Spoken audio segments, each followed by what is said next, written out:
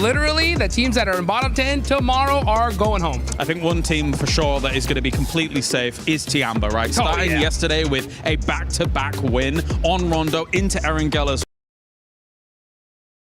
Well, you saw the emotion and the elation in their face at the end of that Erangel as well. QZZ high-fived his teammates so hard. In the interview, I saw that he had a mark on his hand. That's how happy they were about that. So they know that they're pretty much through unless something insane happens today. Yeah, I was like, QZZ, hey, settle down, okay? I know you're excited, but don't go that hard, right? But still, I mean, it makes sense why. Literally, their first chicken dinner, you like you mentioned, you saw their faces of just, straight relief. And it's about time because they shouldn't have even been here, in my opinion. They're that good. So it's good to see them finally true to form when it comes to at least day 1 of survival stage. And yeah, day 2 should be a breeze for them. Nongshim Red Force, and then obviously Geekay was able to follow up with some victories as well, kind of keeping them in the race. But what's interesting about some of those mid wins that we saw yesterday is that now the mid pack in general is almost every single team, apart from maybe KRX in a little bit of a slumber at the moment. But any win, a single win alone, will push you straight up into that top 6. It's going to be brutal today. Oh, it's going to be insane. And it's going to be insane right off the rip because we got to talk about the importance of Rondo going into today, right? I mean, we've seen in the past, E-Arena bust out 39 points. They're here. They honestly need that. They should have waited for that today, right?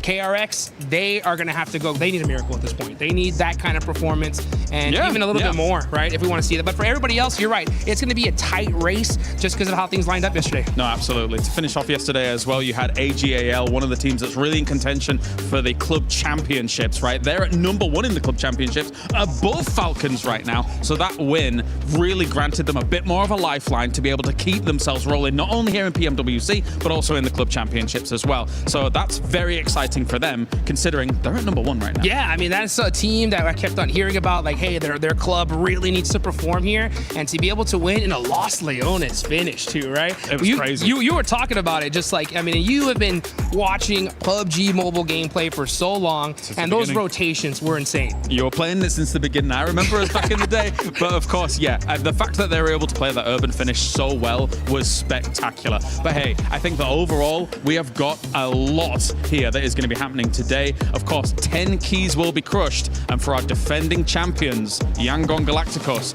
they could be on the chopping block here today and may go the way of the dinosaurs. That's the STC Rewind. That's absolutely right, boys. Tiamba with those back-to-back chicken dinners yesterday was impressive, and they were just soaking up a bunch of points. But ladies and gentlemen, today is all about survival as we are on the survival stage of PMWC at EWC 26. My name is the 7WG, and I can't wait to see which teams are going to be joining the rest of the squads that are currently in the finals. I'm joined by Maxman and Neptura. Neptura, how are we feeling? It feels good outside too. It feels a bit sticky. It's a bit sweaty, much like, don't laugh at me, much like the teams are feeling very sweaty here. They better be because we're losing 10 of them, Max. They have to be now or never, or they go home. The teams are feeling sticky, you say? Very sticky and sweaty. Interesting. Well, I hope they'll stick to the top 6 right now because that's where you want to be at the end of the survival stage. Because everything is just so close right now from some of these squads. But for everybody currently watching at home, if you're not feeling sticky, make sure you use that hashtag EWC and hashtag EWC26. And don't forget to do the EWC play app so you can put in your predictions. Neptura, who are your top 6? Oh, my top 6? It's got to be Tiamba, Nongshim Red Force. Ooh, A7, let's just put them in there. Yangon Galacticos, I believe in them. I'm also thinking maybe a little bit, did I say Nongshim already? I already did, didn't I? EA, let's put EA in there. You know, we can't escape the Ronda that they had. How many is that? I didn't count. What? We were supposed to be keeping count. AGAL. There we go. There's the 6th one. Solid 6. Honestly, that was good. Hey, look at you. For everybody, don't forget that we are going to be having 16 teams playing throughout the day. Only the top 6 will actually move on to the finals. The rest of the squad, Max, all of them, those keys are crushed. Yeah, and actually, we're not even going to use the crush. It's just going to be my raw hands crushing them into absolute dust. That's why I wish I was that strong. Got to hit the gym a little bit more. But no, it's going to be unfortunate. There's no second chances. It's the survival stage. And if you don't make it, unfortunately, you will go right home, sent away from Paris. As we're taking a look at the overall here, the sponge points from Tiamba were absolutely insane. They end up finishing with 75 points. But then we had the Brazilian squads end up showing up, Natura, because Furia in second place, Alpha 7 in third place. I can't believe I forgot Furia was in second place. I can't believe I've done this. Furia was one of the teams I've been looking at this entire event, so actually going to change that. Furia going to be coming on in. I like what we saw with them with yesterday. I can change it. It's not settled yet. Like that? Okay. Yeah. Furia. Did Furia play well, yes or no? No, teams played bad, and because of that, they've played well. Genuinely, that's what I believe. Like, I mean, that's kind of fair. Igor, you're looking especially at that Miramar that was won eventually by Dopeness. Yeah. So many teams pushed him one by one, and Igor is like, what the hell are you guys doing? So that's going to be easy points. So really happy to see Furia do well. But not going to lie, even though Furia and Alpha 7 are in second and third place respectively, Natura, yeah, I would say it will not be enough for them to become the champions. I need to see more outside of just surviving the survival stage. I want to see promises that are being made today as to what they can offer this weekend. Oh, absolutely. I 100% agree with that, Seven. We got to see at least one win from each of the teams going through to the top 6. That's got to be bottom line base level standard. Yeah, bottom line base level standard. We want to see those chicken dinners from those squads that are going to be in the top 6. And then when we're looking here towards the bottom, I mean, you have the biggest surprise in KRX. You have Alula. You have Yangon, the defending champions of PMWC, in the second page as well. Yeah, you do. Yangon, I've always liked Yangon. I've liked how they've been playing so far. I just want to see a little bit more. It's a good start. It's a good start. There's a lot of presence. Yesterday was back to being what I was hoping for in day 2 of their group stage, right, Max? Where you were looking at a team that had a lot of presence, that they were making good moves, they were making decent rotations, had a lot of proactivity in them, in their strategy, but they kind of fell out. And I'd like to see that just continue today. Look, they're a very good macro-oriented team. That's how they won PMWC last year, right? In Saudi Arabia. It was really sick gameplay from them, but very passive. And we saw a glimmer of aggression in the group stage. And since then, well, Yangon has been really scared of taking fights, just like KRX. So Yangon, they can do it, but it's just not there just yet. Yeah, they're not going to be able to do it. Hello. What up, Dukes? I made it. Oh, gosh. You made it just in time, baby, for Sony's story of the day, because it is top 6, Dukes. Or where are they going to be going? Home. That's right. These squads will end up going home if they don't end up in the top 6. By the way, just a quick little recap, too, from the overall for some of these squads. 3rd place to 15th place are only separated by just 14 points. So for some of these squads, they need to make sure that they start off hot, because you could end up just jumping up from the bottom of the leaderboard all the way up. But we do have to talk about Tiamba, because Tiamba's performance was absolutely insane, Neptura. It was. We love to see domination from any sort of team, and this time it was Tiamba. Here you are going to see the head-to-head, just going over 4 Thrives' win in their group stage over both days versus Tiamba just yesterday, and those stats are looking pretty darn similar. I mean, the elims are exactly 44 each, so you're looking at very, very equal gameplay. They do have different ways of going about it, though, and so in some ways, as much as I'm a 4 Thrives fan, I do feel like Tiamba has the edge over this one, because they are patient. Tiamba, very, very patient, very quiet. You don't hear anything from them, but they go from 0 to 100. We saw that win in Erangel, where they just came out swinging, whereas 4 Thrives, they rely on momentum so much more than Tiamba do that it's going to be a little bit more difficult for them. I mean, for the entirety of this tournament, I feel like even if a team is doing well, sometimes I've been critical, like, oh, they're very aggressive, but maybe lacking on the rotation side of things, or they're very good macro-wise, but they're not very aggressive, maybe too passive at times. No, especially on those 2 wins, they drop on the opposite side of the map, go and find their way into the play zone, and they just start obliterating people. QZZ putting up numbers, but I know you in particular, Hot Jukes, you were casting that Melee 1v4. He was showing up massively on that opening day. Oh, it was about time, man. And, I was talking to James a little earlier about, like, just look at their faces when they got that win. They're high-fiving just a little too hard, because I saw QZZ kind of was like, in his hand, like, what just happened? But that's what it's all about right here. Milu has been crushing in the day 1 of the survival stage. He had 18 eliminations, 3,400 damage. Hot damn. That is insane. And then you got QZZ on the other hand, 15 eliminations, but 4,000 damage. So he's putting down those shots range. I like what you said, Niptura, right, about the difference between 4 Thrives and them.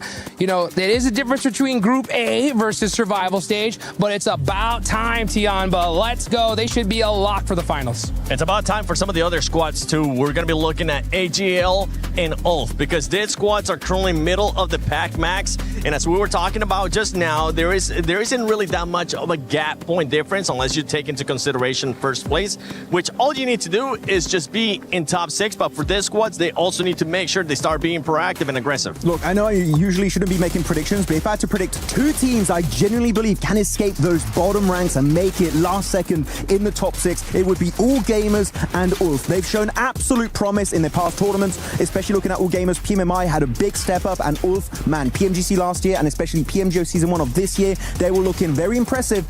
But ULF, what annoys me, you can even see in the replays here, they don't have strong positions. They keep getting these central positions. They're sometimes even favored by the circle, but they don't have these strong holds on those positions whatsoever. They get surrounded, lose that foothold, and then just get completely swept under the rug. I feel like ULF is a team that has some of the best fragging power in the world, and they're just not making full use of it. And even with the likes of All Gamers, you look at their placement points, they have 12 placement points total. 1 chicken dinner over the course of 5 matches then. That means they got 2 placement points. That is abysmal if you compare it to their Chinese counterpart of Tiamba. Yeah, and when it comes to AGAL, this isn't just huge for them, it's also huge for their entire organization as a whole, because, you know, we got the Esports World Cup going on right now, and they are really pushing their PUBG Mobile team to pop off. So the fact that they did, especially here towards the end, was so crucial for their squad, right? And if they can continue that here today, they should be a lot for top 6, but it's so dang close in the middle. It's literally anybody's game. Super close. Honestly, super close. Even if some of these teams don't end up getting a chicken dinner, if they're able to manage a top 5, especially in Rondo with what we have seen from some of the other squads where multiple squads are able to get 10 or more eliminations, that leaderboard is going to be shifting throughout today. And before we actually keep on talking about some of these teams, I know Lace back in the studio just feeling cool, calm, and collected. They want to talk about some other teams. Yes, thank you so much, Seven, and welcome to the Cozy Corner, where we're about to spill the tea for you, joined by Kalaris and Jackie. Now, Kalaris, you had a nice little conversation with Yangon Galacticos. Spill the tea for us. I'm concerned for them, Lace, honestly, because coming into today here, last day of survival stage, they are the defending champions. However, when talking to Smile about how things maybe go from last year compared to this one, they want to try and mix in some kind of aggression in order to be able to keep up with this lobby. I don't think it's kind of mixed in just yet at all, and I think they're going to have a very hard time mixing it in when they won the previous year off some passive play. So it's going to be difficult, I think, for a return championship performance. I mean, I have to agree. And, you know, a lot of the teams that we sort of put in that passive play style have been kind of gifted zones, and I haven't seen really YG get that kind of zone gifted opportunity. So I must agree with you there. Oh, the tea has been spilled. Now, Jackie, we have E-Arena. They were heavy hitters in our group stages. They've kind of gone like that middle ground now. Spill the tea. All right, I've already poured mine out when James was doing his bit, unfortunately. So it's all over the floor. So mind your step, guys, especially if you're in the arena here in Paris. I think you're spot on, Lace, right? It's one of those where they are a good team, and obviously this was the Rondo game where it really opened our eyes to this event. We're thinking, oh my God, no one could even really contest them. I think all of the eliminations they got, if I'm not mistaken, none of them were respawns as well. Basically, right? So it was pretty much a clean run of just pure dominance. They weren't contested. That's the difference. The longer the tournament's gone on, I feel like teams are just clapping back against them, James. When you kind of have these incredible high highs, again, to break record in terms of all of PUBG Mobile history, to then have the kind of wishy-washy performances that they've had so far. It's funny because when I spoke to them right after this, they said, lucky.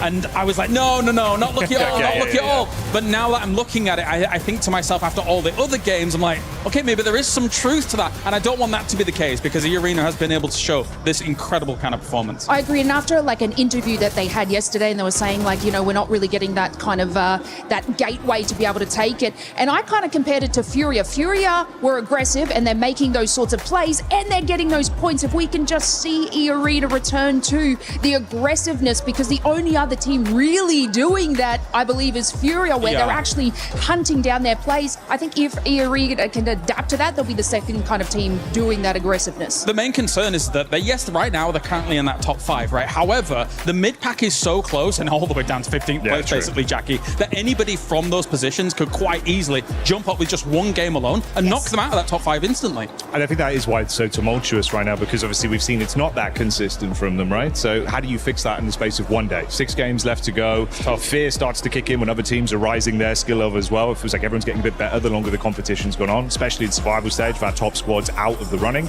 Yeah, it's just a bit hard out there, Lace. You can cut the tension with a knife.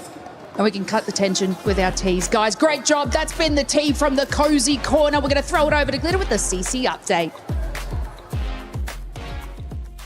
As we head into the last day for survival stage, it's time for another CC storyline check-in, because we're focusing on 2 teams today. We've got GK Esports, who are in the top 6 right now, and if we were to do some quick math, hypothetically, if they could win the entire event, they would jump from 17th to 6th place on our CC leaderboard. But the even bigger storyline is, of course, AGAL. The team at the top of the CC leaderboard right now finds themselves in survival and in 9th place. So not only are they not safe, they haven't guaranteed their place into finals. It's very close, though. We have them at 32 points right now. They're only 7 points behind 6th place at 39 points. And GK Esports, like I just mentioned, they are at 41. Suffice to say, it's a very close lobby right now, which means the 6 matches they played today are very important. We're going to be checking in all day long to see how they're doing, keep you up to date with all these storylines. And at the end of it all, we'll see how it plays out. Thank you, Glitter, for that CC update. Yeah, the CC update is going to keep on getting even spicier, especially as we get closer and closer to the weekend. But something else that we actually need to start talking about, because you mentioned it earlier as well, Max, is just player performances. With what we have seen now multiple 1v2s, 1v4s, Dukes, Milu.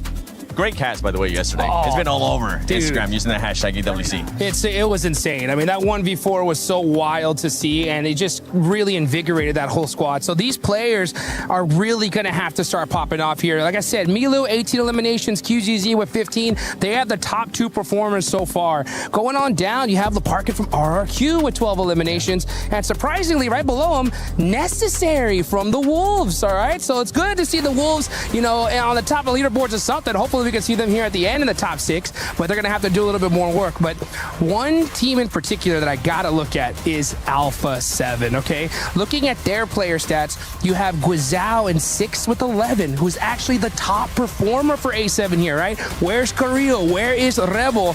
They're down in 11th and 19th, so these are 2 squads that definitely need to start popping off quick here, Neptura. No, they really do. I've been looking at A7, right, because this team, we expect so much from them. We know so much about them, and yet they're doing nothing of what we expected them to do, to be honest. They're so hot and cold, and yes, the stats do match up to a fairly decent day, right? I mean, we did see some great stuff here from Revo, Guizhou here with a lot of damage, a lot of elims coming through, but it is just so sad that we're seeing a hot and cold situation coming on through here, because, yeah, you've got those splits, and the defense is really good. You've got, you know, good opportunity taking, good rotations, but when they try and take these fights, they just go in one by one, and it's odd decision making from such a top tier team. Yeah, you can see actually Guizhou is going to be the top performer for the team, which is very cool to see the new blood of that squad do so well. But actually, I asked Revo yesterday, just before my segment with Kalaris on the stage, and Nuth was said to play because he's like the Rondo guy. And I believe because of that, they're going to put Nuth back to play onto Rondo. And who knows, maybe some of the fewer angles because he's such a new player here in the scene. So Nuth, I think, has a lot of potential, but it does kind of take away some of your team synergy when you add a player literally last second. The thing is, not only that, especially when you put him at this kind of stage, we tend to have very big tournaments, and this is one of the biggest tournaments for PUBG Mobile esports throughout the year, and usually the pressure ends up getting to them. Quick, who's going to be getting the first win? Predictions time. Oh, let's give it to E-Arena. E-Arena? I think it's gonna be Furia. Furia? KRX, come back. KRX, all right. I'm going to go with none other than Alpha 7. But it's time we see who's actually going to be getting that first win. Put in your predictions in the chat. Use the hashtag EWC or EWC26 if you end up using social media. But it's time. We start the final day of Survival Stage, PMWC at EWC26. Here we go, baby.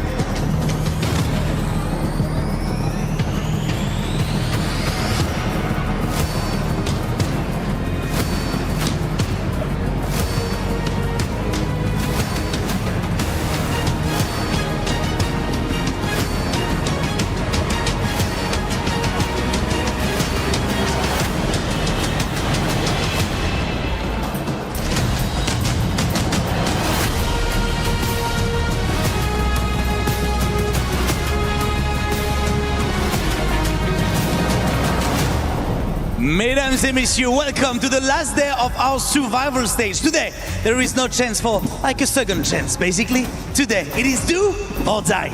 We began this journey with 32 teams, and after today, just 16 will remain in the fight for $3 million and the stunning PMWC trophy. Yeah, but Barney, remember, 10 teams will see their key destroyed, their hopes, their dreams falling straight into our crusher. The tension in the air is palpable. The spice levels have been dialed from medium to hot, and the energy in the Gadia city grid, it's electric. And so it's time to meet our survivors one final time to the main stage, starting with Kiwoom DRX.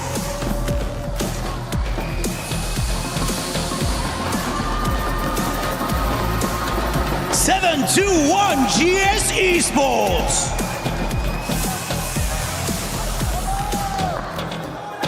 Al Ula Club Esports.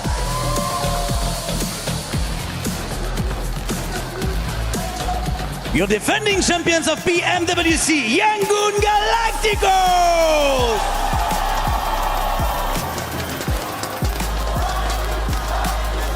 Dopeness.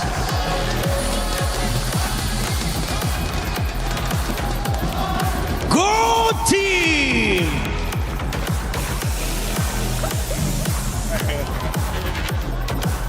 Ulf Esports.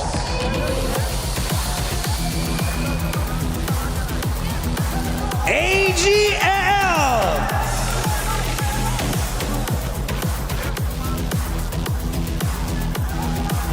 Team RRQ.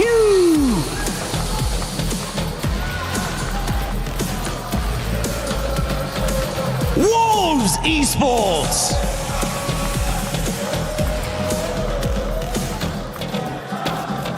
Nongshim Red Force.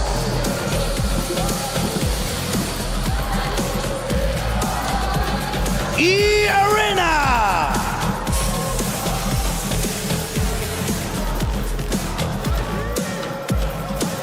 GK Esports.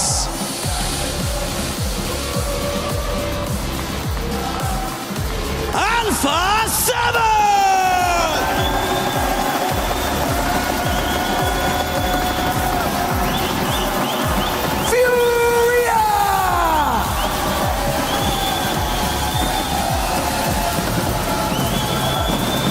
And finally, Tianba!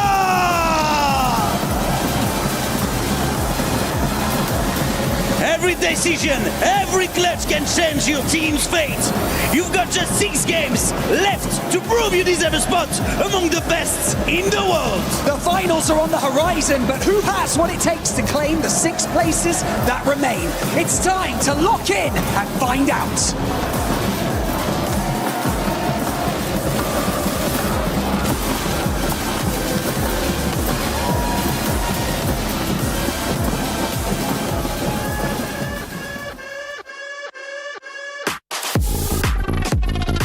Sixteen teams live to fight another day, but now there are no safety nets, there are no second chances.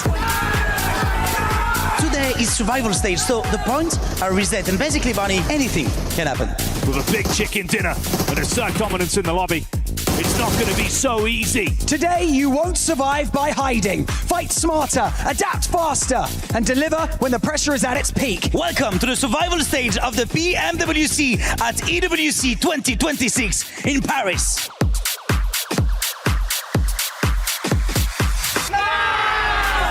Diabba's back-to-back, 3 players versus 2. Joker off in the distance, but there's one in the smoke, dealt with immediately. QZ relies on his teammates. He turns for a moment, but he knows they've got his back, and in a 1 versus 3, can he make it work? Mormon now bleeding out to the zone. E-Arena will fall in the face of Diabba for a back-to-back chicken dinner. This is brilliant. There's really not much more for them to do here. Hoxie wants to try and hold his nerve in the face of Alpha 7, but they haven't lost a player yet, and they're not about to start now. Carrillo able to find the final shot, and there's a burn down on the last player for the South Korean side. I think that's by far the cleanest take we've seen of a compound from Alpha 7 today.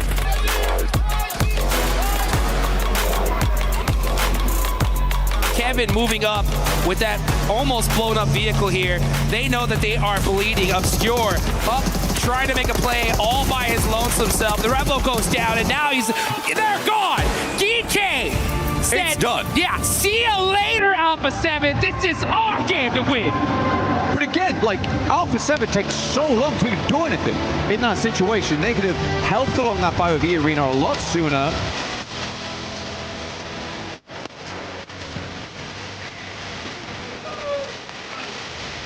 We know it's Tiamba. We want to slow them down. And RRQ are looking to do it here. Pushing up close to personal. Mew! With the nade!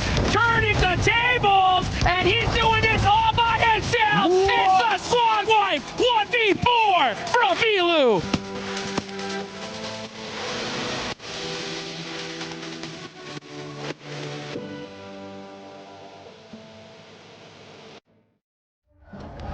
A desperate last-moment dash coming in now for our teams. With 6 more matches to play, we are going to be heading straight into Rondo to kick things off. It is all to play for. More 1v4s? I hope so. I hope so too, man. I mean, the 1v4s yesterday were pretty mad. Milu made that one look incredibly easy. Overall, just very, very excited to jump into the final day of Survival before we head over towards those finals. Let's find out who our top 6 will be, which 10 teams will be sending home, because this is the most brutal stage thus far. Tiamba right now on an average damage count of 1,758 damage per game, but it's the average survival time, which is just disgusting, at a whopping 27 minutes and 38 seconds. When roughly most games end at the 30-minute mark, we are making it pretty much right to the end every single time. Slightly different story here for E-Arena, John, making it fairly far in, but we're lacking on those elims. It has been less aggression coming through from E-Arena. Yeah, and I mean, those 2 minutes are pretty important as well. Yeah. Towards the end of the match, always. Those 2 minutes equate to maybe like 5 placement points, essentially, when you're getting down to the wire. Every single team will know the importance of just going those few minutes further, deeper into the game. Alpha 7, they definitely want to try and get up towards the top 6, break into it solidly. Well, they are there currently, but, you know, keep that momentum going to be able to sow the seeds of victory. Yeah, they were able to penetrate into the top 6 yesterday, which is fantastic for them, but it came at a cost, right? There was a lot less aggression coming through from them. They were relying on lucky games, and I think for them, I'm hoping that yesterday was a bit of a wake-up call. I hope they got back and they weren't happy with that top 6. That's what I'm hoping for right now for Alpha 7. I'm hoping they go back to their old antics, a little bit more aggression, a little bit more speed, velocity in these matches. That's what makes them them. And I truly believe if they continue playing like this and they do make it through to the finals, it is going to be a bit of a wash for them. This team has a lot more to give, but this year it's just not been it. Anyway, let's drop in with some of our other teams. Wolves right now, it's just not working. It really is not working for them at the moment at all. Again, that cohesion, talked about yesterday, not quite there. Feels like some of the rotates towards the end game feel a little sloppy. But honestly, I do think that they have some strong players on side. I mean, Elementrix really impressed me yesterday overall. I still think that this guy is one of the strongest players from that team and is a really strong contender here at PMWC, at EWC. But the individualistic nature of teams just does not work anymore. Everyone needs to step up. That's the thing of the past. Yeah, I mean, absolutely. It's something we've been saying for the last sort of probably few years now at this point, right? You do need to have all cylinders firing to make sure your engine's pushing as hard as it can. And it's potentially something for a couple of our other teams to be considering. We talk about star players quite a lot, and I feel like Ulf and Nongshim both have their star player on side, and Eren and Hyunbin respectively. They do need to have the rest of the team with them. We have seen that from both of those 2 rosters, though. I'm hoping for a lot more. I like the brains on Nongshim, and I feel like Ulf can step forwards, but it's the top 6 as the target as we break into the day with our first match. It is brutal as always. Rondo ready to roll. Rondo is where you can gain the points. It's where you can get those eliminations. It's where you can set yourself up with a 39-point game and still fail to qualify for the finals. But right now, this could be the difference between you and top 6 and staying there. For some teams like Nongshim Red Force, they could grab themselves a massive game from the top 6. They're currently in 6th place, could rocket themselves up towards the top of the leaderboard. Tiamba, however, I think their momentum is legendary coming in from day one. I don't think they're going to be stopping anytime soon. They're feeling good about themselves. Milu was practically beaming the entirety of the day yesterday. I think that's going to be the case here. They're going to have a fun time with this one. Team's got to be scared. I mean, if they can break up towards 90, maybe even towards 100, very reasonable for them to be able to do that today. They are going to be locking down one of the spots, and the question will be who the other 5 teams will be going with them. I mean, already as it stands, it kind of already is the question. And we'll see if they're going to get stuck in nice and quickly here, because Yulin is very close to this playing path flank. Neox Factory a little bit further afield, but could still be a target if teams don't want to get stuck in right to the thick of it. Yeah, Yulin definitely in the position that most teams will be dropping towards here. Neox is a bit of a meander, right? It's a bit of a walk to get over there, so Yulin's going to be very hot at the moment. Doesn't really support as many teams. So you are going to see things start to pop off very soon. I almost kind of want to come off the map feed right now and just go straight to Yulin, because it's going to be absolutely hectic in that location going forward. We can always take a look at the circle later. I think right now we want to see what happens there. Who's going to profit the most in that location? We're heading down towards Nanqing. Come on, I beg. Come on, guys. Let's get off this. Let's get towards Yulin. People are already going down. All right, Nongshim Red Force, Tizzy, first of all here. But it's Tiamba opening up over towards Wolves already, and Alpha 7 looking to profit. Furia going at it with the 9th there. Taken.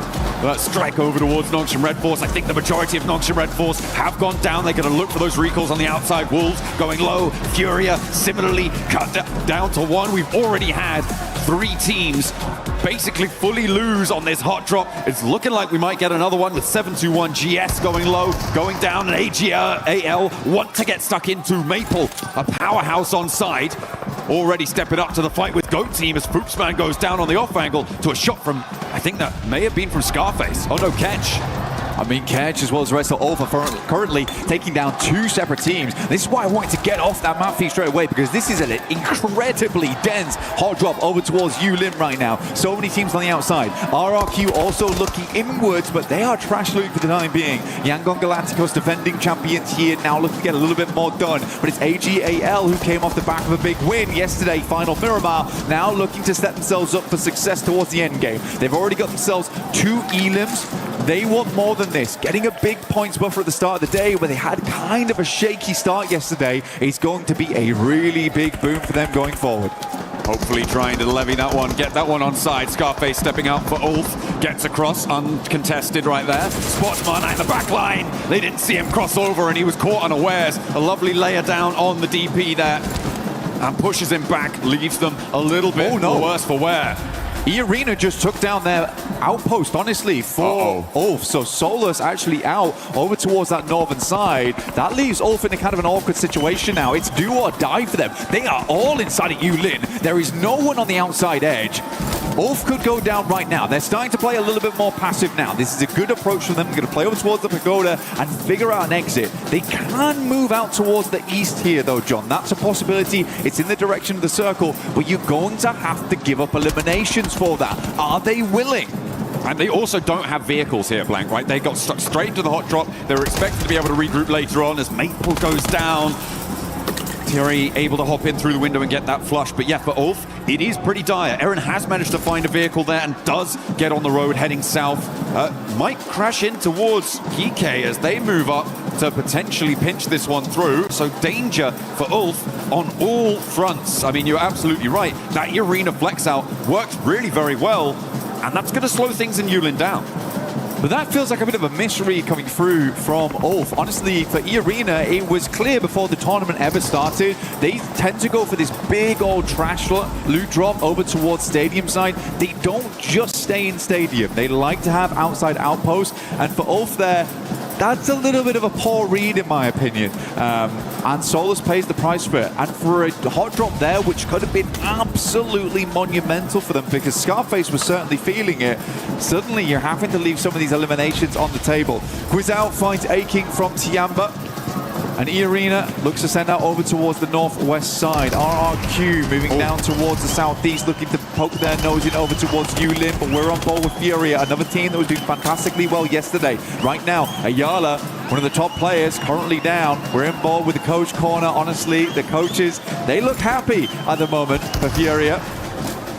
But we'll see for how long. They're going to be holding on the inside. E-Arena, I was pointing at it for you there, but out they were jumping onto the Alpha 7 solo, who they've just taken down as well. So Alpha 7 now in in this Yulin hot drop in a crucial route out. They need to try and find it, or it could be all over for them. A very, very difficult spot for them to find. E-Arena been playing spoiler. A jump around the corner, those were back in with Furia. Chief trying to find the shot, and he will be able to shut it down. Furia keep themselves going. The engine is roaring.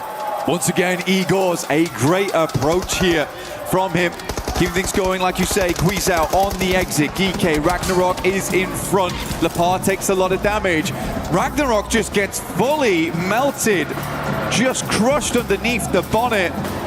We'll just get the reset on that one and go for the revive, but all right, I mean, that's how you do it if you're Guizhou. 7 eliminations. What a dangerous game right now for Alpha 7, yet they've come away with 7 eliminations. But hell, John, this is good for Alpha 7. This is what we want to see. I don't want to see you guys going center early on. I want to see you flexing that close quarters combat. And this is very, very promising. Very, very promising. E-Arena have been an absolute nightmare to the solos on the north side. They've gone and sent a duo down to 1 recall tower. They took a solo out. They've sent it to another recall tower, another solo gone. That has changed the dynamic in Yulin so dramatically. It looks like they might have been trying to catch out a player from Alpha 7 again on that egress, but Guizhou does manage to slip on through that net. And E-Arena now sending a duo in towards Yulin itself. Massively playing spoiler here for E-Arena. I mean, it's a good play, right? The closest res beacons on that northern side where the approach is good outside of Yulin is around stadium area, and they maintain most of the control off the back of those drop spots. Pulling this out on day 2, interesting strategy as well for E-Arena, because they clear out suddenly a lot of space, and then they can wrap into Yulin, start taking down teams, and they might just be getting rid of full squads. Trying to find the dregs, the remnants. Interesting that Guizhou heads up to their original backup recall tower on this spot, instead of going a little bit further west or maybe even breaking further south. But Alpha 7 will be able to get back to full 4, and already 8 eliminations on the cards for them. Blank of nice early bolstering. Revo very much trapped inside of Yulin at the moment, but as a solo, he will be recallable. A lot of teams, they needed to get themselves going. They need to get those wheels spinning, and you can spin at home yourself with the Lucky Spin here at 2026 for the PMWC. You can draw off the exclusive 2026 PMWC tournament set, which you'll be seeing all in game. Fantastic set overall. Very, very cool stuff. But make sure you do get those spins in whilst they last. They won't last forever. Make the most of them whilst they're here. Here's a little replay. Okay, necessary with a nade. Okay, just steps out for the spray down. Wolves have been piecing themselves back together here. They are in currently 4th place, and a lovely 2-piece coming through from Necessary on side. It's been pretty good for the squad. Next circle comes on through though, Blank, and it shifts up towards Danqing. For Dopeness, they've pretty much been here the entire time. This feels like a very, very classic thing coming through from Dopeness. In the meantime, Ulf, like we said, they had to leave some of those points behind there. They were a little bit worried, not as courageous as, let's say, Alpha 7. So they moved down towards Tuling, or if we get the res off there, they've got all 4 players back up again. They got a lot of loot as well, I imagine, as they shifted over towards the eastern side, understanding that with the playing path, likely not going to be a huge amount of teams in that spot anyway. So a slight risk, but overall did work. E-Arena finding Saf G. AGAL piecing themselves back together, now rotating in from that eastern side. That is a weird and unfortunate rotate for them. Looked like they had to go very far to get the reset, which means they'll be likely playing edge later on. Revel finding Easy with Bad Boy and instantaneously getting the flush. 9ing them so far. The team is bruised and bleeding, but they are still going. And they've got all 3 of their players who were recalled up on that northwestern side, starting to make their way away from it.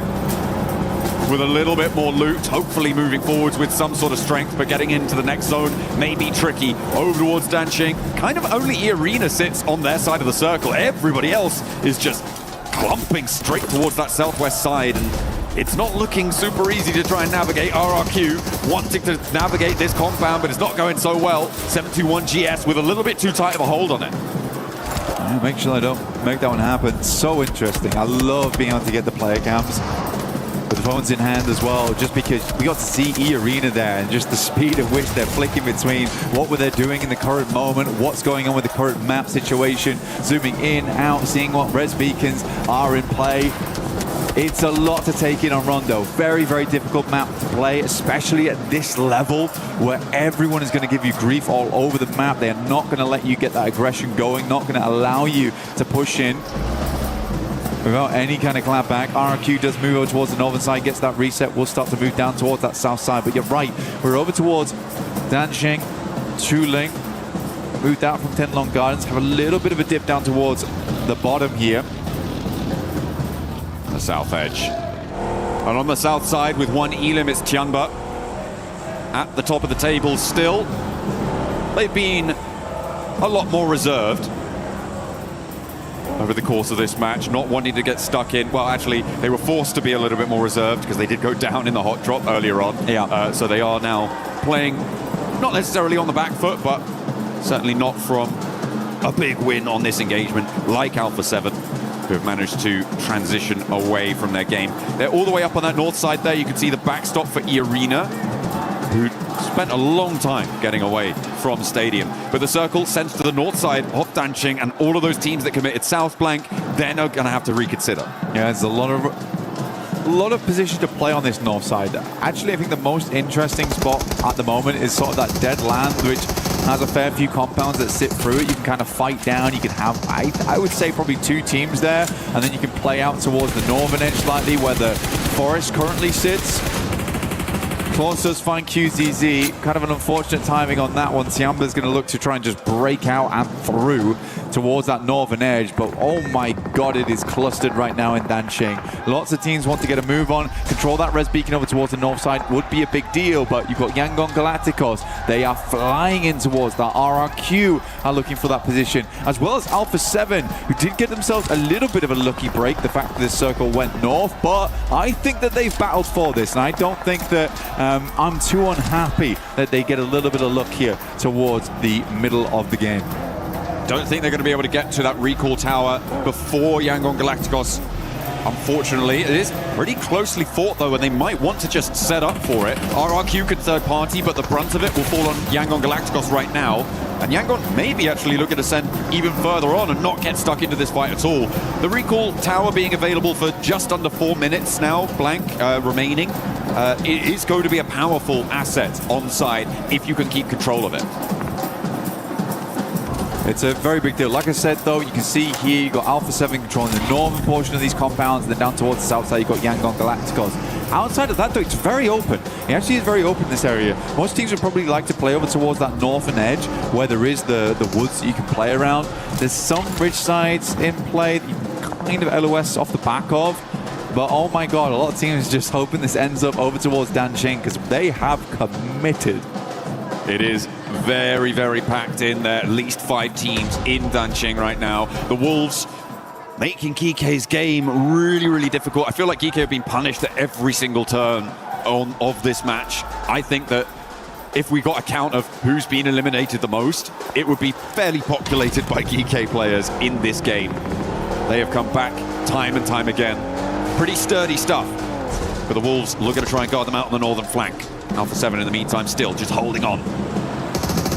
GK, the undead in game, now looking to slowly march, shamble towards the center. Sink their teeth into it, see what they can get done here versus the Wolves, because, you know, all things considered, honestly, Wolves are having a decent game. I mean, 8 Ilums so far, depends how quickly they go out in the near future, though. They send a little bit further towards that north side, maybe try and isolate the western portion of the circle by LOSing off the back of this small mound. Teams are happy, though. Teams are very happy, in fact, that we are heading back down towards Danching. Goodness me, all that work to try and find a position there for it to only go north. you would be fairly upset. Egos, though, will crash in towards a building. Not a care in the world for the vehicle either. He just wants to get inside, get a position to play, and work off the back of this. They've got AGAL, though, in the vicinity. Yeah, the inside negotiations from Danqing are tense, but it's the south side that we've hopped on towards here with Goat Team and Alula that is going to have to move. It's going to have to get dynamic. Ulf could potentially bear the brunt of the pressure, could get third-partied. The west side as well with Nongshim and 721 GS have to move on in as well. But I feel like that may be a little bit of an easier approach. In the meantime, GK continue to tear limbs away from themselves. They drag their form in towards Danqing. And they lose Ragnarok. That's the price they pay. But with 3 players, it's still doable from the inside. Easy Van Boy looking for that cheeky angle around the aircon unit. Poking the barrel through the window there. Ooh. Bit obvious, almost. Safji underneath. Ulf taking a little bit of punishment over towards Goat Team. But they have the inside edge. So it's quite surprising that Goat is taking the fight to them so well. Alula, R3B will find a shot over towards Speaky here. Dopeness was here very early, but I feel like Dopeness, outside of some of the good games they've had, which have got a little bit lucky at times, they just don't have that firepower. The defensive capabilities. Not quite there. Not quite there. Can't hold off the onslaught. Alula went for a wild crash, by the way, from the area near Goat Team on the south edge. They just went straight in and they've managed to land on their feet. And Goat Team similarly have pushed it towards Ulf, and it's not going well kind of for either team, but Ulf right now on their last player alive on the fight on the south side, and they are bleeding out. Something awful. Those recall towers are shut down now, Blank, as well, which means that you are not getting players back to their feet if you go down. And with Ulf just on Solus, Goat Team getting those reses on that angle, it looks like they may be able to stay alive as 4 after a crash onto Ulf. For Solus, I just don't see him as the guy anymore to get that 1v. What is it now? Yeah, the Goat Team didn't lose a single player. Very, very interesting stuff. I'd love to see a replay of how all that went down, just because Goat Team versus Ulf, you'd expect that to be a much easier fight there for them, but they have had a tough approach into this game. A lot of it has been on the back foot so far. But now Goat gets to move on as a 4-man. A massive boon to them on that south edge. The north side starting to get a little bit more tense as well, with Nongshim Red Force, Alpha 7, Yango Galacticos, RRQ all starting to try to figure out how they can step forwards. 721 GS trying to move around on that north side as well. The Wolves are closer to Danqing than the rest, but no safer. 721 instead decide to crash into the settlement. Rayhan down and will be flushed out, I imagine, fairly quickly. And they're trying to crash onto the GK position as well as Lufa. It's really weird to me right now. You see RRQ, you see Yangon Galactus, you see Alpha 7, you see Nongshim Red Force on this north side where the circle now shifts towards. That becomes a very prevalent area of the map. There was not a lot going on. And I mean, I can understand it when you're about 20 seconds out from the next circle. You don't really want to get into a big engagement just so you can quickly move out. I believe that Alpha 7 was trying to hang on to this location on that northern side while still pressuring out Nongshim Red Force. However, this required a hard shift over towards the north. I am confused. I sort of want to see a little bit more firepower. You want to start clearing out this northern edge so you can just start peppering the entirety of the teams in Danqing if it does move away from it, which right now it absolutely is. There is so little movement happening on this northern side at the moment. No team wants to get involved with one another. I mean, Alpha 7 and Yangon Galacticos have been here for quite a while, so they're feeling fairly entrenched. This is 721, who were able to crash in, but GK are starting to turn the tides of this game around. They have been through hell and back so far, and they are looking to bring back some mementos for the rest of the teams around them. Kevin does get knocked, but that looks to put themselves back up. 5 eliminations now for GK. They are holding on to the western point desperately. Milu finds Alula Claws. Helico kind of whiffing one of those nades there. Alula will back off, try to get Claws back on his feet, but Safji is fully flushed out in the meantime. Goats are moving in. Get a good amount of damage done, but E-Arena's already sent out over towards that northwest. They get into an altercation with E-Arena. Where is the aggression? This is... Go, honestly, is doing exactly what I want to see. You should hear this engagement over towards the northern side. Would not be surprised if they try and push this one. Well, that's the arena cleaned up, and now it's just Nongshim who stepped into the firing line of Goat. Alpha 7 looking to flex out as well. Maybe able to find it. Some emergency cover dished out by Hyunbin, and Alpha 7 on up to the ridge. Okay, this is good news. So we have Guizhao. Guizhao leading the charge. It's very confusing for me. But I'm glad he is. He gets something done. The airburst does no damage to him. He's going to try and move the vehicle out just slightly. Goat is another team trying to pincer over towards this one. But they're recalling him. They're pulling him back. Carrillo has managed to get himself knocked over towards that northwest side. They're looking for the save on this one. Quick smoke out the window. Guizhao doing a lot for the team right now. Yeah, it was RRQ who managed to find a knock over towards Carrillo, and he will need a little bit of a pickup. If that hadn't happened, they could have put more pressure forwards, and I think that might have been the end of Nongshim Red Force. As we hop back in towards Danxing, you've got Alola now at loggerheads with 7-2-1, who were able to crash in successfully. Alola, as well, similarly capable of getting in and amongst it. But everybody's holding their corner. Next circle, very likely to push a lot of this one out. And I feel like AGAL may have the better time of it. A nade over the road from R3B is able to connect. And that opens the door for Alola, or at least it gives them time to get the res. Some more damage, and now they have to hold off Furia on an off angle. Fury going to try and move out here. Next circle comes through. We'll head over towards that eastern side. Yangon Galacticos, defending champions, right in the center of it all. Looking now to begin the tornado. Sweep through all the rest of the teams. R3B does go down for Alula. The 7-2-1 GS try and hold down. It's a good double. Back to back here, very low. Can he make the 1v3 happen here? No. Won't quite get it done. Didn't trust in that last shot, and Quick is quick to finish it. Understands the demon inside that building, and he needs exercising. Goodness me. There was a moment there, it felt like maybe Malik was going to do something magnificent, but was put down. Alola losing 3 of their players.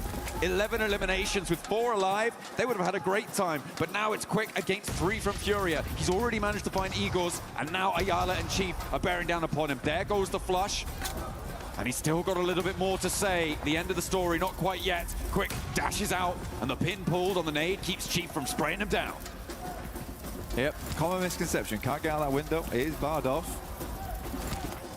We'll have to swing around the side here. Furia looking to pinch Quick. Give him the old do-si-do. He is taking a turn. Oh my god, he's taking off, dude. And he's looking for more, layering down the lead, but it's just off target. The strafe brings him further away from it, and Quick goes down. In the meantime, Nongshim Red Force on the western flank go down to Goat. Their dynamism, their attitude in this game is looking nasty. I mean, Goat is chewing through squads. They are chewing through squads, and this is what you want to see from a team like this. They have so much control. Wolves is down towards their southeast, but it's a team on 3, not likely to get too much more done. Milu is knocked and flushed, leaving only Eagle left alive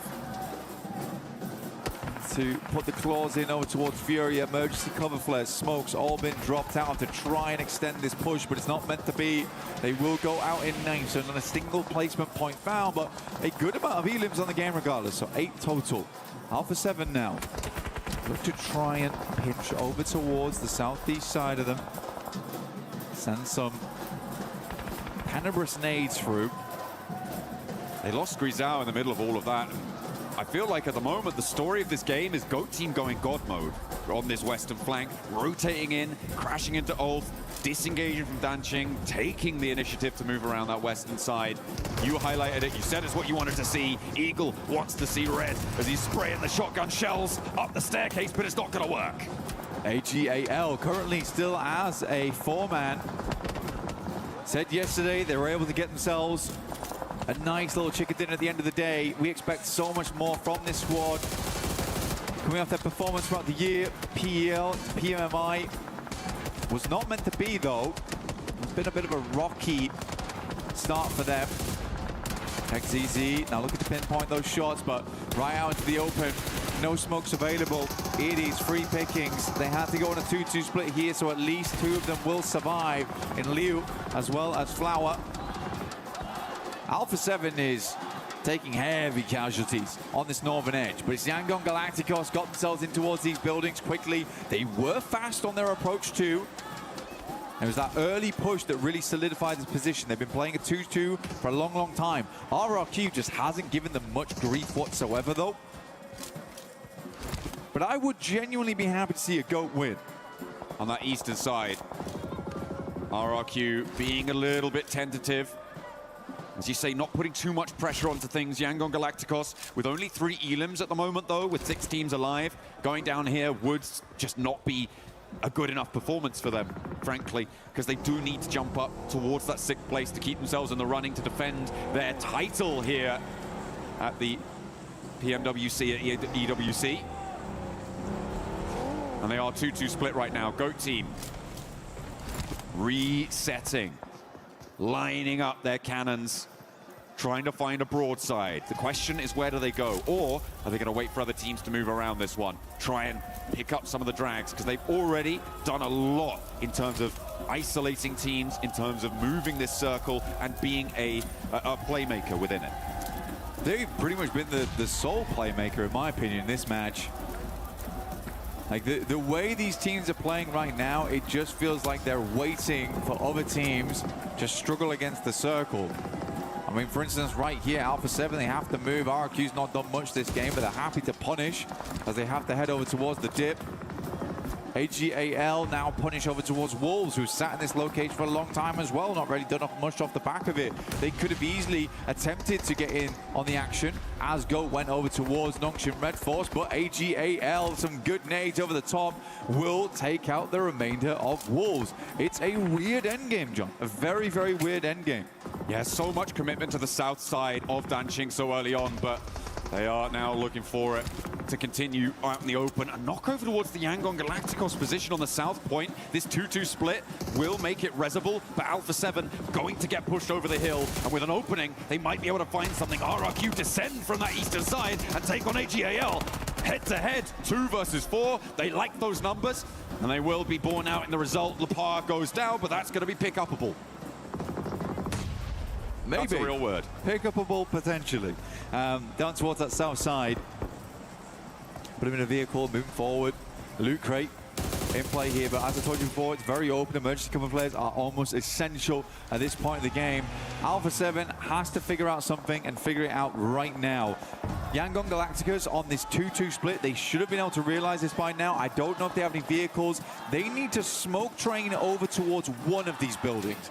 A 3v2, very doable here, and will close off the sightlines from the rest of the Yangon Galacticos squad. A nade, a little opening, and Alpha 7 will descend. Maybe even GOAT team could crash on towards it. But they're content for now. As RRQ start to march forward, Alpha 7 with the cover flares, they can get a little bit closer to this now. Black Revo is spotted though from across the way and will be immediately flushed. So Alpha 7 down to 2 very, very quickly. And how do you make this one work? Shots now being levied over towards GOAT team on the western side. But they can't move. It's a stalemate. RRQ holding out GOAT team. GOAT team holding out RRQ, you're right. Alpha 7 trying to get some shots over towards Yangon Galacticos, but RRQ just have these broadsides, and not for a single second have they just let Alpha 7 move freely here. It has massively slowed them down. I think they were coming into this endgame with very few smokes available. Zone 9 now just hits, and we will be closing to center. Carrillo, last nade. Has to be a big one, but I think at this point in time, it is the final hurrah from Alpha 7. Yangon Galacticos, though, up to 6 eliminations. How do they want to play this one out? GOAT team is just looking monstrous this match. They genuinely have looked better than everyone else.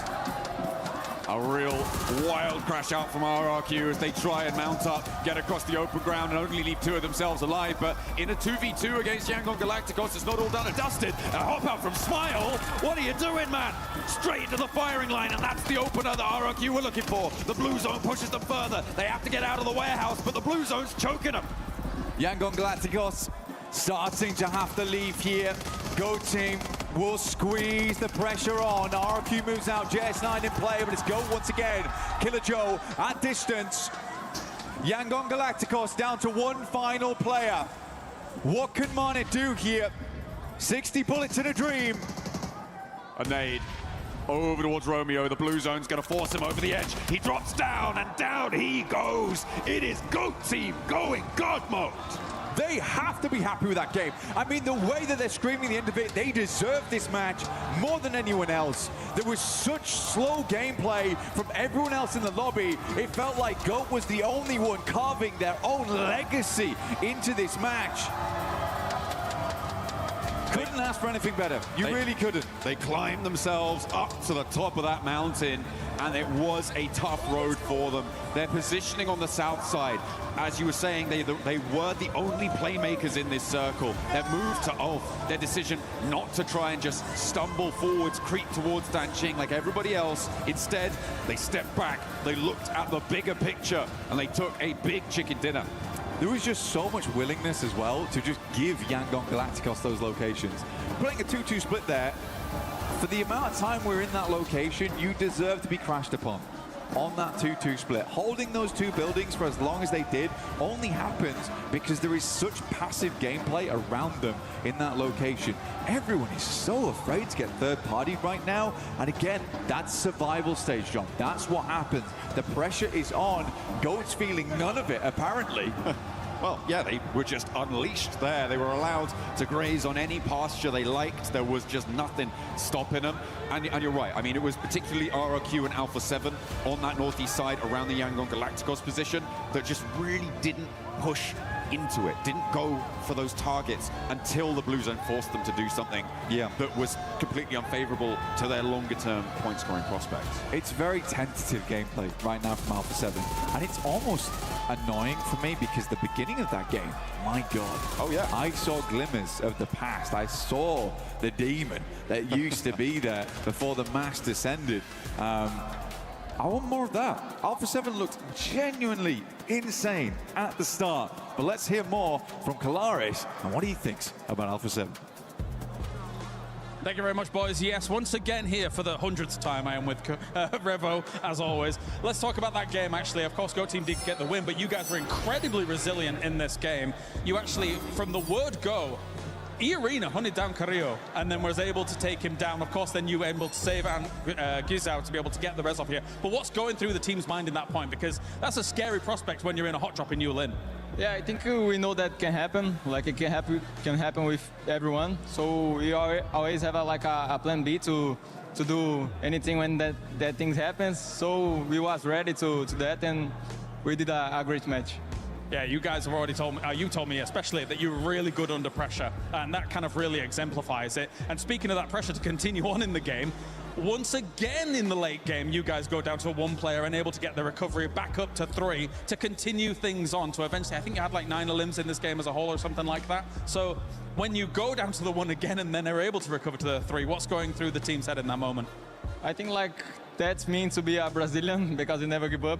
So we was trying to keep everyone alive. Of course, we lost 1, but we are trying to stay like safe in that house, and we did it. Like, and in my mind, it was not passing nothing. I was like, it's okay. We're gonna do it. We're gonna do it anyway. So yeah, was that. Feeling good for a top 6 today? Feeling good. I know God gonna give it us.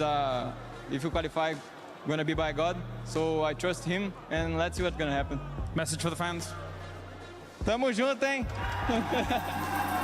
That's Revo.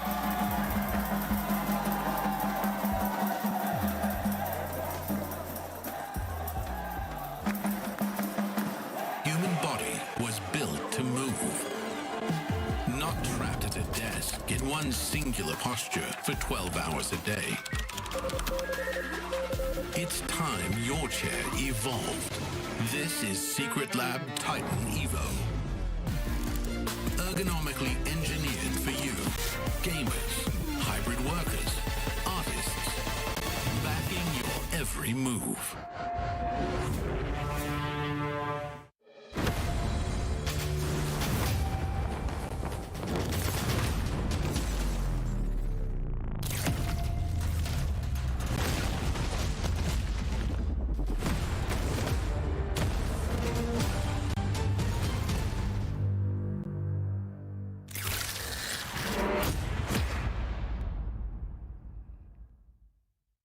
Hi, I'm here with FireH from AGAL from the survival stage. I want to ask them a few questions about the tournament overall and see where they sit so far. So first questions first.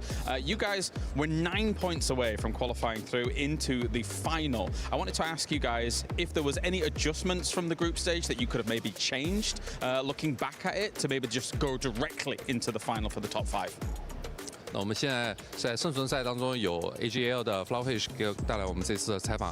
然后 Flowfish， 首先你们当时小组赛的时候，其实差9分就能直接晋级到决赛了。现在，如果让你去回想一下的话，当时能做出什么样的调整，或者怎么样的进步来相当于能成功的拿下这9分，并且直接进决赛呢？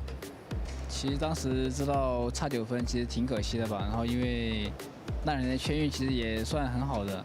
然后当时也是没打好，心里一直在想，如果少犯点失误的话，是不是就直接晋级了？ It was a pretty big disappointment to lose out with just 9 points, and honestly, like the circles were pretty friendly towards us. I think that like luck was on our side, but we just made a couple of mistakes too many. And looking back, you know, if we only just ironed out some of those mistakes, played a little bit better, I think we could have gotten that 9 points and gone straight into the playoffs. Yeah, I think you're right on that regard. Okay, so let's talk about actually the last game from yesterday on Miramar, and it was kind of like Lost Leona's finish. Urban endings can be very difficult for a lot of teams to be able to move through, but AGAL performed it masterfully to be able to go from building to building, really get through to the middle, despite having to make a lot of movements. So, were there any big challenges that you felt like there was going to be there when you were making those moves through Los Leones?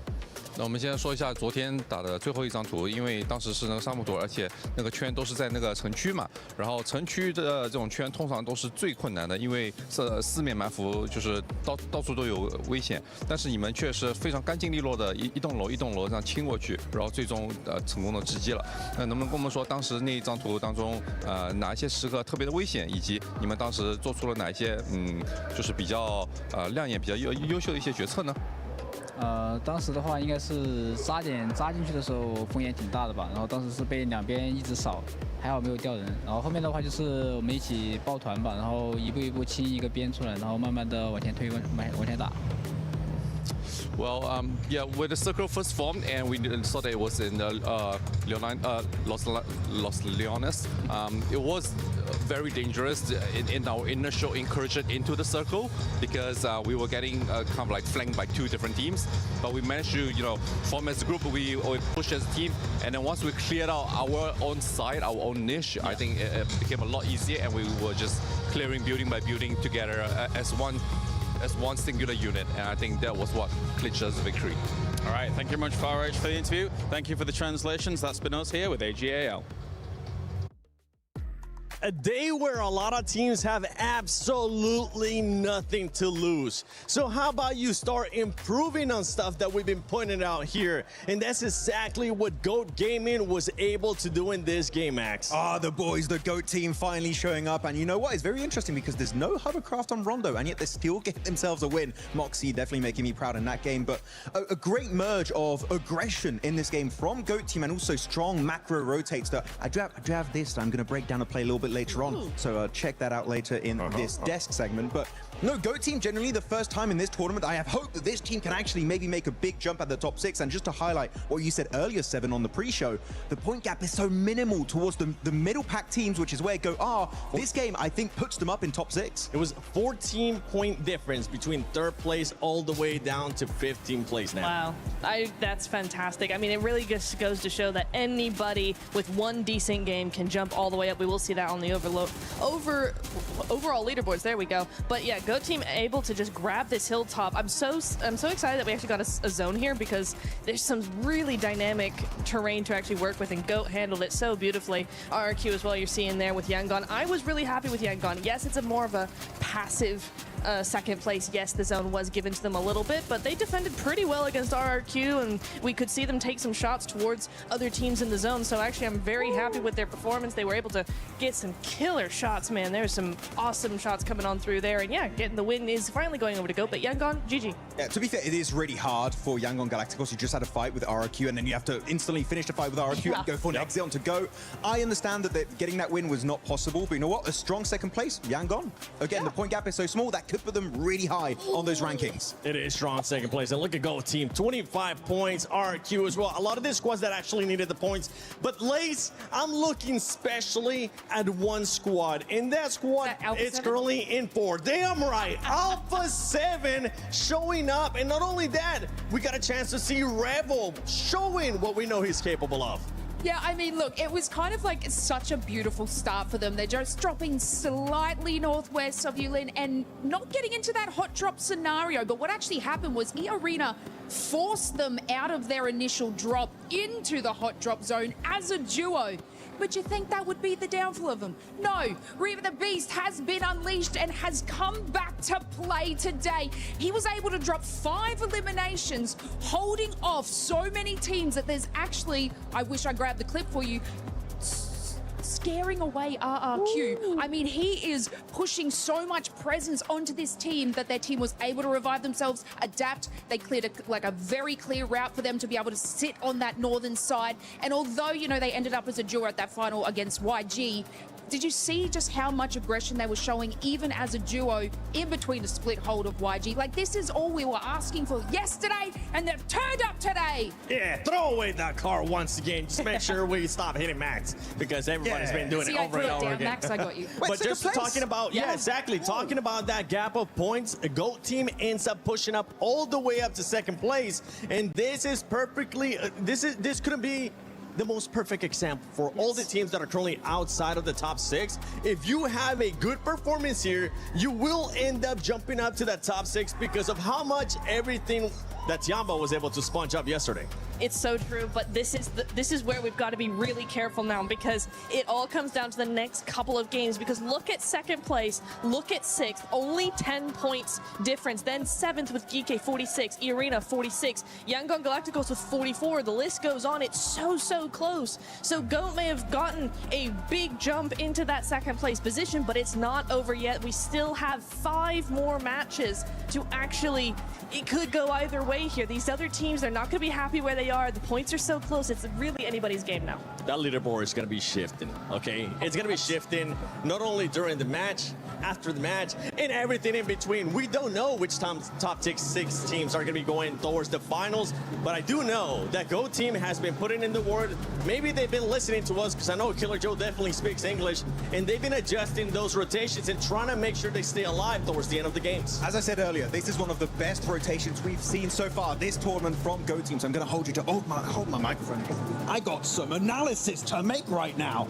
Look at bring it over. Thank you very much. Yeah, I was having a little bit of a bad time. So I want you to look at these positions in particular. You see Goat Team on the southern side. They've been there for like a decent amount of time here, just chilling on the outskirts. Northern circle, meaning they have 2 options. Or they avoid the fight inside the city of Danxing, or they head to the eastern or western side. And there's a great opportunity that happens later on down the line here. As you can see, there's a big skirmish breaking out between Nongshim Red Force and E-Arena. And this is just ringing the bell. This is your opportunity right here, right now, Goat Team, to send it. And the moment they see the fight starting up, they instantly go for this wide western rotation, which not only allows them to clear some teams onto the western side, and they occupy that as their main playing spot for pretty much the rest of the game, but also avoiding all of the skirmish happening in the city itself. It's literally a two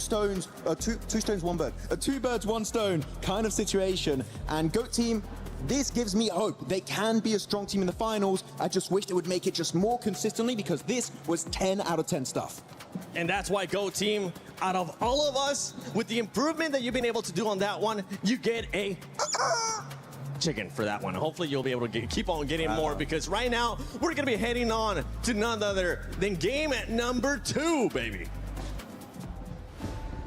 Oh, absolutely. We're getting ready, and our teams, I feel like they're feeling a bit like that plastic chicken right now, a little bit squeaky, because it is getting a little bit later in the day with every single match. One opportunity is stricken off your card. Match number 8, we're going back over towards Erangel this time, Blank. For Go Team, obviously, it's very easy to put all those points. And for Alpha 7 on our screen, obviously I've been critical. Yeah. But I was, at the start of that last game, I was very pleased with their performance. I really, really was. There's just a tentativeness towards that last 10 minutes or last 5 minutes when they get to those stages of the game, where even then I could see Guiz out, setting himself up for that fight, that engagement versus Go Team, which might have been the winner. Creo gets picked up on the backside there because it's just not a full cohesive push. It's tough. It is tough. And I understand in that last game there's a lot of moving parts in that game. But they did show, as Kalaris said, a lot of resilience in the early game. And we can't forget that. I think they had a fantastic start. I think they had the best start to that last game than anyone else. And I've said it before, it's very promising right now. So we'll see what more they can get done. The Furia, on the other hand, another team that I did want to talk about. I think they went down fairly early in that last match. They got stuck in towards Dancheng, tough position to play, slowly bled out players. I have no doubt in my mind, though, the Fury's not going to pop off later today at some point. I think the Furies should be in that top 6. I think they belong in that top 6. From PMMI to now, they are looking for a big win at a major stage in the year. But we're heading into game 2 now with Erangel flying over from the top side of the map down towards Nova Repnoya. A nice, even playing path here, Blank. Nothing too dramatic. Our circles have been pretty cruel, though. I think it's safe to say we were maybe a little bit of we were given a little bit of rest from it in that last rondo. Not super favorable for the teams on the south, but it felt reasonable. We have had some much worse circles moving forwards. E-Arena out fairly early, near Alpha 7 there. E-Arena employing interesting strategy at the start of that last rondo, right? Really going on the hunt, like targeting those recall towers and finding those solos in a way that I don't think we've seen so much. It's definitely something that teams have thought about doing. It's some things that we have seen happen, but it felt very much like a very specific game plan for E-Arena to be able to go for those hunt downs. And it was, I believe, it was Ulf and Alpha 7 who lost their solos. It's been happening actually a lot more recently. There's been more and more times where we'll try and catch out 1 or 2 teams who are just carelessly throwing over towards the same spot every single time. That team will just wander in, get themselves free elimination, and practically ruin the hopes of another team, or at least make their rotations out very difficult, like it was for the case on Ulf. So yeah, I do think that that is happening more. It's just the first time we've really seen the team go after multiple squads at the same time. QZZ currently at 4,470 damage done. Milu close behind 3,900, but the drop-off between QZZ and Killer Joe in 3rd place, kind of wild, because 3,500 damage is pretty good, honestly. But QZZ has just been on another world entirely over the course of these 2 days. Circle very kind right now over towards Boatyard Ruins. GK getting a nice start over towards Pachinki at the moment. Wolves scattered across Gatka Fields. And you could be scattering Jutsu all over the place with the new Naruto skin set, as well as the Ninetales Fury Org. Make sure to draw that in-game, because goodness me, that's a gorgeous skin. One of the best ones, actually, I've seen in quite a while. And you can also have a little tiny Kurama if you wanted, right? You know, you get that Ninetales Fox. He's got loads of emotes. It's fun. It's good stuff. It is very cute as well. It was one of the things I was very envious of. Have to try and pursue that one. Get your spins in, get on to the game. See if you can pick those up. RRQ on the south side near that quarry area. No early engagements. We're not seeing a hot drop in Pachinki anymore. It's just GK on the inside there. Now that was settled. That was drawn to a close.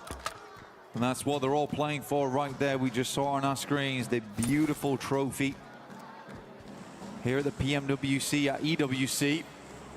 And also get a nice little flyby of our wonderful stage.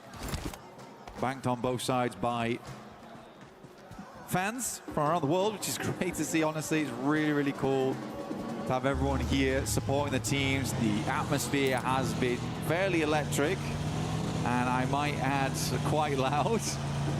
Oh yeah. But I am happy, you know, there is some rambunctious support for the squads.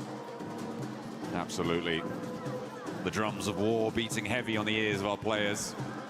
Well, hopefully not, actually. They have ear protection on, so they should be fine. And they will show their support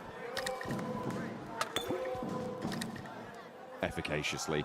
Goat team, okay, moving over towards what? Yeah, it's true. It's very effective. Who likes searching the dictionary for that one? Efficaciously. Yeah, it was good. It was good. I think I came. I up saw with you pull out the dictionary and start flicking through there. Hey, you know, sometimes I just got to riffle through it. Rifle. And what I find would be eleemosynary. Oh, okay, wonderful. No clue what that means. Neither. I'm pretty sure it means like something. You've just. All right, fair enough. You skipped a single page and just gone for it. Just because you read the dictionary doesn't mean you know the definition. I would hope you did. You're like the picture book of dictionaries. You just look at the words. Yeah. Don't want to look at the definitions. Absolutely, yeah. A is for Alpha 7. That's true. B is for Brazil. B is for Brazil. C is for Carrillo. I don't have it. I'm out. I'll tap it out of that one. Furia. Ooh, stop, drop and roll. Down the hill. But they do get back to their tyres and will be on the road again. To come in from that eastern side. Tiamba from the northeast from Yasnaya, making their way into teams looking to leave Pachinki, or well, crowd in around the edges of Pachinki in this spot. But still, far afield from one another. These teams are still a little bit in that looting phase. Yeah, it's a calm game. It's always weird coming from Rondo because it's from minute one you're bombarded by elimination after elimination. Plenty of ridiculous infighting towards some of these POIs on the map. But for Erangel, this is a pretty reasonable circle. Honestly, I don't think there's nothing too crazy about this whatsoever. I feel like the first fight that might pop off is actually Alula on their crossing from the north side. Depending on where they go. Alpha 7's arch nemesis. Yeah, Alpha 7 are kind of in the way. But Alula could just go further east and try and push in on that side of things. And Alpha 7 are a little bit split right now, so it is kind of dangerous if Alula go for a full crash on towards one of the positions on the north with Obscure, with Revo, both kind of isolated from one another. Well, for Alpha 7 right now, I can see what they're trying to do, right? You're trying to maintain control of box, also have some control over the compounds that sit underneath Everest, and you're basically guaranteeing as much in towards the next circle as possible. All those locations are good, and there is support that you can make from across the river. And Guizhou went for a slight push-up over towards that north side as soon as Obscure was sending back that information that potentially was a team roaming on the northern edge. But he's going to back down towards the south side of Everest. Everyone's quite well situated though. School currently taken by Tiamba. They shifted over from that eastern side. Alula crosses over the water to the banks of Rozok. But pretty much this one comes down to zone 2. There's plenty of space for absolutely everyone here. So we can probably talk about some of our teams. Currently in this one, Yangon Galacticos getting a very free and easy rotate from that south side. But AGAL wasn't a horrendous game last time around, but they did fall over at some point. I think I'd like to see a step up from this squad, probably towards the first portion of the day, right? First 3 matches, I'd like to see something good out of this squad, and that would indicate they could potentially be in that top 6. I think so. I mean, certainly coming into the survival stage, if you had to pick AGAL or Tiamba to be in the first place position of this lobby, this is not the reality that you would have selected, given the performances that we saw back in those group stages. But AGAL, they have fallen off, but not far enough to be outside of that opportunity zone. With Goat Team in second place on 57 points, that's 17 points ahead of AGAL in 12th. which means that they have a massive opportunity to be able to push on through, to change the story here. As for almost all of our teams, in fact, as the circle crunches in, again, fairly chilled out circle, keeps that northern side a little bit in, but again, you're just going to have to look to move forwards. And Alula split themselves 2 and 2 to try and find the best way across. I imagine that they've spotted Alpha 7 on that location. With Alpha 7 looking to regroup, Alula will be able to get through. It's interesting. It would be interesting to see if they try and go 2 and 2 and actually cross into different locations, because at that point, they're committing to being completely split until they can regroup in maybe zone 7. It's really hard, okay? It's really, really hard to play across Boatyard, wrap through the rolling hills on the south side of Boatyard and back to one another, which is why you're actually seeing them re-rotate to regroup over towards the western edge alongside with the rest of the team that's south of box. AGAL getting blasted right now as they push over towards ruins. This was a very desperate rotate. They're mildly successful, honestly, off the back of it.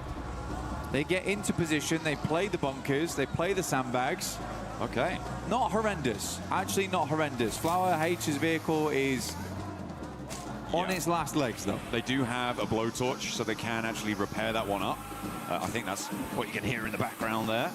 You've got your headphones in, making sure that they are nice and healthy. Yeah, I feel like mild, maybe even up to medium successful. Yeah, on medium, this push. medium success. Maybe you're right.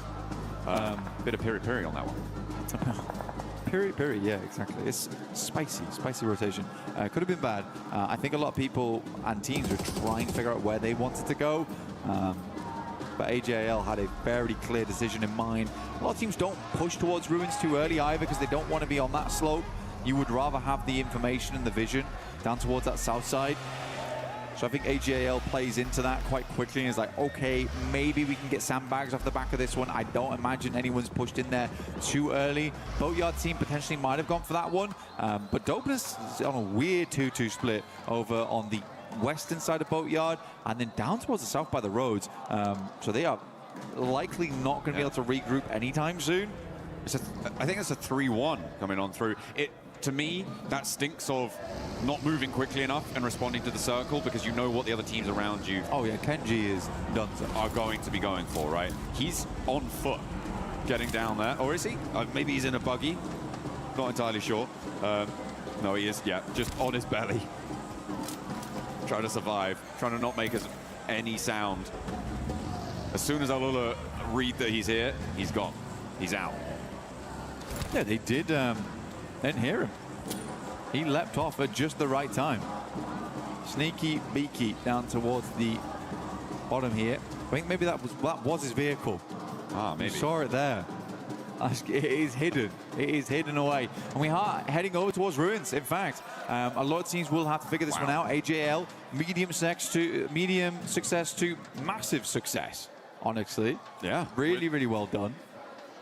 With that circle, they have got themselves a really nice slice of it. Alpha 7's compound as well is pretty huge, overlooking so much of the fields to the south. They've got a lot of pressure to the east. E-Arena may look to try and crash down upon them, but I don't think there's an impetus to do that within the next maybe 2 minutes, 3 minutes potentially.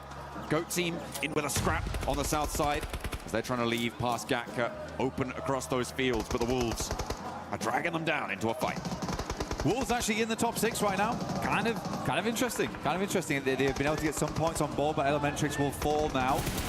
Baton moved over towards that northern edge. They were split on the team quite fully along with one another.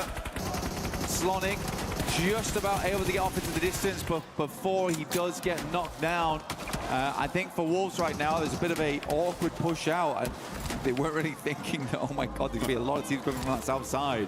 And we're quickly shut down because of it. Ulf tries to go center. Ulf is not a team we expected to be in 13th here. I think this is a very big surprise for everyone. Currently only on 2 players. And we're probably thinking that for the guys on Ulf, this is a hard achievement to make happen in the last 4 matches, because I don't think they're getting many points off the back of this game. They would have to shoot up the rankings if they want to make it to the top 6, and Ulf getting sent home today would be a massive deal. Definitely. I mean, it is a team that has had Some ups and downs, I think it's safe to say, over the course of these group stages. Not quite able to make it all the way into the top 5. They were definitely in with a chance here. The lobby is close enough in terms of these overall scores right now, Blank, that they can still make it.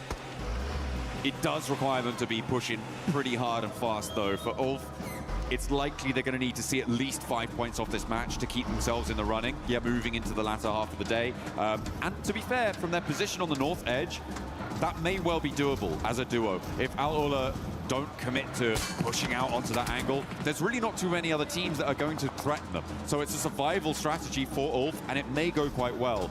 They did send all the way from the southeast straight through the middle to get to this spot. That's why they've managed to shed all the players that they had. But yeah, it's a tough game for them. They do need to make the most of it. Yeah, which is why it is a massive success for AGAL on that rotate, because they stopped early enough. They didn't lose too many players. They brought things to repair the rotational devices with, aka cars, which is great. Great news for them. And they should have some success into the future too. We do move over towards that western side. Alpha 7 throwing a bone here, but I would argue that they set themselves up nicely in that early game. I'm hoping this trend continues. Honestly, I think Alpha 7 looks good today. They do look good today. Yeah, with that pressure on the northern shore to divert Al-Ula away, remove a lot of that. That's what you were talking about, right? With their ability to hold that 2-2 split. I liked they did regroup on the northern side, so they weren't solos. They were very quick to reassess the scenario as well and get back down towards this location. I believe that, although, sure, the rest of the team's very, very good, Guizhou has been this driving factor for the team today. He's been making a lot of calls, a lot of decisions on the fly. And I think it's been helpful. I think it has been helpful. It's just strange that one of the newer players of the squad is the one to sort of drag the team along with him.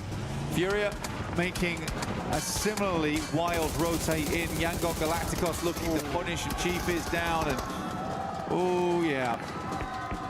That is nasty stuff coming through. One player now left for Furia. Coach not looking too happy. Gonna have words with them after this one, I'm sure. Trying to figure out the best path forwards. GK, they were put through the ringer in that last match, but it looks like they're going to survive on their compound as well, as RRQ go down to them. Too much damage for them to bear, and Ragnarok back to his feet. The res comes on in. Tianba in the meantime getting torn apart by AGAL. There is an answer a little bit, but the nades over the top just slow things down, and they only have Milu left standing, and it needs another. Let's go for another 1v4. Why not? Great nade from Maple, honestly. Very well done here. Sometimes it can be a little bit difficult to post these nades over inside of sandbags because there's a lot of terrain that stops you from fully committing those nades inwards. And maybe getting a little bit over-aggressive here, forgetting that Castle is in play. Nade over the top, tries to finish out QZZ, does go far enough. Well done. Really good hold here from AGAL, leaving, like you say, Milu, the 1v4 master, alive at the end here. For Tianba, another fairly low-scoring game, potentially on the cards here, with only the single elim found. We said before, it's probably still fairly safe for them right now, but they do need to pick up a couple points here and there, Blank. Yeah. It is unfortunate in this spot. Losing 3 of their players like that is not how you want to start. Dopeness on the south side against Nongshim Red Force. Nongshim Red Force playing with only 2 players in action, and Dopeness similarly losing 1 of their players as well, as they left Kenji in the shadow of Al-Ula. We saw him dropping down earlier on. GK holding. Next circle is closing now. We have a lot of Everest over towards that western side. The arena's trying to bank as much information as possible at the moment. Store that away. Filing cabinets, pull out the secret files for later, where these teams will be playing, how they want to approach an endgame.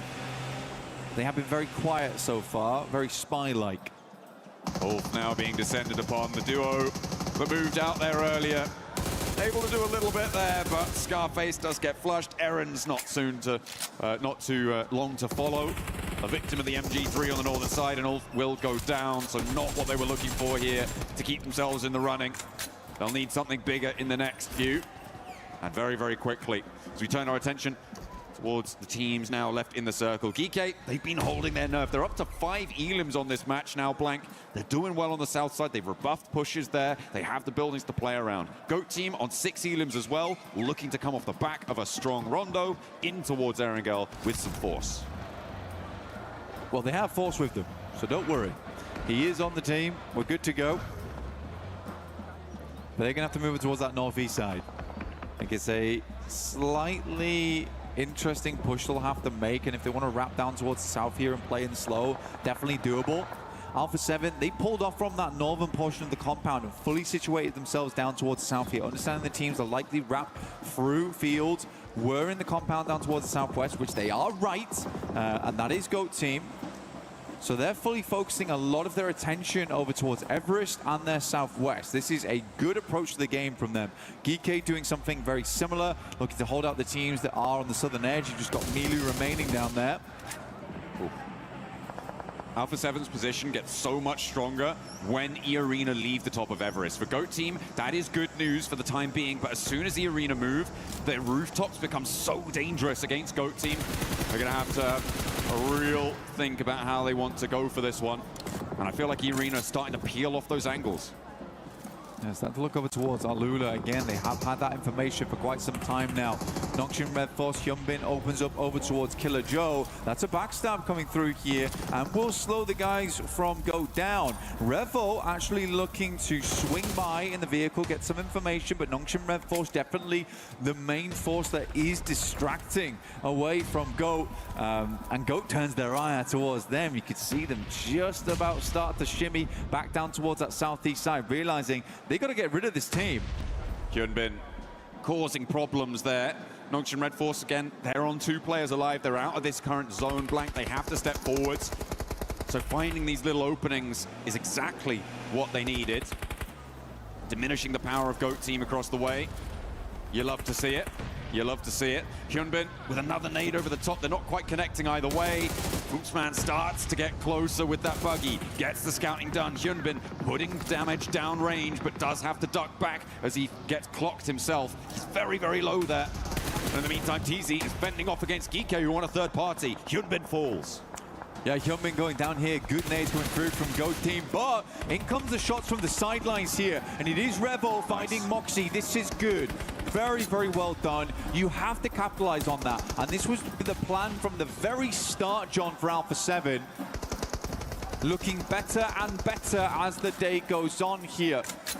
Kiwoom DRX technically have center circle on this one, but they have been so lackluster throughout the tournament. It's hard to call them doing much going forward.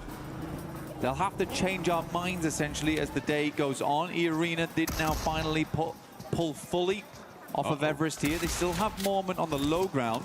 Milu 1v4 time, question mark. Is he going to do it again? There's 2 players down.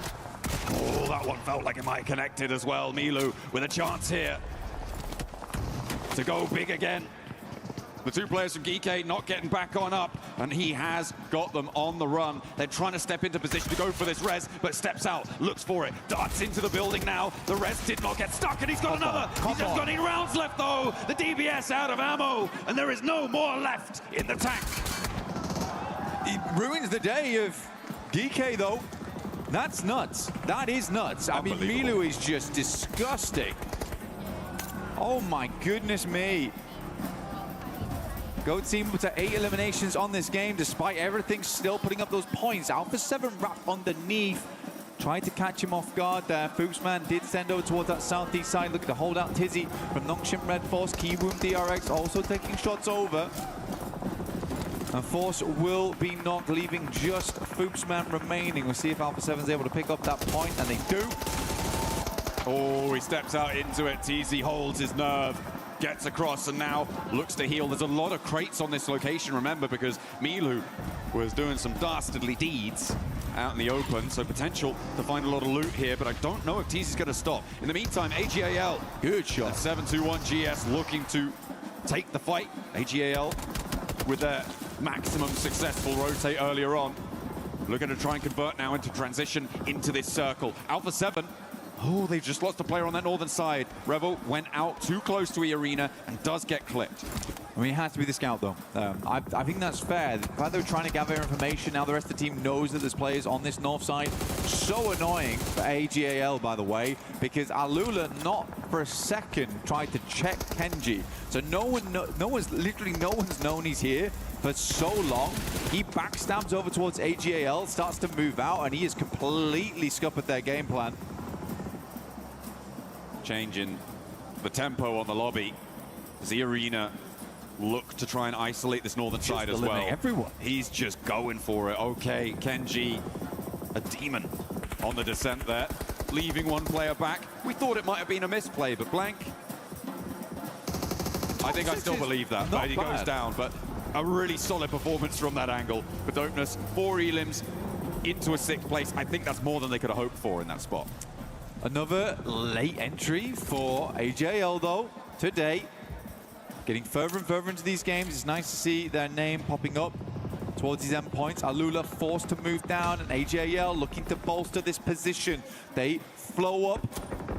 Carrillo looking over towards KRX. XEZ opens up over towards Claws, but it's Yasa over towards Flower H to get him down. This is going back and forth, but Maple comes through with the shotgun and will finish them off in fantastic fashion. They've got to get quickly with those players back up on their feet. But E-Arena from the western side, they've got the license to elim right now. The spies coming through from on top of Everest. Telescopes and binoculars put away, and they're looking to get the big elims on. He wound DRX as well into the fight. XCZ with a chance to shut it all down, though. Their chance to jump up the tables to get themselves off of the back foot here, but they are now on one player alive. He's burning, and now the DBS is going to try and shut him down from up on high. Tags one, but can't get the second done. Where did he go down from? Was that E-Arena? Schweppes moves on out, as do the rest of them. What a flex across. Alpha 7 now up against E-Arena. Good flex coming through from them, like you say.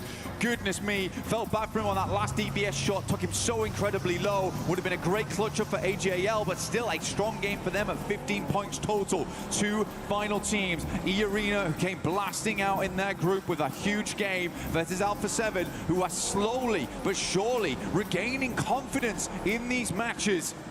Losing Revo earlier may be a difference maker here, though, Blank. For Alpha 7, they need all the sightlines they can get, and E-Arena have been able to change the pace. Play slow and immediately turn it on when it mattered. Rolling around on the hillsides, they're trying to get that information, but Mormon with that MG3, a major threat on the angle. Obscure and Guizao pulling up and maybe looking to go trade for trade with the nades. Obscure dodges that one, launches one in response, and Mormon steps out of the way. MG3 to rattle Obscure straight on down on the hillside. Schweppes steps in, and Joker is the trade. Now 2 players have the broadside on Turney K, but he manages to turn around the headland and stay alive. A 2v3 now.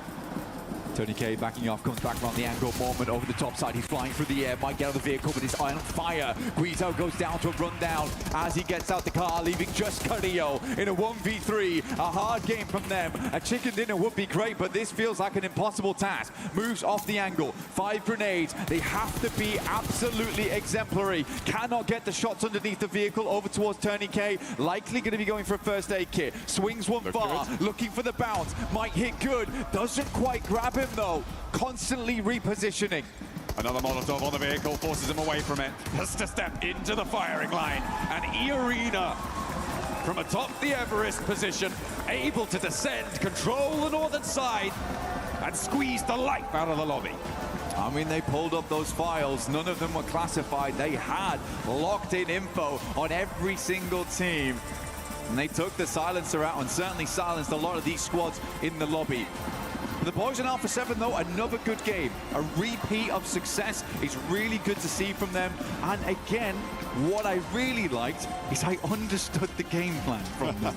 It felt like it wasn't haphazard from the squad. And even when Revo went down, I didn't really mind that all that much either. I was like, he's doing his job. He's scouting out for the team. Yes, he gets a little bit far and potentially wasn't expecting the sightlines from E-Arena on the top side. But even if you do go down like that, at least you're passing back information. There's a northern squad there. So for Alpha 7, another strong game. I think it is a top 6 today. Okay, all right. Yeah, I have to agree. I feel like that was a lot better. They addressed some of the issues from that first round, though. They were a little bit more dynamic when they needed to be. Losing Revo may be something they can patch up, but it is improvement consistently, which is exactly what you need for a survival stage. So great news for them. And E-Arena able to do a lot of work to try and push themselves back into that conversation as well. Yeah, there have been questions about the consistency of this roster. Of course, Schwepp's the only player here to have that opportunity at the triple title of PMWC. He has been able to win it twice before. So to see him go home in the survival stage would be pretty galling, I'm sure. Yeah, absolutely. Very good stuff so far, though. AGAL looking fantastic. Today seems to be the day of getting back on form, but we'll be back on form very shortly after a very short while.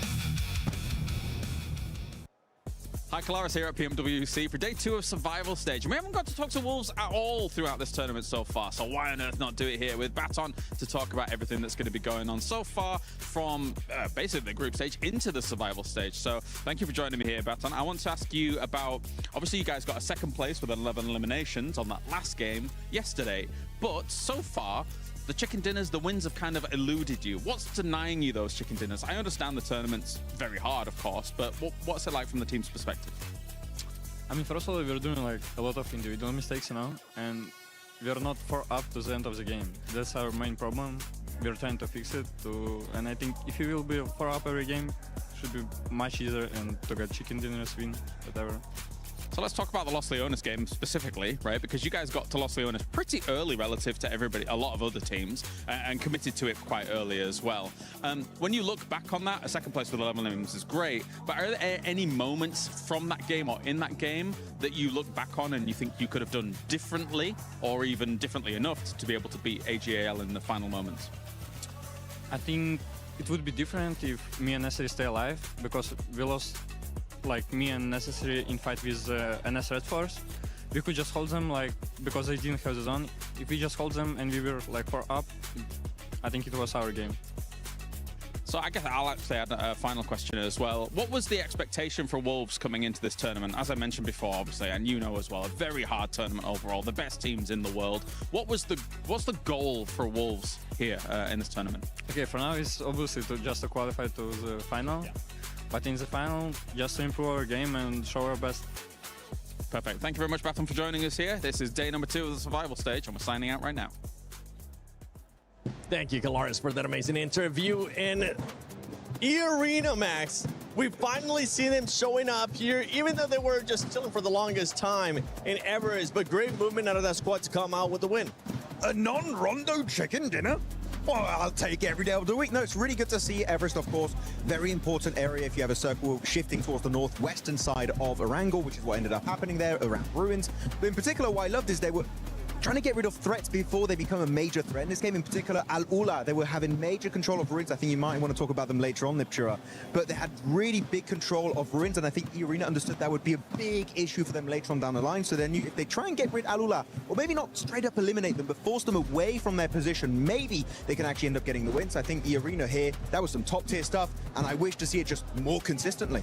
And Lace, one thing that we saw too is them gatekeeping Alpha 7 in a way, because Alpha 7 ended up being just in that house. Usually that's a team that likes to spread their wings a little bit more in that kind of position, but E-Arena wasn't allowing them to do that. Yeah, I mean, I'm not really even disappointed with what they were trying to do in that certain scenario. You know, they were, down a player compared to that. So them being able to sort of scout that position. Obviously, I think when our wonderful IGL got out of the vehicle, probably just a bit too early. I think that's where the miscommunication led them. And obviously, he was not in a good position whilst, E-Arena was still scouting in the vehicles. But look, it's a better effort. Like, we have to take from yesterday to today, they're getting in those top fives. And better effort, we saw that from KRX in this game as well. Not necessarily the final push, KRX, but you know what? You guys have been absolutely awful so far, so I'm happy to see some great stuff from you guys. Yeah, it is nice to see a little bit of life coming in from them, but E-Arena just cleaning things up. Flips, oh my goodness me. E-Arena, I'm very, very impressed with how they played this, waiting for A7 to make a move first, to come to them, to let them know where their position is, and then just going all the way around. I mean, MG3 does a professional team like this, but A7 had a lot of options, and E-Arena just made sure that those options dwindled very, very quickly. So very happy with EA for this last game. Quick positive for all the teams at the end there, in particular looking at Alpha 7 and E-Arena. Not doing these weird drive-bys and just losing all of your momentum. Like, they actually stop the car, get out of the car, start shooting, and then they get back in the car, start driving forward. So I do appreciate that. I'm sure Blank is going to heavily enjoy that finishing moment.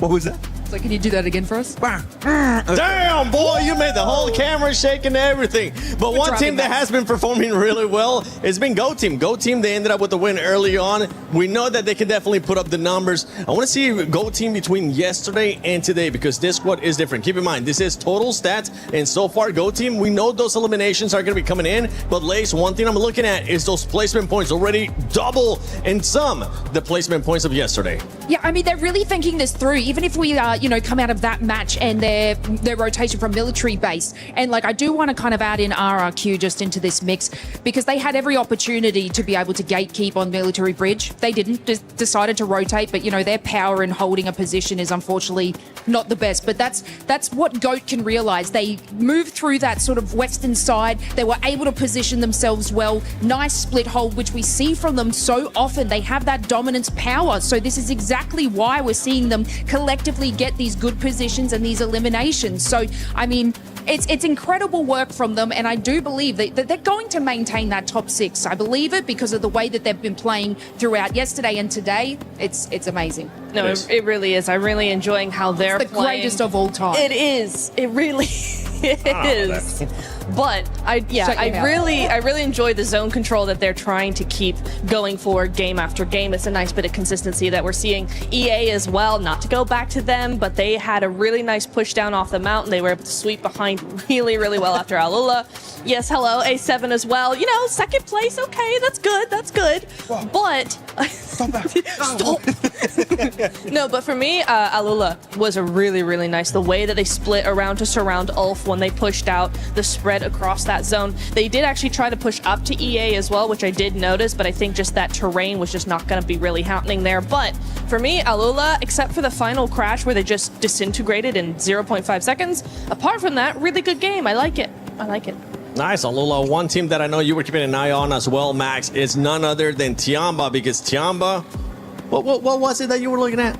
Tell me a little bit more. Not a great push, unfortunately, on their Chinese brethrens of all gamers. And actually, I believe we do have a replay that might be coming up in just a few seconds here. Actually, it's going to be this one. But the thing is about Tiamba, I think the idea of pushing onto all gamers is great. You can see all the players get knocked here. And the thing is, if you want to push in this area, you have to commit. You need to send it and eliminate the opposition, which is going to be all gamers in this case, because everyone got wrecked literally upon entry in this area. It's just a nade funnel at that point. And then eventually all gamers, Maple in particular, is like, wait, we got a massive advantage here. We're just going to wrap it up, end up getting all of those flushes, and only Milu is left alive, which, no, Milu can do 1v4s, we've seen it before. But Tiamba, sure, they're in first position, but I'm looking ahead of the finals. In the finals, I would say this is a massive fumble, maybe that could cost them the tournament. So Tiamba, position like this, you can't play too passive, you need to commit if you want to come out on top. Especially when you have a team like AGAL wanting to be even more aggressive, wanting to make that push, because they also need the points. This is a team that hasn't really been performing well, but let's take a look at how the standings are currently looking. Tiamba is still in first place, but Alpha 7 making that push now to second place. Go team, due to those amazing eliminations that they were able to get in that last game, they've maintained themselves there within the top 3. And we're going to start seeing a bit of a gap here between some of the points too, Max, as Furia goes all the way down to 5th. Yeah, it's been looking a little bit tough, unfortunately. I'm not seeing anything from Silence and Ayala, which is quite unfortunate. We know those guys are very good, literally on the local stage or on the international stage. It's been kind of the Higor show right now for the side of Furia. So I would love to see a little bit of a team-wide effort, though, on the second page. Boy, Ulf, what's going on? They're losing players on like phase 2 or 3 Niptura. This is not the Ulf that I know. It isn't the one that I know either. It's not the one that anybody knows, quite frankly. It's not the one we saw in the group stage. Yes, they kind of slowed down in some of the group stage games, but it's not the same. It's not the same at all. I don't know what's happening. We've gone from, players of, the old Fireflux, right? We had players of old Fireflux being, with Ketch as the IGL, and they're making such a massive comeback, and then all of a sudden they get here, and they just fizzle out, and I'm so confused because this is a team that has incredible firepower, right? They are so good at that aggressive play, and we're just not seeing anything. Well, exactly. I mean, how do you go from old Fireflux, a lot of those players being on old Fireflux with that reputation, coming over here, continuing that reputation, and then doing nothing now? Just final point on that one. Usually they're slow starting team. This is taking way too long to build up that momentum. It's very, very slow. That's right, Alpha 7 fans. Get a little bit high because the team is finally performing. We're seeing something different from this squad. So let's go, Alpha 7. Let's send it over to none other than the man with high energy, High Dukes, and Kalaris. Yes, all right. We've got a few teams to talk about before we actually kind of get things into the next game. I got Hot Jukes here with me for everything. And we got a few teams, such as E-Arena, getting themselves a win when they hit those big highs. They hit it really hard. Here from Everest was a great position to stage this from. Good information from there, not only a great staging point. Yeah, absolutely. I mean, when you said biggest highs, right, they've had like the biggest in a past for Rondo, right? But still couldn't make it into the final stand. But they're here now. They get the chicken dinner. 17 points was critical, right? So it's good to finally see them make something happen.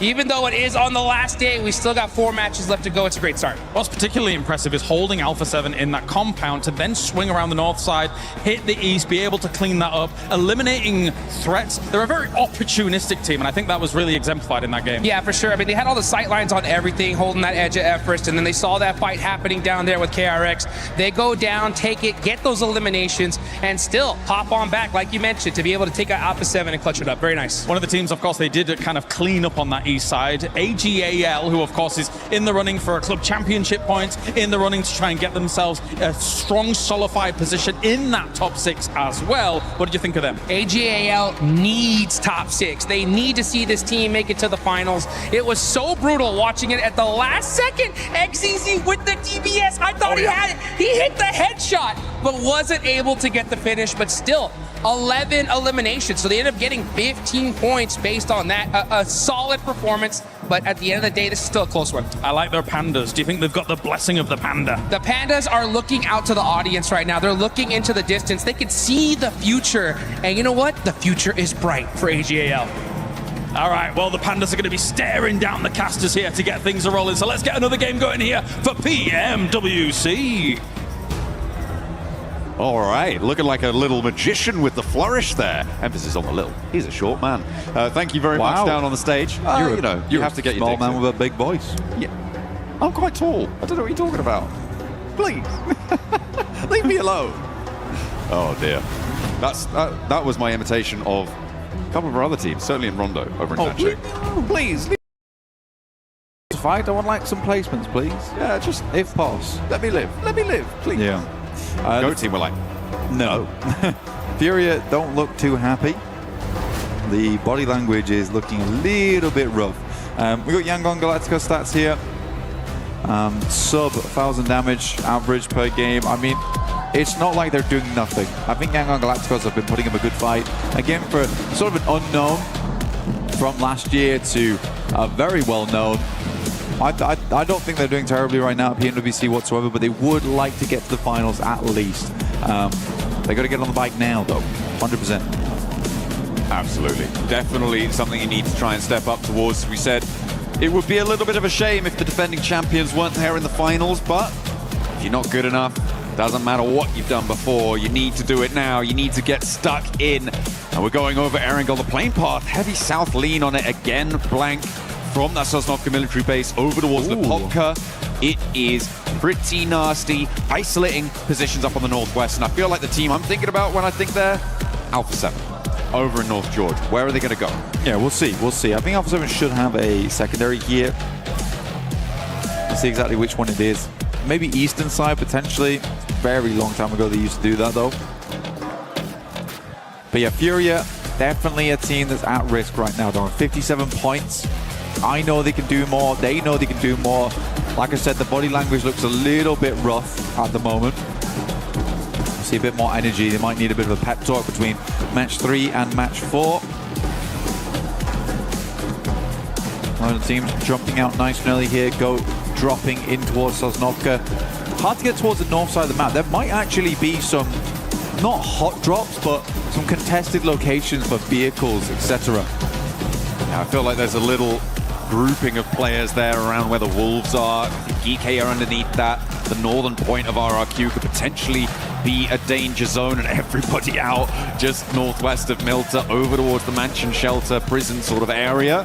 There is a lot of players dropping out there, and I don't think there's that many vehicles, Blank. It's going to be tight. Oh, so we are going back to Lipovka. Lipovka split, actually, for Alpha 7. Okay. They did this quite frequently, so they are going east side. Nice to see. AGAL down towards Milta Power and Mini Milta. Lovely circle for everyone. Honestly, this is probably one of the kinder circles they could have gone for here.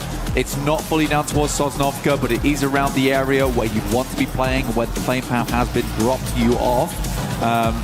So yeah, fine, just fine stuff. For Ulf, I'm going to say now, if they want to be in the top 6, we need like a second place or a high elim game, top 3, or a chicken dinner. If not, it's going to be a very hard end of the day. They're currently 14th place. You know it's bad when Keywoom DRX is actually catching up to you. That's a problem. They've had a really rough time of it. Yeah, they are currently 17 points behind that bubble in 6th place. So there is a real gap for them to close. But Ulf could do it. They definitely could. I mean, they're slap bang in the center of this circle. They've got a lot of time to play around with. Hopefully they can find something here. As you said, it's what they would need. And for top 6, it's actually very kind. It's so kind that match 6 is probably going to be comical again. Where teams are going in and out from that top 6 over and over again. So we finally settle on the Chosen. Yeah, it's getting very, very tight-knit on the leaderboards.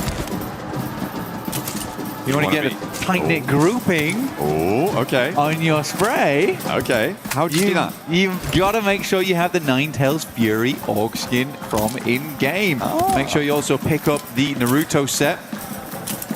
There it is. Oh, okay. Teasers for a while there, but finally we got it on board. Looks pretty. But it does look pretty. It also has an alternate version as well. We're going to show me the spin. Show me the spin. No. No spin. No spin. Spinless. Spinless? None for you. You've got to get it in game to see the ultimate. That is really sad, actually. Well, you win some, you lose some. You do. But you can certainly win some lovely skins from the current Naruto event, because it is fantastic. I think it is specifically Shippuden as well. I'm sure that means something. I'll have to get... That's right, John. I'll have to get Maxman on that one.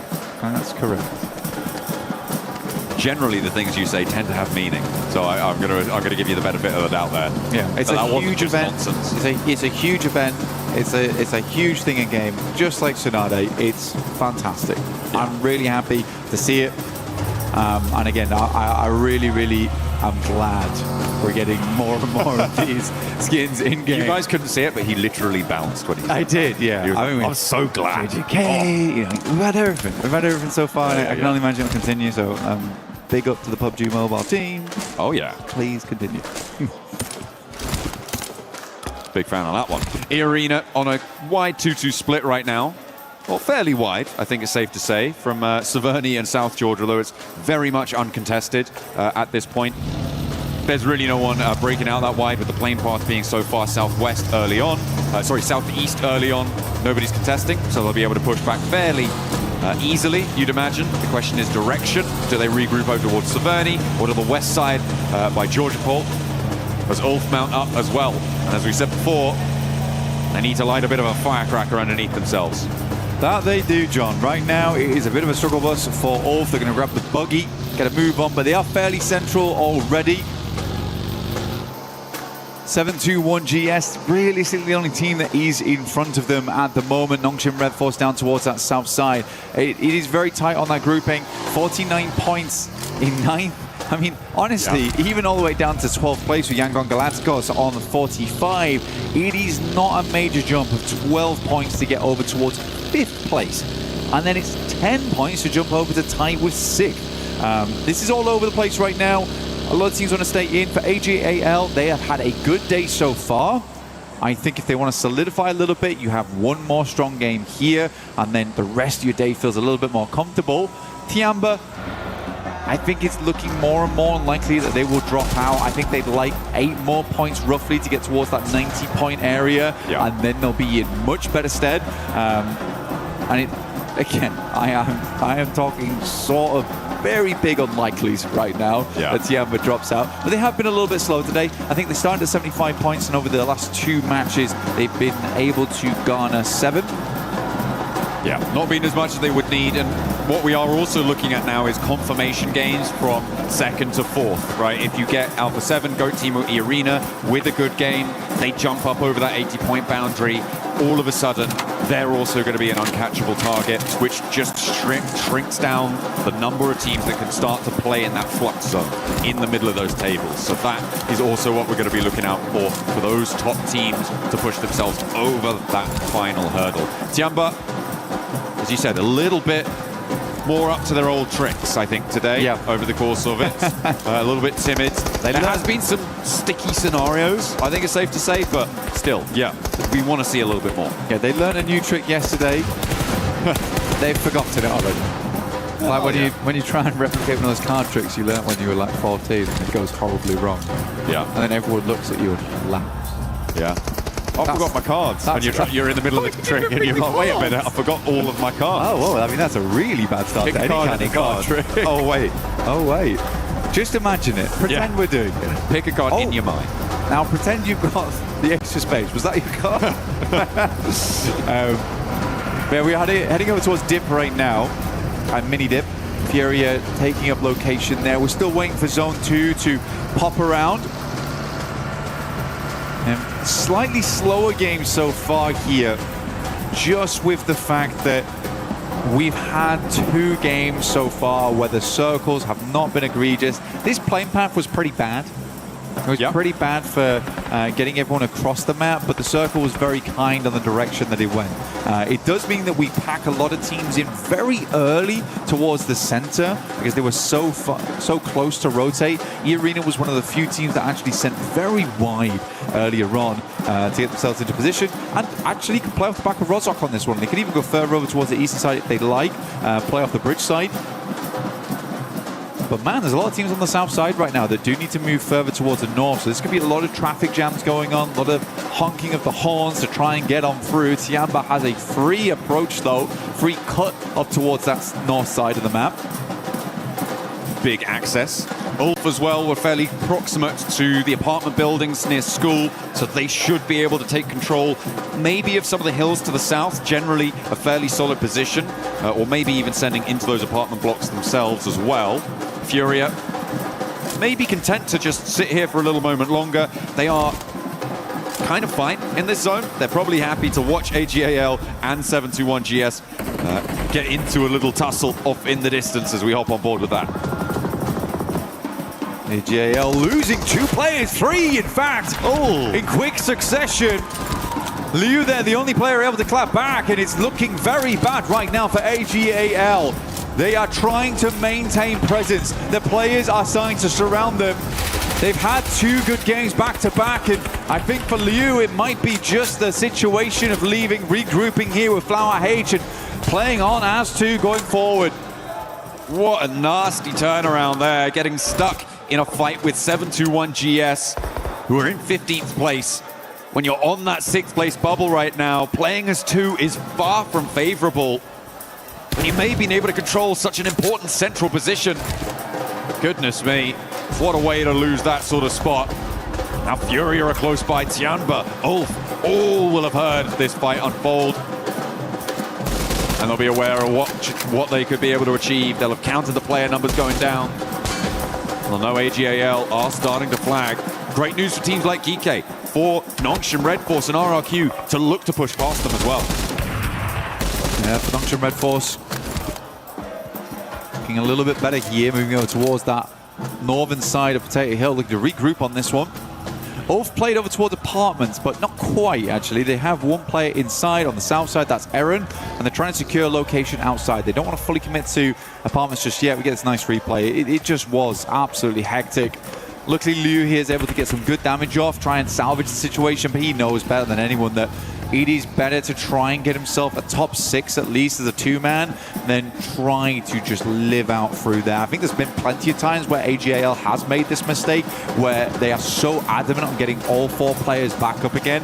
I want to see more of this from AGAL. They're just playing on as two, just trying to see what you can salvage from a match.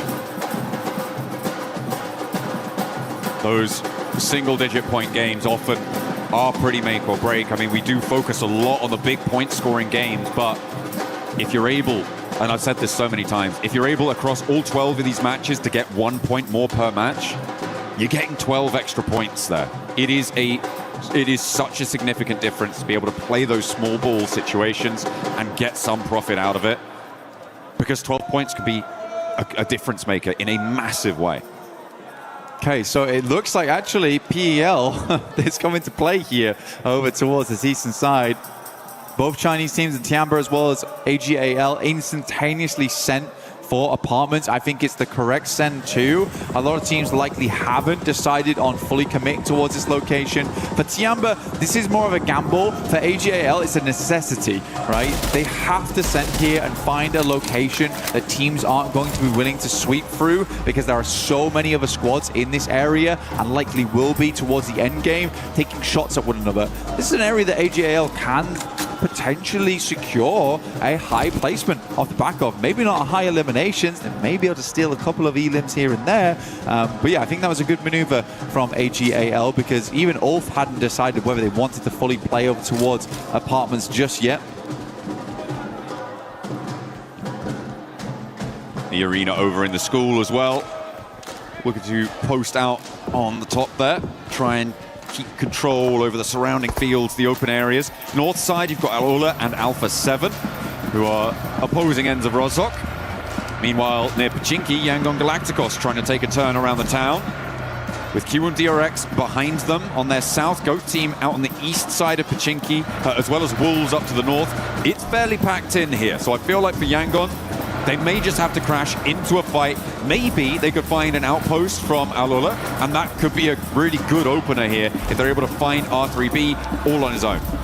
This is multiple times so far that Yangon Galacticos and Alola have found themselves very close to one another on the map. But I will say this, is that anytime that's happened, both Alola as well as Yangon tend to avoid one another. KRX getting taken down. Baton doing some very good work here, in fact, and Finny might just send away on this one. KRX getting absolutely decimated in the face of the Wolves. RRQ similarly getting shredded as they try and make the cross. I think, yeah, RRQ now down to a solo over in the apartments as they try to dart across the fields to the south of school. Not going to work out. As you were highlighting there as well, Q1DRX tried to crash past the Wolves and there was no quarter given. 3 of them taken down. In the meantime, Goat and Nongshim Red Force clashing on the north side of Potato Hill. You can see the nades starting to fly, but XZY into the hovercraft to keep himself safe. Some nice cover there. Moxie with a nade cooking. Pin pulled for XZY as well. Back in towards that hovercraft. Can protect himself nicely from it. A lot of cover. A lot of security found, and away he goes. Goat team not able to extract anything so far.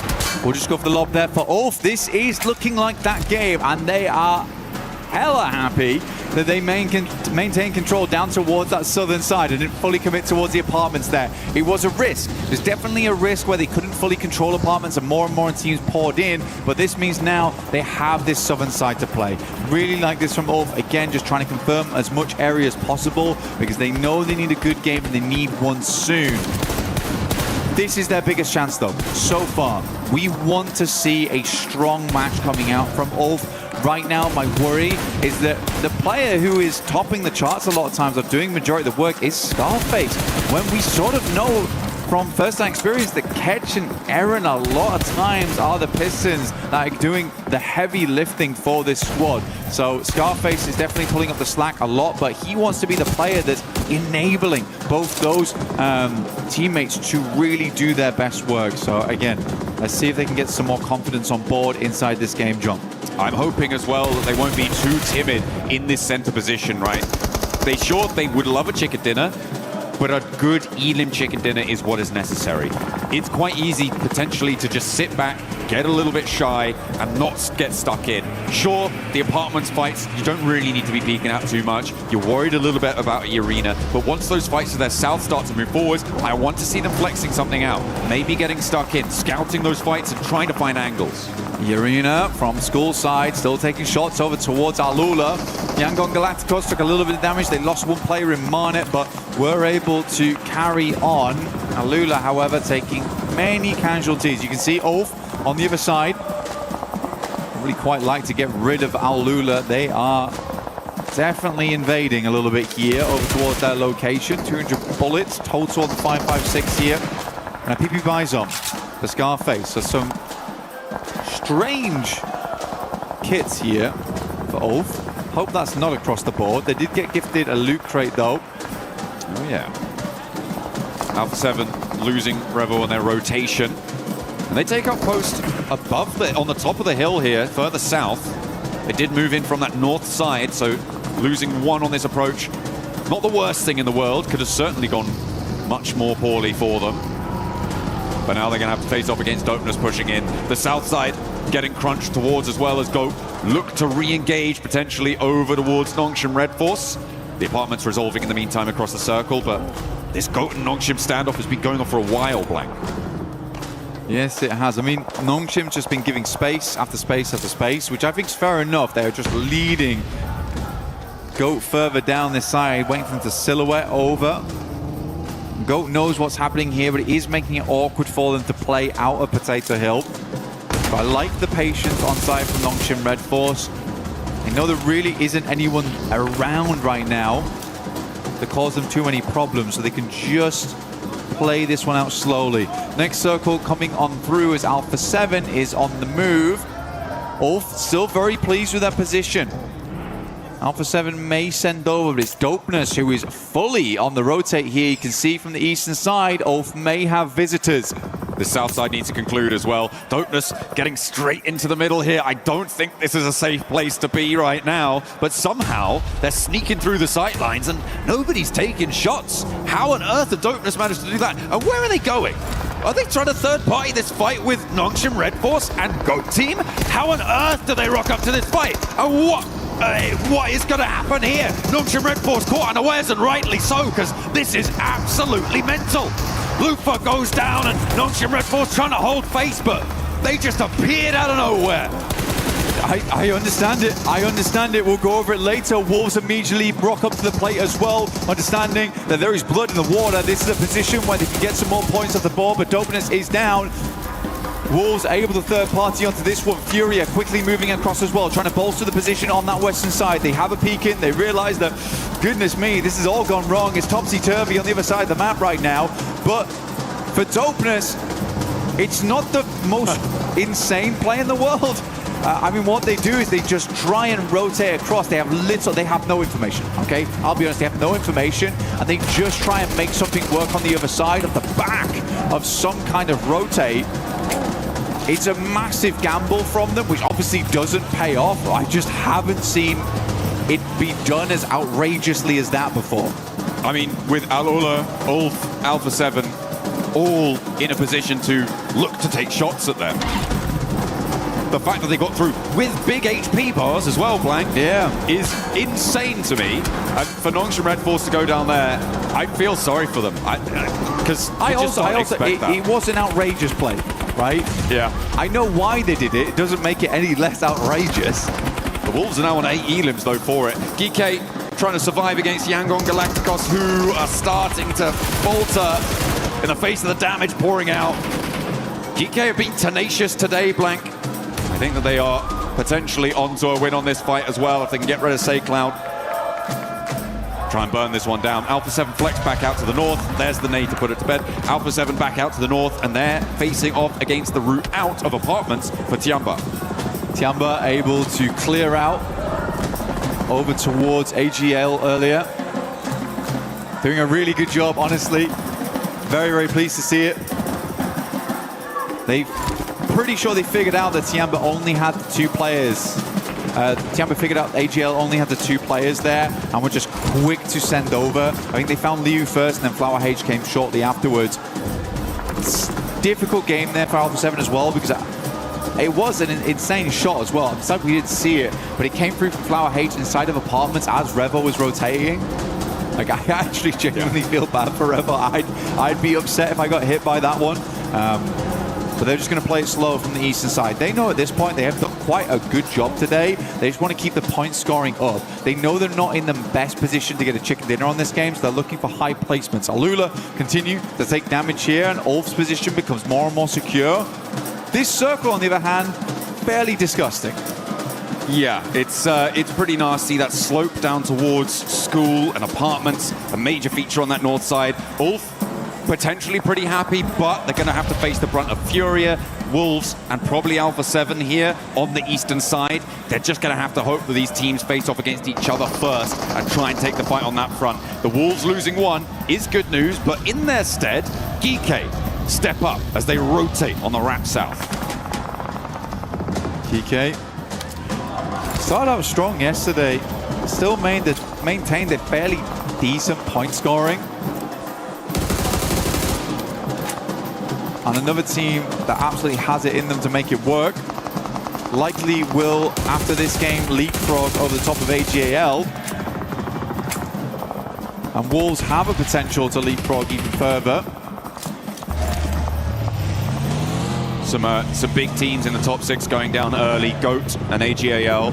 GOAT on 66, probably okay to stay in the top 6 after this one, Blank, but real nasty stuff on the south side. The Arena rolling out fast though from school. They're trying to descend on GK, but it's not going well. They don't have much more left in the tank. Here is another one of them falls, and the Arena are cut down to size. They will fall in their entirety, and GK once again prove their mettle. To be fair, Arena sort of just watched that happen to them though. I think there's a massive amount of clapback coming on. Ulf finding shots over towards the south side. Aaron picking up some good shots there. Tiamba once again hits a shot over towards Alpha 7, leaving one low, and Carrillo QZZ will finish that off. So right now, fortunately for Alpha 7, they have been sort of decimated by the Chinese squads in tandem. But it is a hard rotate for them out from that eastern side. Tiamba still looking to grab the remnants of players coming out from apartments. They control this area beautifully, perfectly. And for Tiamba, this likely will be the game that just secures their top 6 going forward. Again, it's Ulf. They are being quiet. I said I wanted to see a little bit more flex out coming through from these guys. They are holding their position. They're holding it well. And maybe given the shape of the circle, they did need to stay in, but they are now only on 2 eliminations, and they are starting to be dragged away by the rest of the rosters here. Wolves, Ulf, trying to trade off against the fights towards Furia, and that's where they start to gain momentum. Okay, 3 elims, another knock on side as well. Tiamba starting to step forwards. Let's get you up towards those double-digit elims, Ulf. Awkward result here though for Ulf at the moment. They are struggling to step up to take the shots over towards Tiamba because Ayala keeps taking some fantastic shots from upside the hill. But honestly, Ulf's doing a good job at maintaining control here. RQ moving in. A-King looking to get his boy back up again within the safety of the building. Pulls the pin. The grenade might have been good there, but puts the pin back in again. And then hits the sound cue. Aaron goes down towards a Molotov. That's bad news for Ulf. And you can't be banking an aid like that. That's not going to go in through the window. I feel like there's some panic setting in here for Enkin. I don't see him making it out of this one. In the meantime, over in the zone, Furia and Tiamba now forced to fight off against one another. A knock over towards Chief, but it's traded onto Milu. And a nade does manage to shut down the final player from RRQ in the meantime. Tiamba do not have the pressure to move forwards. They were stuck in that engagement, but Milu potential to get back up here, depending on how fast Tiamba move. Ulf starting to step over the ridgeline as Geeke take that tumble on the western side, down to 1. Geeke attempting to make that move. We got pretty much blown away by the likes of Wolves, and Wolves continue to step forward. Wolves who've had such a rough time of it this tournament, starting to step up tall here. And again, most of the times we've seen that happen, there has been much more team play at work at the moment. Yeah, they are a little bit slow at times, but at least they're getting the aggression in. And when they go for these third parties, they go for it together. That's what's been so nice to see. That disconnect between the players isn't there as much. Feels like they're not getting in their heads as much. This is really good stuff. Tiamba finally shut down here, but hit the 19-point mark, and they should be safe going forward. A top 6 fairly guaranteed for them. Last person alive for Furia. Ayala crawling his way forwards with the cover of the crate. Has to step forward, step up, and manages to dart to cover, but he's not safe yet. Still has a further distance to go. A nade over the top. Looking to launch it towards Ulf. Do they spot it? Do they dodge it? Looks good. It splits the difference. Doesn't quite do enough damage to really worry Ulf at all. And Ayala's position definitely known now. One nade on site for Solus. And Ulf are starting to feel the pressure of the blue zone. Yeah, good split from Wolves as well. With the fights they took, they were fairly certain that both the north and the southern edge on the western side are free. So they're ensuring both the high ground and the low ground aren't getting pushed on right now. They just want to squeeze the life out of these teams on the eastern side. Ulf wants to clean up as fast as they can. Alula is a problem in the future. Ayala is a problem right now. There's a Molotov, and a second one to follow it up. Ayala being corralled. Alula wants to step in and try and take some shots out this way. Catches up to the ridgeline. They should be able to spot him now. They know where that one came from. Shots. Follow the flames back to their source, and Ketch shuts it out now. Can Ulf convert, because the zone moves completely away from them, and Alula are under threat from Wolves as well. Ulf, in terms of weaponry, in terms of utility, it all looks pretty bad right now. Very, very shoddy. Some nades still available. Scarface opens up onto R3B. Now's the time to do this. Wolves haven't quite started to move out just yet. They'll see that not going through. They need to finish this fight very quickly. The rest of Wolves start to move in. That looks good. Alula goes down. No knocks on the side of Wolf just yet, and they haven't regrouped. Scarface has one grenade. It has to be huge. Over towards Batten. Looks on target. Doesn't hit though. Doesn't quite get around the trunk of the tree, but Ulf step into the zone. Ketch is flexing back out. Looking to get some information, get some scouting done. And with the crates underneath Alula, they may be able to get a little bit of resupply going, but look at the state of the armor on side for Ulf. It is not looking pretty. A 3 versus 4. And we said we wanted to see a chicken dinner come through from this squad. A nice Elim chicken dinner. If they could take all 4 down, it would be a 12 Elim chicken dinner, giving them 22 points on the match. It would be the game that they were looking for, but they may have already found it, even with this second place, to put them back in the running. It is curious right now, though, because with the players down the south side, they've practically smoked themselves entirely off. I'm imagining they're smoking the vehicles, but they have limited vision over towards Ulf for the moment. Baton and Elementrix will get pushed out by the blue in a little bit. Right now, Ulf is just playing off the back of the shacks, but they've still got vehicles to work with. Can launch them over towards a little bit of hard cover here, if needs be. But you are giving 3v2s right now. Potential to isolate those sightlines. But the smokes are starting to run thin, and the nades on side for Wolves are terrifying. With 11 eliminations already, they want to go up to 14. Ulf trying to scavenge whatever they can, picking the meat off the bones of those crates. Oh, cheeky spot, actually. Very cheeky spot to work with. Nate goes forward. Has to be good here. This has to be the opener. And there it is. Sent long and wide. There's a shot underneath. The 3 versus 2s are coming through. That's an angle taking off. He has to go for the reds now. Ulf knows that they need to get these first aid kits going through and over towards Elementrix ASAP. They know the smoke is in play. The peak probably won't come through here. Solus keeps them backed off. Make sure that they have to keep focus on that res underneath. Elementrix takes a lot of damage and Ulf is making it work. Wolves, I just think the regroup has to come through sooner. Solus is literally taking the soul out of Wolves right now. And there they go! Down go the Wolves, and Ulf claimed the chicken dinner. The 2-2 split exploited a big nade. The bottom of the barrel scraped bare, and Ulf dig deep.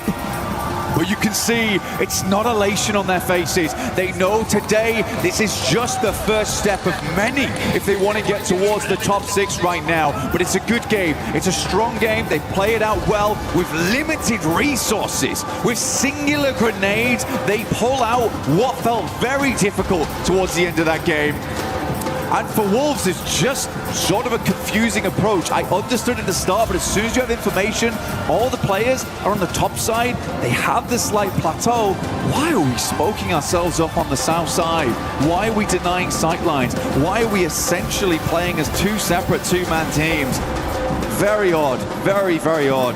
I mean, getting into nade range was the mistake in the end that cost them dearly. And they just did not have the crossfires established for themselves. The Wolves felt good for so much of that game. They really did. And then they just stopped playing as soon as Circle 8 hit. And there was plenty of time. There was actually plenty of time. If you watch this back, there's plenty of time for the Wolves to set up closer towards the center zone. And if you take that 2-man, they could have at least grabbed over towards some trees, set themselves up so they weren't open to the angles. A strange game from Wolves. Strange game. I will say that Ulf definitely had a slight advantage there because they still had the Shack in play and had a fairly fearsome position to continue to reset off the back of. But yeah, definitely curious. I mean, there was a lot more time in that game for Wolves to make further decisions, make further pushes. As Alula goes down, I think you have to be scrambling for third party that. That was your big chance there. And still a bit mad props to Ulf. They knew they had to finish out that fight with Alula instantaneously if they wanted a chance versus Wolf in the future.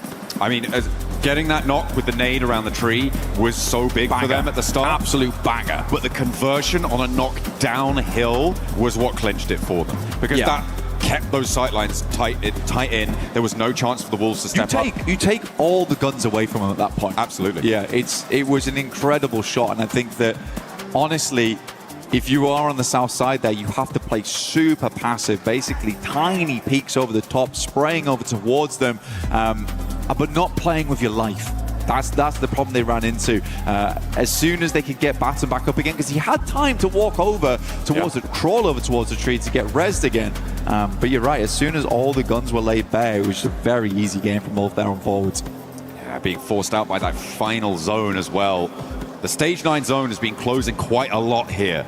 I feel like teams are really dragging it down to the wire, but we still have 3 more matches to play. We finished the first half of today. 1 more Erangel is up on the cards. Don't go anywhere. We book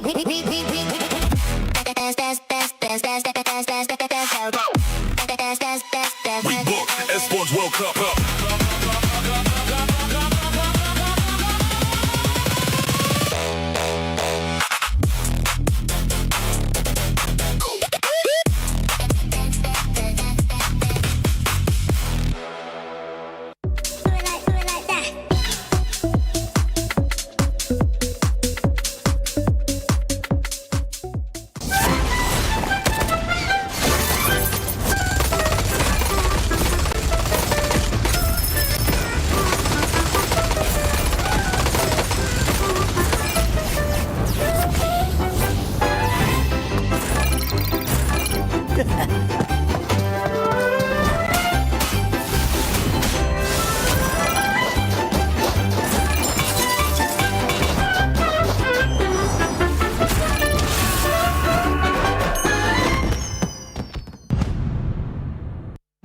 All right, so we've stopped over to the STC Arena. I've grabbed Ginny because it's time for an update on all things Week 6. Tell me what you got going on. Yes, so we have a lot of action happening this week on the STC Arena. Starting today is day 1. Very important to highlight here. 3 French teams competing. We have Vitality, as well as KC and Gentlemates. Now, every single one of these organizations fields very strong rosters in the title. Okay. From MENA side of things, however, we're also looking at Twisted Minds and Falcons, of course. A lot of heartbreak for Twisted Minds over the last couple of weeks. Sure. But hopefully, they can do it this time around. Falcons got another strong roster.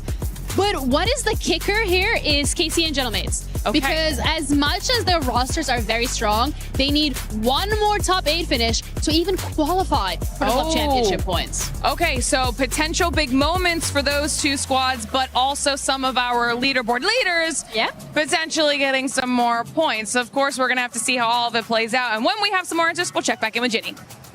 Our players are taking on a brand new challenge, Drop Hunt. Each team will be split into 2 pairs, with each pair receiving their own map. 5 locations are marked on the map and hidden in the player lounge area. At each location is a mystery envelope. The mission is simple: find them, grab them, and bring them back. But there's a catch.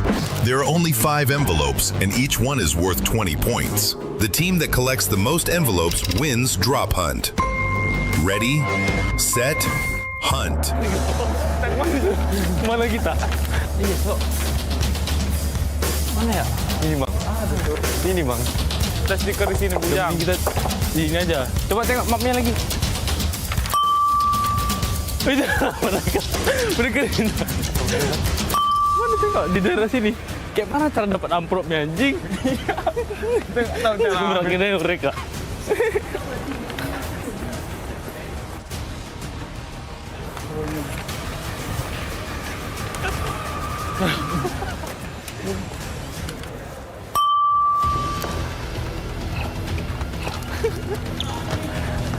Ini kah? Mana sih amplopnya? Udah diambil harus. Lihat mana? Di sini. Viewing di situ, viewing. Viewing ini nggak sih? Mau kita orang aja gitu. Iya, serangin aja mereka, ayo. Woi, Rani.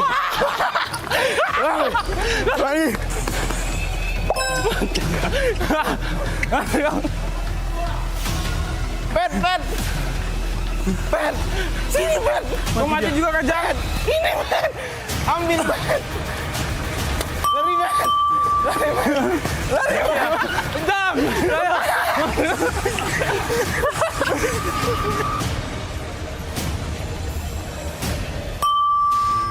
Oh, yang ini. Mana dia? Ini, Mas. Oh, tren juga, Ren. Ambil. Gini. We have 3, they have 2. We lost. Ya. Nangis dulu, jangan nangis, Yang. Yeah, let's go.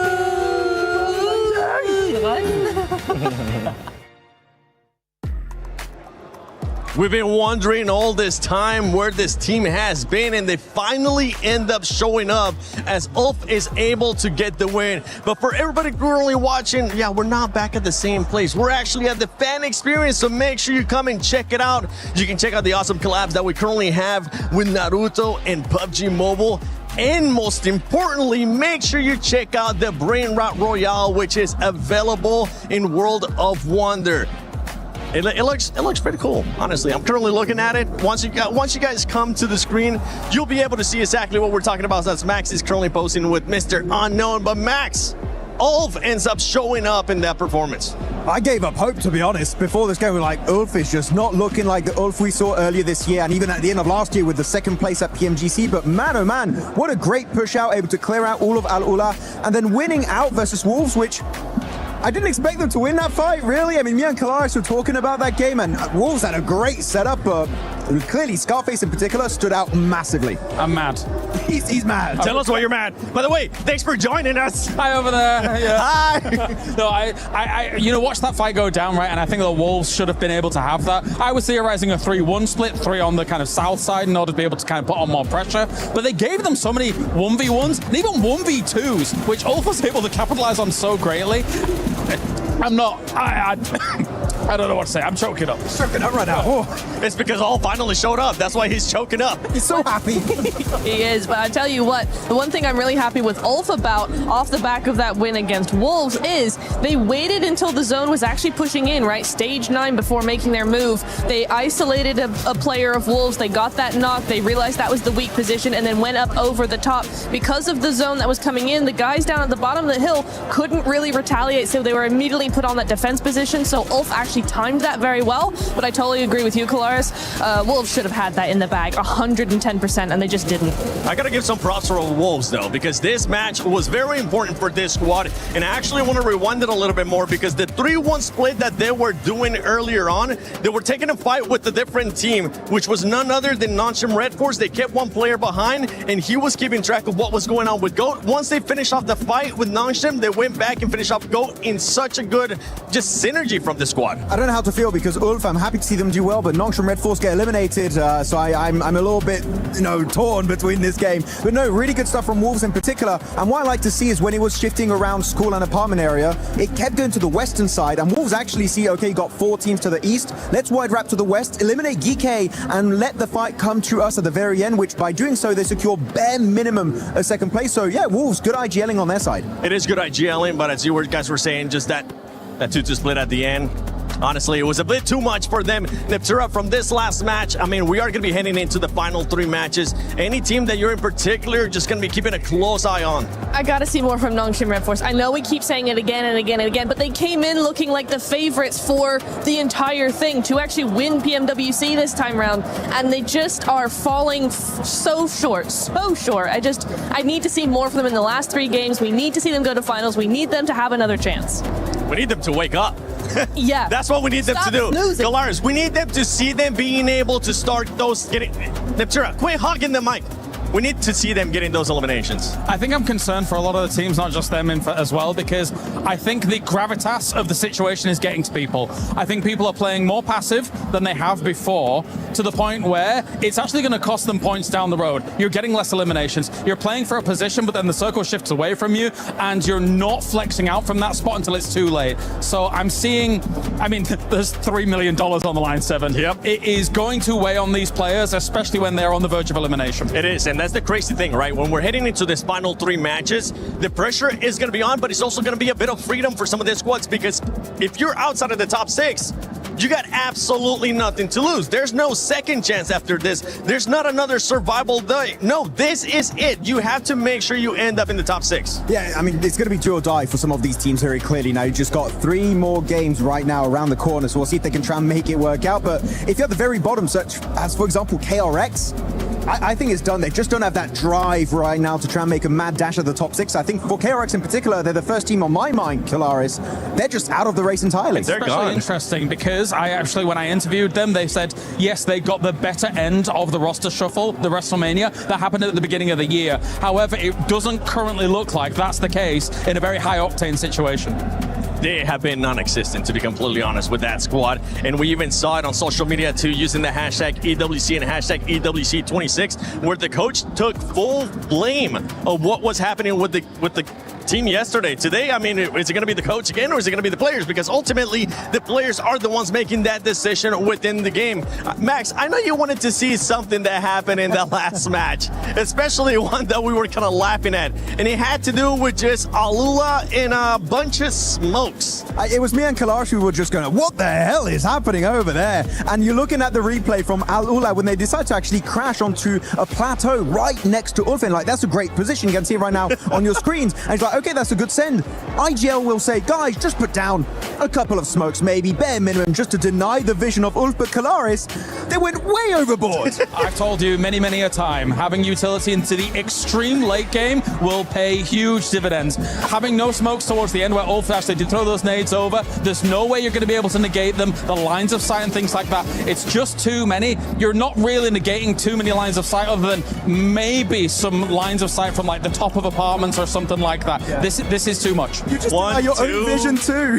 It's too many. How many is it actually? 1, 2, 3, 4, 5, 6, 7. Hey! Hey, that's a great number right there. Yay. But I want to actually take a look at the overall because I want to see what the picture's currently looking like. We have seen so many shifts within that top 6, especially going into the next 3 matches, the final matches in Natura. Those squads that are currently in contention for that top 6, that are currently outside, need to make sure that they play flawlessly. I mean, we know it's what, 2, 3, 5 points difference between so many of these teams. The gap is non-existent, and when you're looking at only 3 matches left, 1 more Erangel, even if you want to make it even more pressurized, right? We've only got 1 more Erangel before going to Miramar. That Miramars are notorious for being super difficult. And if you're looking at the overalls here, what do we have? Wolves at 64, GK at 60, Ulf at 58. Ulf making perhaps a late comeback, but it's still close enough to be able to make that top 6. Max is so close, second place all the way down to 8th. We currently can't see 9 in the rest, but they're only separated by just 10 points. I mean, right now, my speculated entry point to the top 6 is going to be about 80 points at the end of the day, maybe 85 if we do go on the higher echelon. So right now,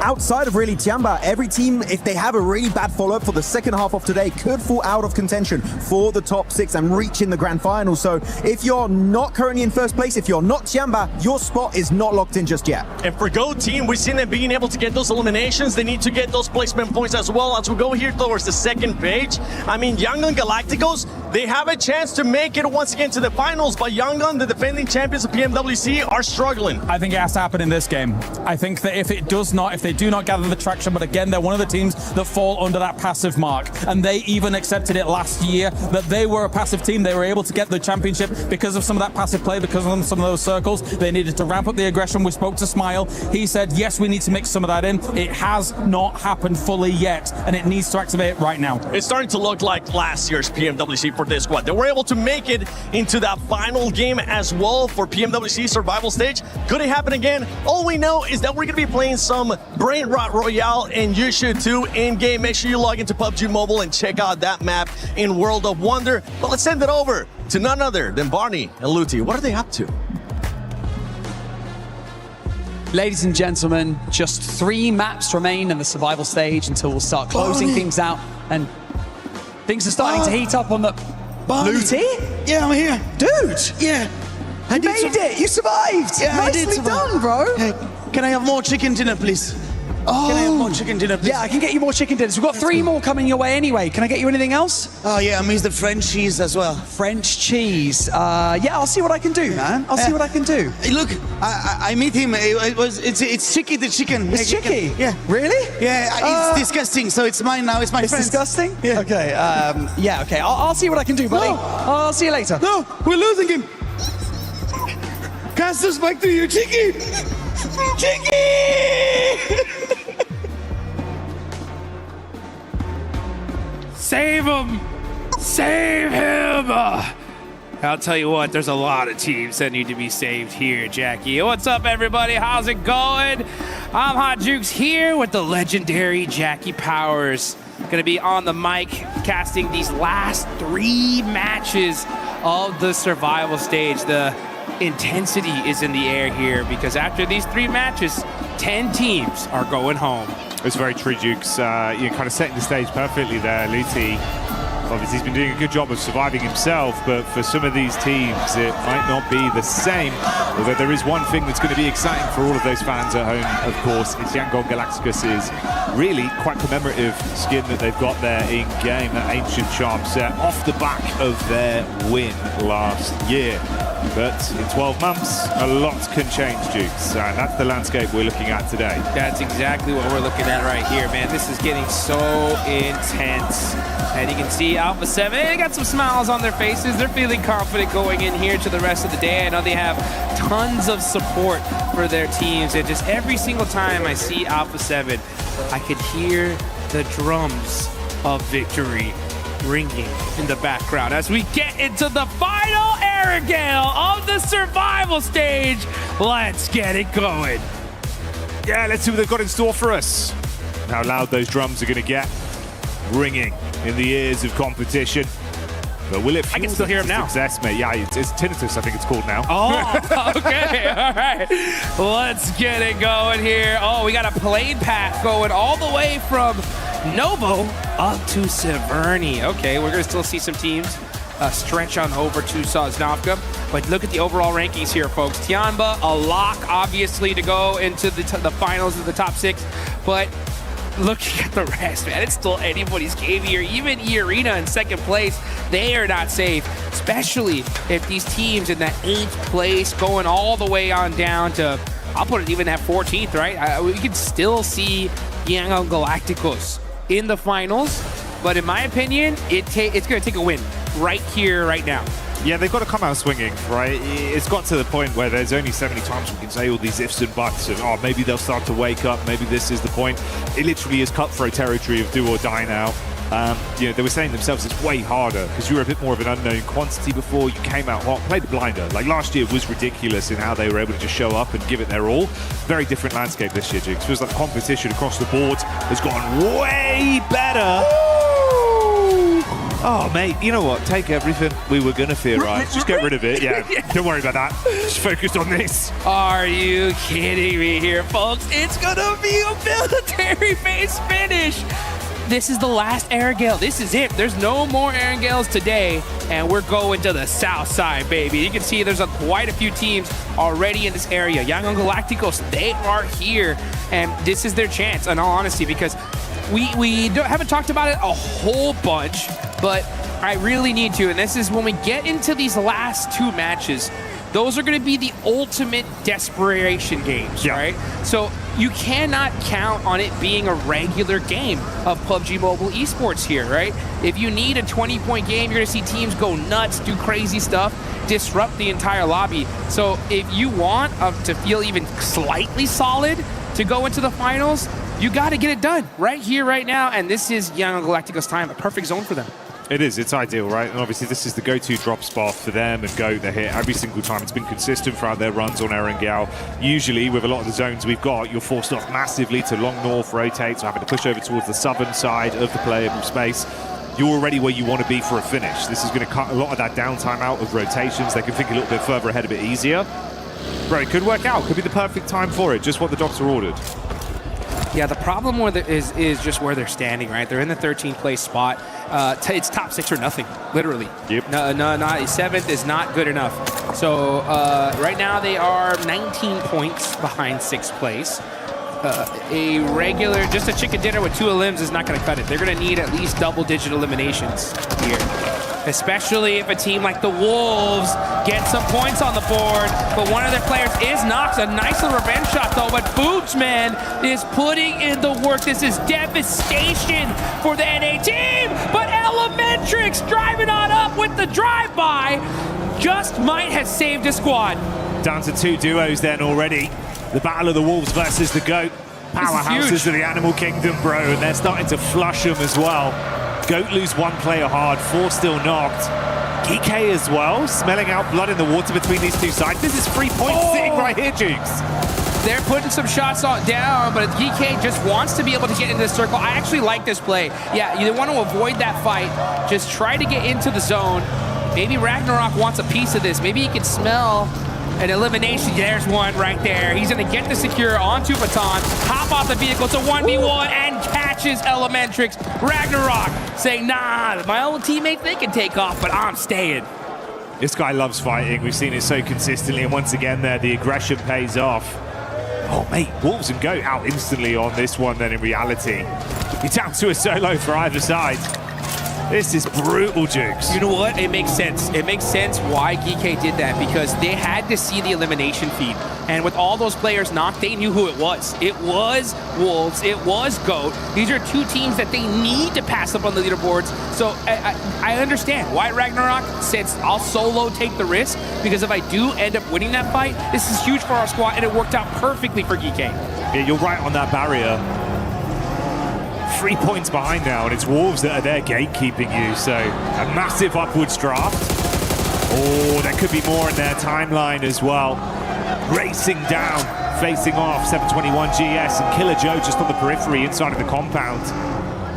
Going to get themselves into a better situation to get a bit of looting done, play slightly safer off the back of what will be a big opener. What a crazy start to this game. GK really coming out on top there. 3 eliminations, destroying both the Wolves and GOAT. For a second, I thought the Wolves were going to get away with that. But no, Ragnarok risked it for the biscuit. And I mean, it's little risks and plays like that could be the difference, right? From going home or going into the finals. So a huge, huge play for Geeky. Cannot state it enough.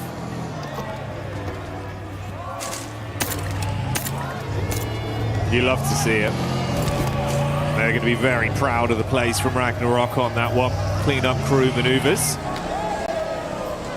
We're starting to get a bit of that speed back as well. With Wolves finally coming alive, this is going to be a head and hands moment for both of those squads, knowing you just got to kind of wrap this one out now. Have to play really timid and just think about a long con, see if there's any way you can squeeze points out of it so it's not just a dud game. There's Wolf right there, heading towards Ferry Pier. Going to be looking for a boat here. They found the hovercraft. All right, so that's going to be huge for them to head across the water and into military nice and safely. See if they can avoid some of these other teams that may have some similar ideas. Dopeness is right there on the bridge, right next to them. But it looks like they're not even looking in this direction. So very fortunate for Ulf to get here safely. Another team that's going to make that boat Tate is going to be E-Arena. They're heading on over to Primorsk, trying to hunt down one of those aquatic vehicles. And as far as, I think there's a few other teams as well that need to be making this rotated here late. Yeah, you got to get that push down from the northern side for Alula. Tiamba as well, still the top dogs in the lobby right now to be top of the totem. And then a later wrap in towards the southern side as well for Alpha 7, with potentially a late passing over the bridge, depending on where this shifts for them and E-Arena. You see their POV on screen now. Here they come, man. 68 points on the board. Again, this is still a tight race here. Fudia's driving that serpentine left and right, trying to get away from Young Galactico. Silence is forced out of his vehicle, abandoning it on the bridge for now. And that's going to be Igor right next to him. Ayala may try to put some suppressive fire here. Silence playing it pretty darn silent here. He's got the buggy, so he can actually drive underneath the railings and get out of here. But instead, he's going all the way on down. All right, so he does end up getting there nice and safe. Good rotation for Fudia. And they make it safely into military base. And you can see just how fast these teams are rotating here in this last Erangel. They know how important it is. They are not wasting any time.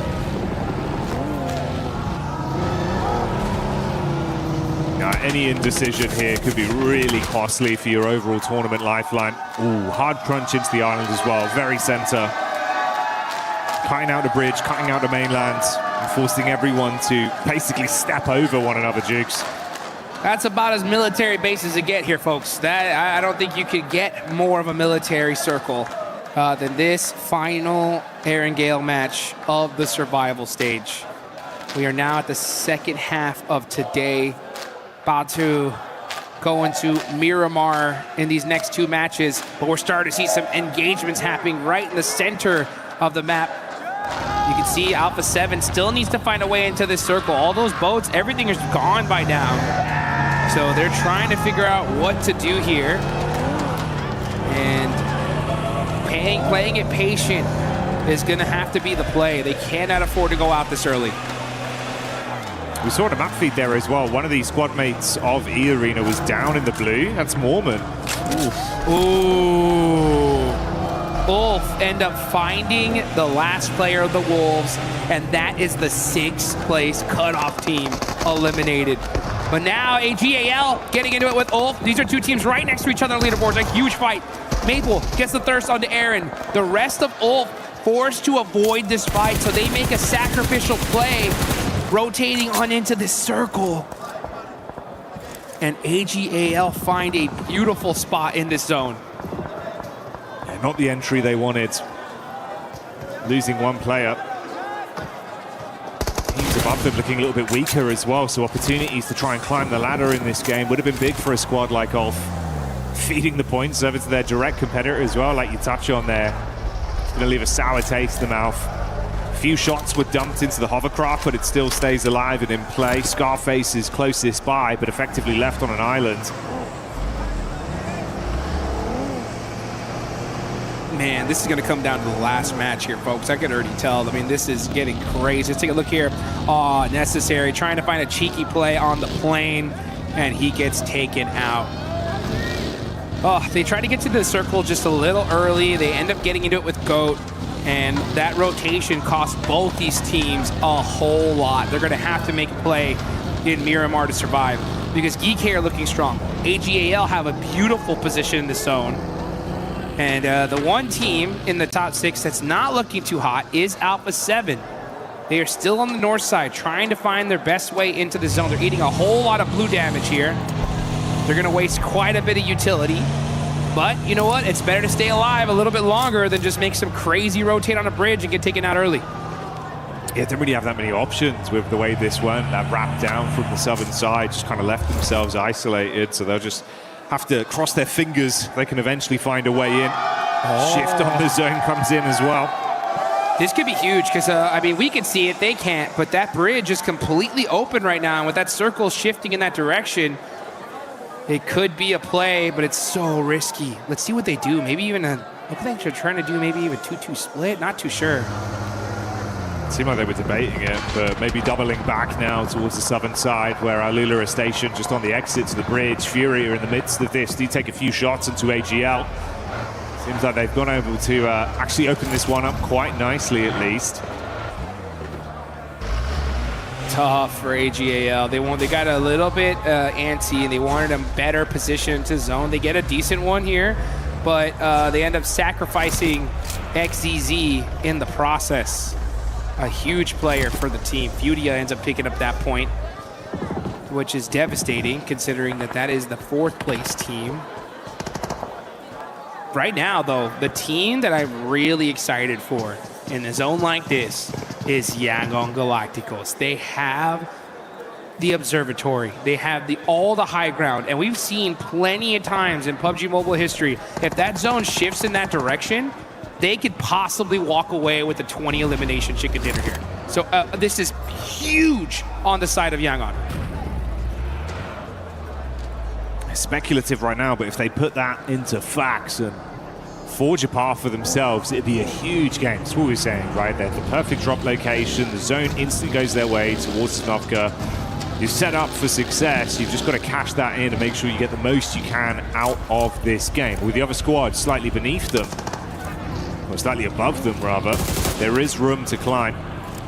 The arena going down to 3 players quite early with Mormon falling inside of the blues. He was trying to swim round to get onto the island. The rest of the squad went for the wide rotate the whole way down.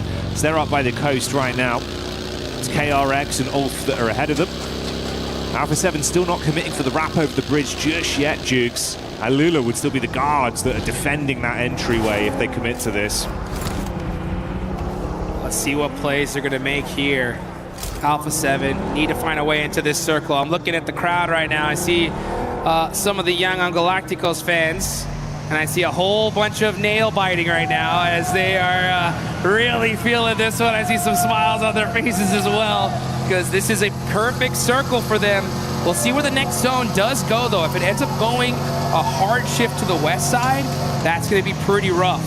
But we'll see for now as Alpha 7 roaring into this next circle, trying to find a safe position. Their fans are excited, and dead silence in the arena here. One of the few times it's been quiet from that side. Ooh, crunch in center as well. Set up around Nonshin towards the middle. Yangon still in play from the ridge they've got here. And Alpha 7 following the roadside around with Tiamba guarding towards the top there. Burning a whole bunch of utility. This is stage 4. The blue zone definitely starts to chunk you down here. So Alpha 7 are going to have to wrap in here pretty quickly. The north side is pretty open, so they might have a good rotation on in. They do end up holding this building for now, and it is wide open. Very, very fortunate. But now we're starting to see Yangon get put in some work. Revo ends up catching Alula, though. Here we go. The fight is starting to ring out. Obscure trying to save his teammate Guizal, looking for some angles here to buy his squad some time. Got to get him back up. Shots are coming down though, and Obscure's getting peppered, mate. He can't commit to it easily. They've got limited cover here. Throws out a smoke to see if he can actually save his mate. Quick has the nade primed and dashes that one down. If it's on target, it could be lethal. Alpha 7 is just trying to get this reset here. They don't want any more of this fight for now. Rebel does get picked up. He still has his vehicle in play, and they do end up getting the recovery. So a perfect play on the side of Alpha 7. Now they're going to start realizing that, hey, maybe one of these players is a little bit too isolated. They kind of drive up just a little bit just to kind of scare him away. But this is the perfect play for Alpha 7. All they wanted to do was get into the zone safely. They have the gun skill to make anything happen regardless of where the circle is. But to get here with all four was the challenge, and just so fortunate they're able to do so.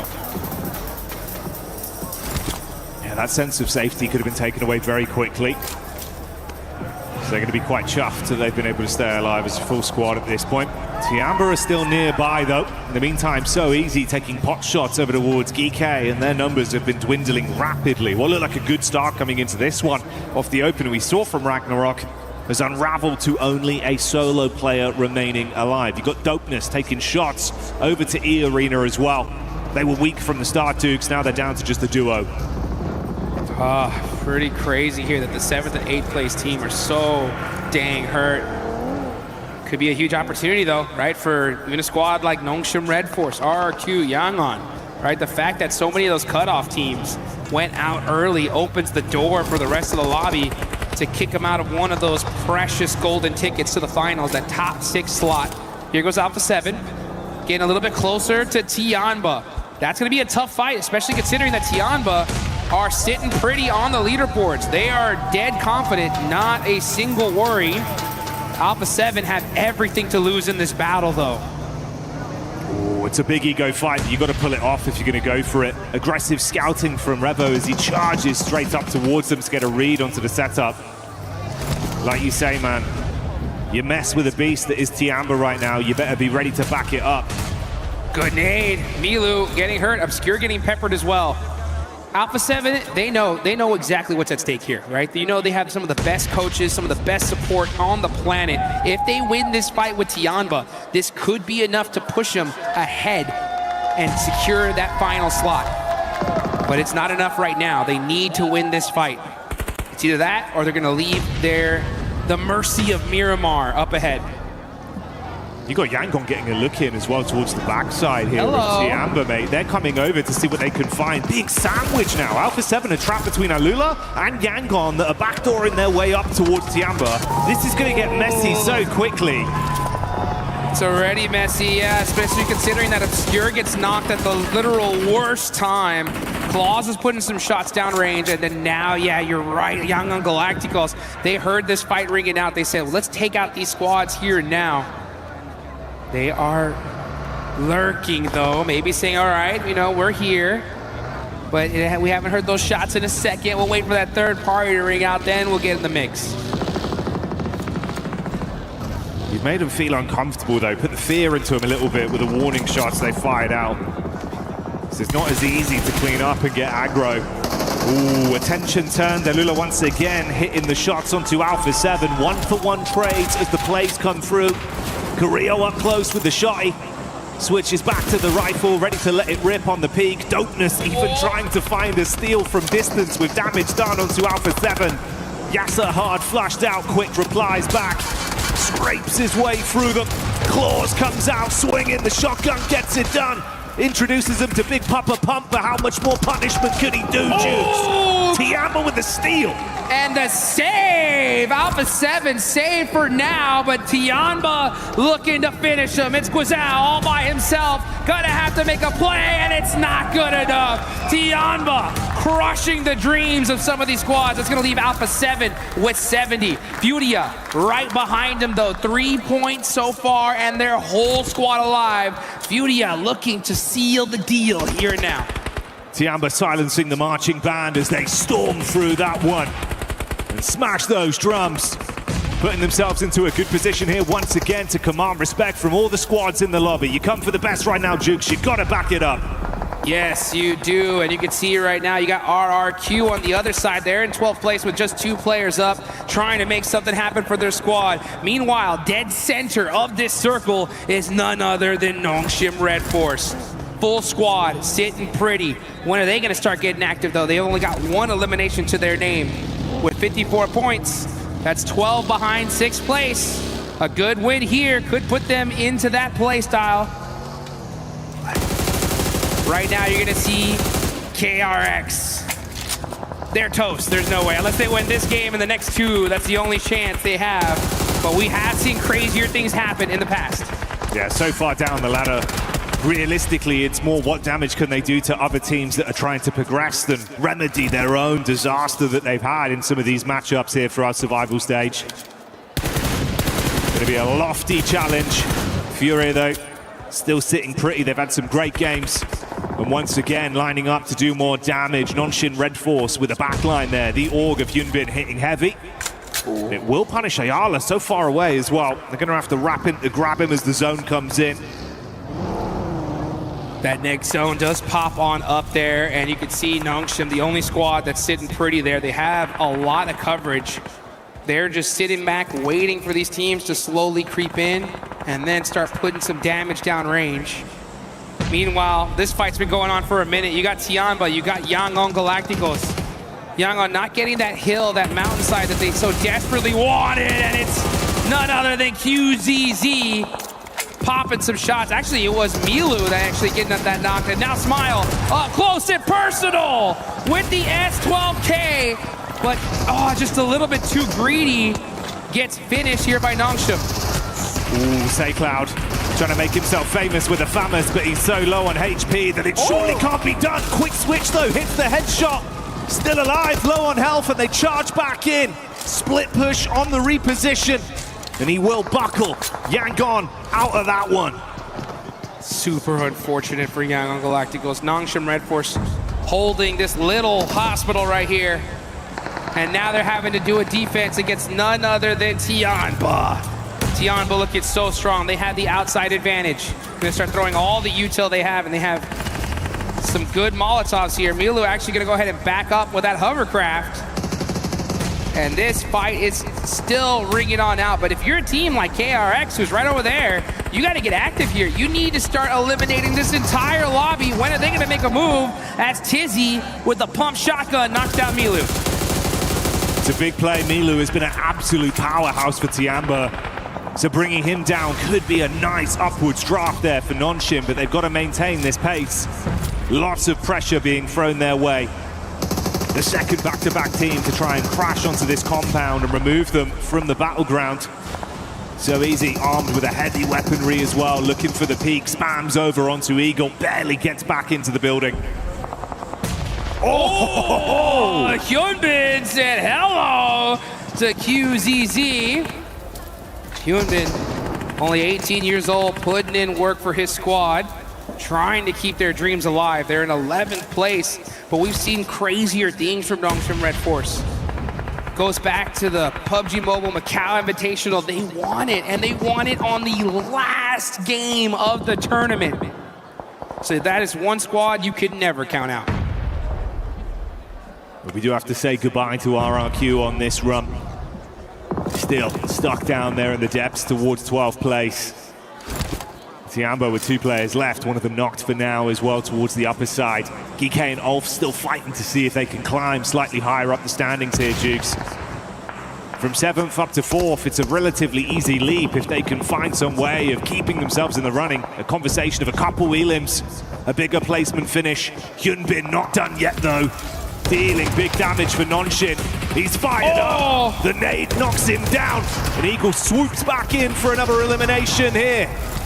But super fortunate for Nongshim Red Force. They take out Tianba, and they are making this happen. So many teams in the top 6 already out. Beautia, I believe the only squad still left there. That's a huge opportunity for Nongshim Red Force to catch up, and that is EK eliminated. Saw the one chance, man, where he's thinking, fingers crossed, if I can somehow get 2 elims off the back of this. Would have been walking away with something nice rather than leaving with nothing on that one. They got those 3 elims at the start when they took on GOAT. That was Ragnarok that made the play, but that's all they get here. Brutal. Just 1 point shy of that 6th place position. That's where they're going to end up for now. But Nongshim Red Force are so hungry. They are looking so good in this match. This is the game to put them in the show here at the last second. Hoxie gets a knock onto Chief. KRX, surprised this team is being so passive. I mean, yeah, you're at the bottom of the leaderboards, but if you even want the chance, you need to take out this whole lobby. You got to get crazy aggressive. You have some high ground. What is it going to take for KRX to finally wake up and get aggressive here? The passive play just won't cut it. Wow. Nade back over as well. Furia eating the shrapnel from that one, and it's an easy takedown with the follow-up from Mahan. So Furia do lose 1 player, but they instantly get revenge with quick shots back onto Malik. No crime goes unpunished in this lobby right now, Jukes. This is an important game for Furia. Yeah, they're in 2nd place right here. They got 8 eliminations, but they understand that we need a strong game, so strong that we don't even got to worry about Miramar. And they are doing that here. So they are playing as though their tournament life is on the line, and they are looking good. 3 players up. The zone is starting to close. They're going to have to find a way into this circle, but they are looking rock solid here. Yeah, Furia definitely releasing the beast, man. They want to go all the way to the finals. Huge plays that we've seen from them in the survival stage. Like you say, dude, it's fine margins between the squads beneath them. It's a game like this, 8 elims, seeing yourself rise up, getting into a better spot, leaving the other squads beneath you further down. They've just got to stick to this business, not let it slip. Painful scenes for Ulf as well. Could have been a different story on this one, Jukes, but it's just 1 man left, Solus, cowering behind the monster truck, thinking about a timeline where he can steal away a couple more points somehow, some way. Well, he's definitely going to get some placement points, and we're at that. We're so close on the leaderboards that I have a strong feeling that there's going to be a team going home by just 1 singular point. So Solus staying up for his squad here could be the difference maker. Let's just see how long he can hang on. Furia are outside of the zone. They have a vehicle there. Now they're going to hop into it, but this is going to be a death push. They have no room to move here. They're going to be going wide out in the open. And you can see Nongshim Red Force waiting for it. The whole lobby is staring at this, and the shots are ringing out. They try to sneak through the gate. It's just silence. Look like he's going to be able to get away for now, and no! Furia just couldn't make the rotate. Pandemonium trying to get through that small gap in the fence. KRX stealing points where possible, as Nongshim also have their eyes lit up on the pipeline of Furia here. Very similar narrative for those 2 teams. It's just the Furia at least have the safety net of knowing they're currently within those upper ranks, above the top 6. For Nongshim, you want to keep grinding this one out. Guarantee yourself enough points to be above that threshold. QXCZ, there goes Furia. So that is it. Top 6 teams all out.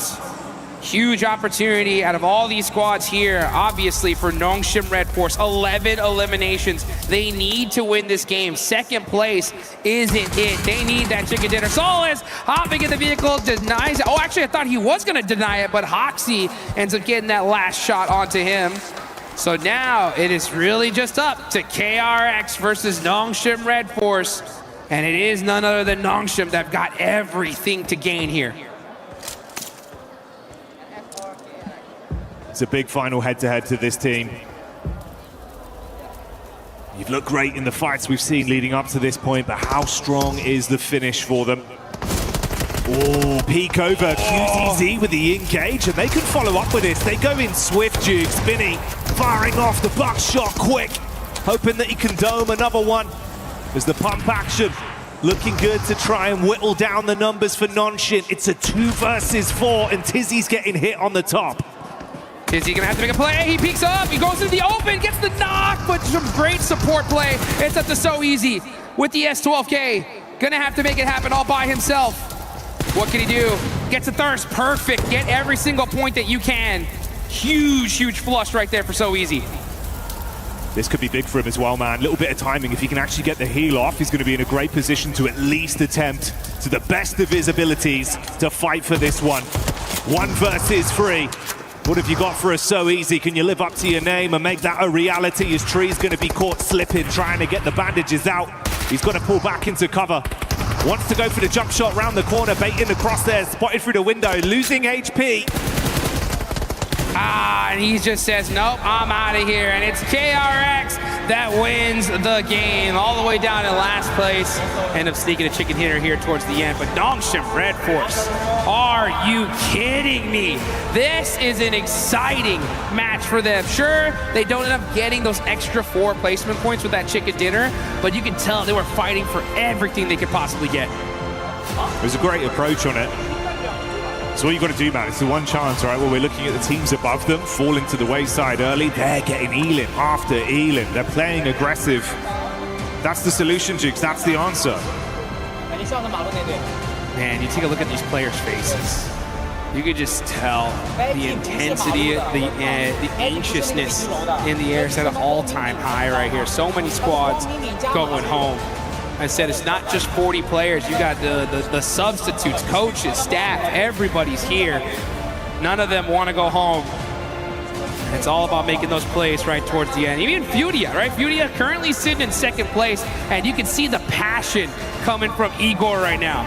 He wants to make sure that these guys are doing everything they possibly can to win. And let's listen in to this victory from KRX. 이거 우선 기어갔다. 동현아 왼쪽으로 벌려도 돼. 왼쪽. 온다 동현 쪽. 왼쪽 1평 좋다. 집안에 집안. 한대 더. 과감하게 나이스.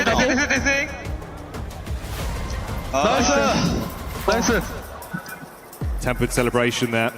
They know there's still a lot to be done, but that's a good start. Obviously, this is where you really need to keep this going with huge game after game if they want to be within that conversation. Towards the upper echelons, it's only fine margins of the points, but it's so far down, Jukes. It's going to be really hard to carry this on. Yeah, I would have liked to see them just kind of go a little crazier, a little bit more wild, right? Because that's what we need to see, right? We need to see a wild chicken dinner, crazy eliminations. But maybe that was the one, right? Maybe that was the one to kind of really give them a little bit of confidence. They literally need to win the next 2 with double-digit eliminations if they want any chance. Now, anything less than that ain't going to cut it. So you still got to give it up for them, right? I mean, the South Korean team, we know what they can do. Is just they've waited till the last second. That's why we're so doubtful. Yeah, might have come a little bit too late. But hey, a win's a win. They're still going to be proud of themselves on that one. They were taking some decent fights as well.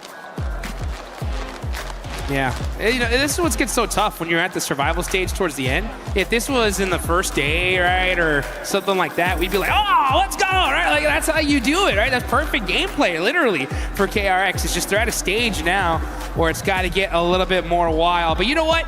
I want to hear from Geek and Cal Aris. Let's go ahead and take it on down to the stage and hear what they got to say.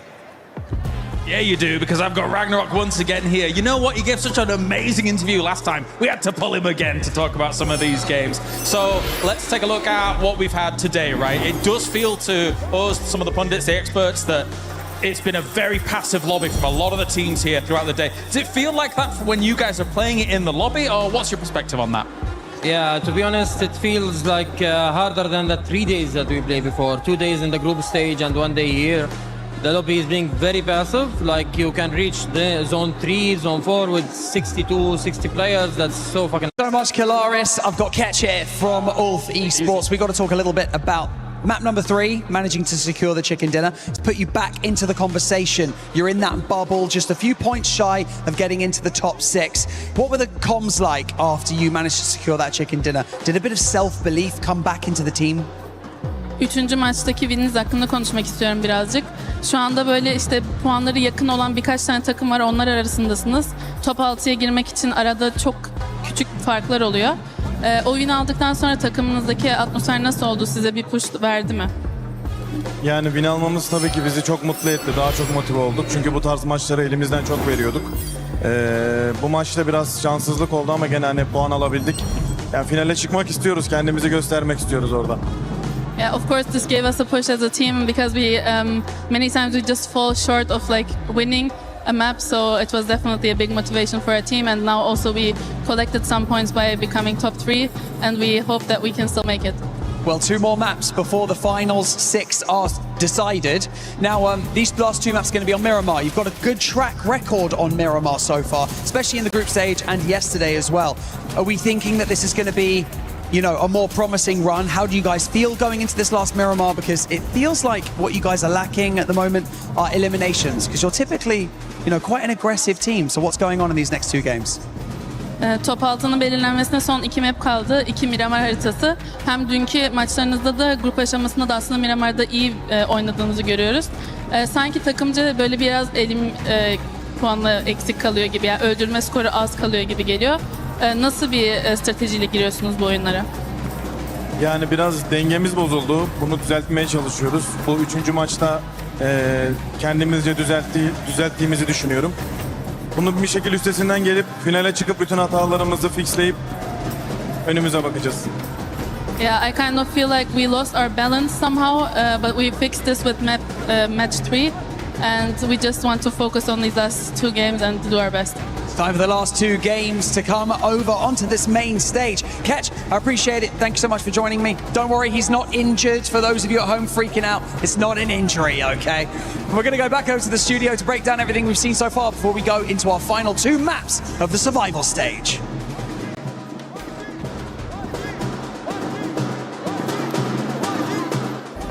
Play is in our DNA. Whenever we let it out, it becomes our superpower. Now imagine an entire city being built to supercharge it. Kadir City, powered by Play.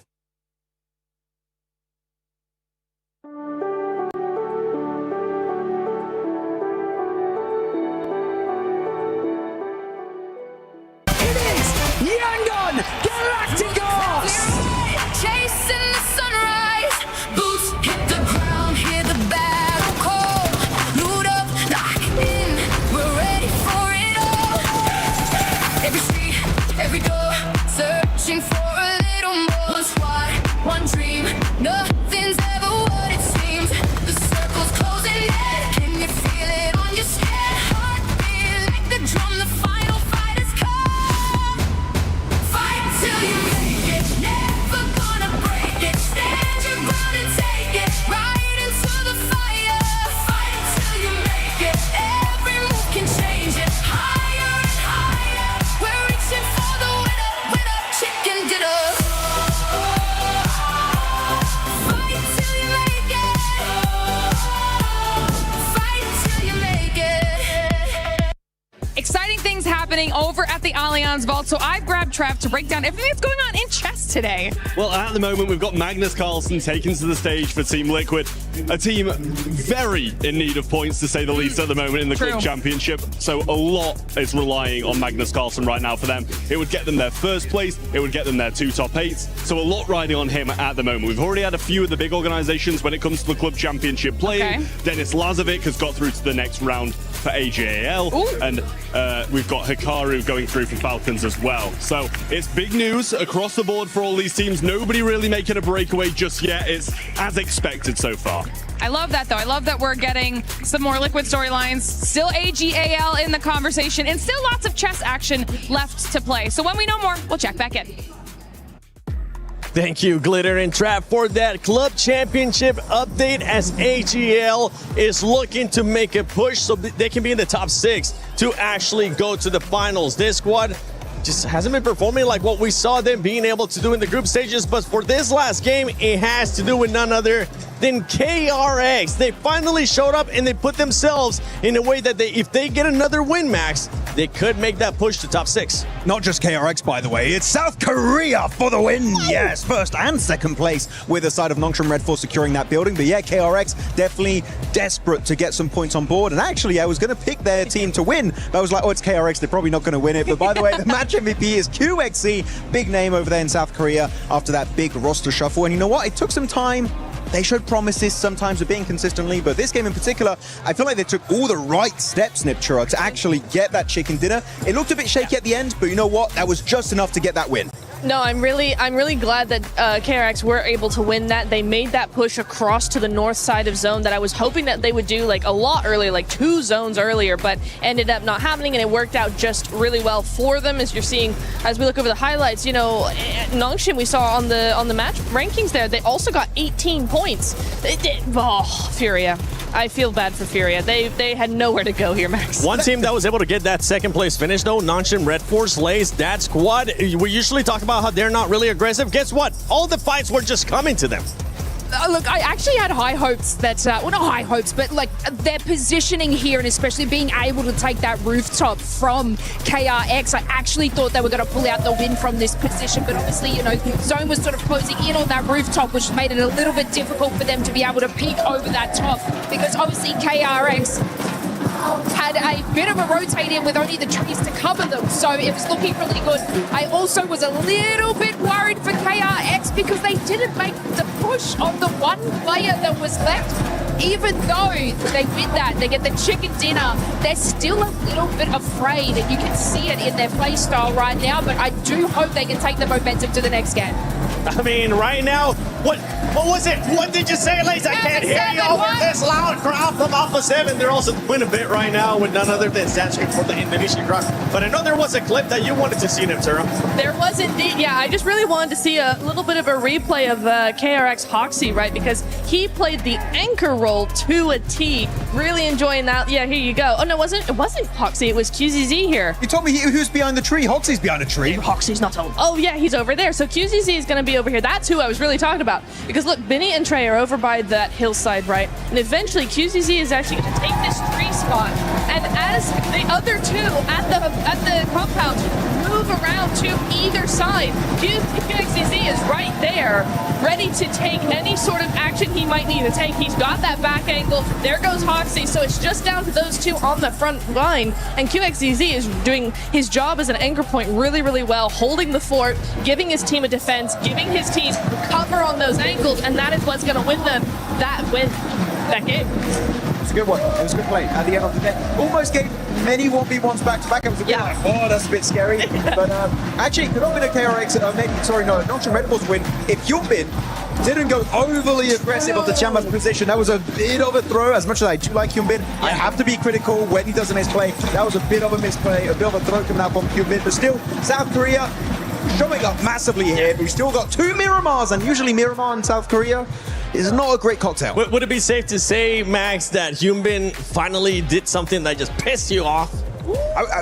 That's a bit of a stretch, but I was a bit like, very bad, Hyunbin. No, I didn't like that. All right, come down there, One Island. But let's take a look at the overall to see what it's currently looking like with the top 6 teams and how close everything currently is. We started at the beginning of the day, a lot of teams being just separated by 14 points. Right now, Tiamba, they are confirmed to go to the finals. They're not going to be stopping. Furia with that last game as well were able to do so well. But if we're looking at the other teams, I mean, 6th place right now to 8th place. Lays only separated by 2 points. Yeah, I want to sort of have a little touch on GK Esports. I mean, they were turning up the heat in that previous game, especially against GOAT, stopping a rotation over on the bridge and finding such a huge position so early into military base.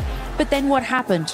It was kind of just like they couldn't hold on to that spot. They had such an opportunity with 3 eliminations heading on into that rotation, and Alpha 7 and all these teams above them dropping like flies. It was going to be their game. And obviously, you know, we heard it there in the interview.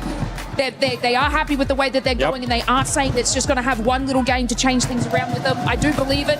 I do believe that it should have been that game, though. And by the way, I'm looking at GOAT right now. GOAT is just the biggest outlier for me because of the amount of eliminations, the thing that we've been talking about this team. Outside of the win that they have had, they've only gotten 4 placement points. Look, Hyunbin didn't piss me off, but GOAT is. Okay, that's for sure, because they got 14 placement points. They got 1 chicken dinner at the start of the day, right, on Rondo, which was a very impressive Rondo. I loved it. It was so nice outside of Danqing. And after that, nothing. And I am so sad because right now they just keep slipping. They might find themselves actually on this second page very soon. They're right now still a lot of big names. Ulf, All Gamers, RQ, Yangon, all those guys need to show up. 2 games, man, 2 games before we know which will be out of 16 teams headed into the finals. Yeah, and for KRX, I said it earlier, casters were saying it too. If they want to get a chance at even contending for the top 6, they need to make sure they get a win here in this next game. If not, they're going to be fully out. So let's send it over to Kalaris, which I believe he is with none other than Juan Allen. All right, drag him on in here. Come on, let's talk about everything that has been going on, because we have got ourselves an interesting situation for Korea as a whole. From my perspective, I was mentioning on a desk before that it feels like the lobby is being quite passive here at the moment, but this is an interesting thing that plays into our Korean teams. I think they're very good at exploiting teams when they're overly aggressive against them, and now we've been able to see a little bit of that here from Nongshim Red Force to be able to kind of put that to bed. Well, Nongshim have had so many good games on military circles, picking up a host of chicken dinners across it, right? So it's certainly these scenarios which is forcing this frankly stagnant lobby sometimes to jump into those more aggressive situations that is going to push them into a position to be able to exploit those exact weaknesses that you were highlighting there. So I think, yeah, right on the money with that one. Maybe they're going to be given more opportunities as people get more desperate. Understandable. It bears repeating, though, that it is very understandable that these teams are all being a bit slower about it. $3 million on the line with only these last few games remaining here, John. Is there anyone that you're looking at? Obviously, KRX is, if they get themselves that win, but they're still in last place. They still need big performances. Absolutely. I mean, yeah, it would be great if KRX could make it in terms of a rags to riches story. Yeah. I don't see it happening. I'm still looking at Ulf because this is a team that needs to prove themselves, and I'm desperate for them to jump up in towards those top 6 and maybe just about squeak in around the corner for a place amongst the top 6. The middle pack's still unbelievably thick, dense here for our last day of survival stage. And again, if this passivity continues on, I am concerned for some of the teams. It means that all of our eliminations are going to be spread out across the majority of those teams in the middle pack, and from there we could even get a tied situation for 6th place. Absolutely. I mean, chicken dinners will come down to it as well. That first tiebreaker, really important to be able to get those under the belt. People are starting to feel the pressure. The audience is starting to try and alleviate that, but I don't know if it's just adding to it for so many of our teams. The noise has got to feel intimidating, but I see some smiles here and there around the arena, and we're hoping that they can take that pressure and convert it into diamonds. Yeah, not only is it the Alpha 7 fans, but it's also the Furia fans on over here as well. They are loud and proud. Everybody is really coming out in full force here for their teams to try and get themselves a top 6 finish, and it is going to be very, very close. The only one that I truly in my mind can guarantee is the fact that Tiamba has looked unbelievably impressive here throughout the survival. Yeah, absolutely. They have been far and away the best performing team, certainly on the first day. They've now gotten enough probably to see themselves safe, but there's only one way we're going to find out who's going to join them. Kalaris, let's head over to the casters to take us into Miramar. Thank you, John. Thank you, James. And thank you, Paris. You've been amazing so far today. Keeping the energy here for the survival stage. Building and building. We've had Alpha 7 find their way into a fairly comfortable position, looking better and better with the energy that's been coming out from their side of the audience. Furia as well. A similar storyline. Everyone's screaming, pouring their hearts out for them. But there are 2 former champions fighting to stay alive in the competition. The other is a current reigning champion in Yangon Galacticos that had so much more to do. For the Yangon fans in the house, let's give them some energy! Let's get it going. The crowd is excited. They are hyped. They know what's at stake as we get into the sandy desert of Miramar. 10 teams going home after these next 2 matches. And I've said this before, Jackie, and it's kind of wild after talking to some of these players and, just getting a little bit of their viewpoints of just how insane of a blessing it is to be here in Paris, France. Experiencing the culture, the love that these players get shown. I'm telling you, everybody out there that's watching, if you're a PUBG Mobile fan, a gaming fan in general, to be able to make it to the Esports World Cup has got to be a dream of a lifetime. I mean, the way that you get to get taken care of here, the food, every game imaginable. I mean, these guys have barbers, massage therapists on stage for these players. It's insane. And I talked to some of these guys and they're just like, hey, you know what? Man, my hotel is booked up to the last day of survival stage. They say we win, we move on to the top 6, they'll extend it, right? If not, boom, pack your bags, we're going home the next day. So It's time to put every single thing on the line here. Make it happen for your squad. And there's only one way to do that here, Jackie. You know what that is? To show up and give it your damn best, Jukes. You got to bring it and get those chicken dinners. Everything is earned, nothing is granted, and when the battle rages on here with the survival stage, we get into our final 2 games. Our opener on Miramar begins here. We get our circle towards the northern side, and we'll see if there's any more surprises in store. Oh boy, here we go. Looking at some of the drops, so far, so good. No kind of crazy hot drops, no shenanigans here. We see Geeky stopping by to get some tacos in that gas station. Gonna be needed to fuel up for the road here, as these guys still have a long one to cross. I mean, yeah, 8th place to 6th, only a 2-point gap for the side of Geeky. But that is the difference in points for now. Man, gotta give some massive love to Nongshim Red Force, right? They were so down on the leaderboards. I think they were like 12th place, somewhere around there. And just like that, in one game, all the way up to 3rd. And that is how close this thing is. We can see the same thing happen now for AGAL, RRQ. I mean, even our defending champs, Young Galacticos, right? They're still within that range. And it is absolutely possible for them to make that run. But they got to make it happen now. And speaking of now, why don't you guys go hop in the game while these guys get looted and go ahead and get that Ninetales Fury AUG. The Uzumaki Naruto event is still happening, guys. One of the most phenomenal events in PUBG Mobile history. Go in the game and get that now, because woo, this thing's about to heat up in just a couple minutes. It will indeed. You're going to want a weapon that can match the level of excitement we got going on here. Live from EWC 26 at PMWC. Remember the name? Get your friends online right now, Jigs. If they haven't sent everyone the link, even the family dog, get them sat down, get them watching, because the games have been delivering. You're doing the esport a disservice, Jigs. You've got to be here right now. You're missing out. Missing out big time. I mean, look how close this leaderboard is. And you can see the look on these players' faces. You got the Killer Joe player cam down there. Just straight locked in. Alpha 7 are going to go ahead and get their El Pozo drop location, so they're going to be looted up to perfection here towards the end of the game. We love to be able to see that from them. They're currently sitting in 4th place, but not comfortable just yet. You know, if they go out early, 3-4 teams below them get a decent game, and they're stuck having to deal with everything on the last match of the day. And one thing that we haven't talked about, Jackie, that we got to bring up now. What's Tianba gonna do? Okay, they're safe. Yeah, they're making it to the finals. When you're that safe, you know what you can do? You can get risky, Jigs. You get mighty risky. You can look down those leaderboards and say, "Hey, who stole that last croissant at lunch?" Ooh. Saying, who do I not want to see in the finals? Yeah, who would I prefer to avoid not being in my lobby? When I come out swinging, we were surprised they even had to be in this position, right? A team that looks absolutely terrifying when they're playing their A-game PUBG Mobile. They come out survival stage, reinvigorated and delivering. If they go into finals, they want to do it on their terms, so you're damn right. Who are they going to take the heat to? Will they get aggro and try and kneecap some teams along the way? I hope so.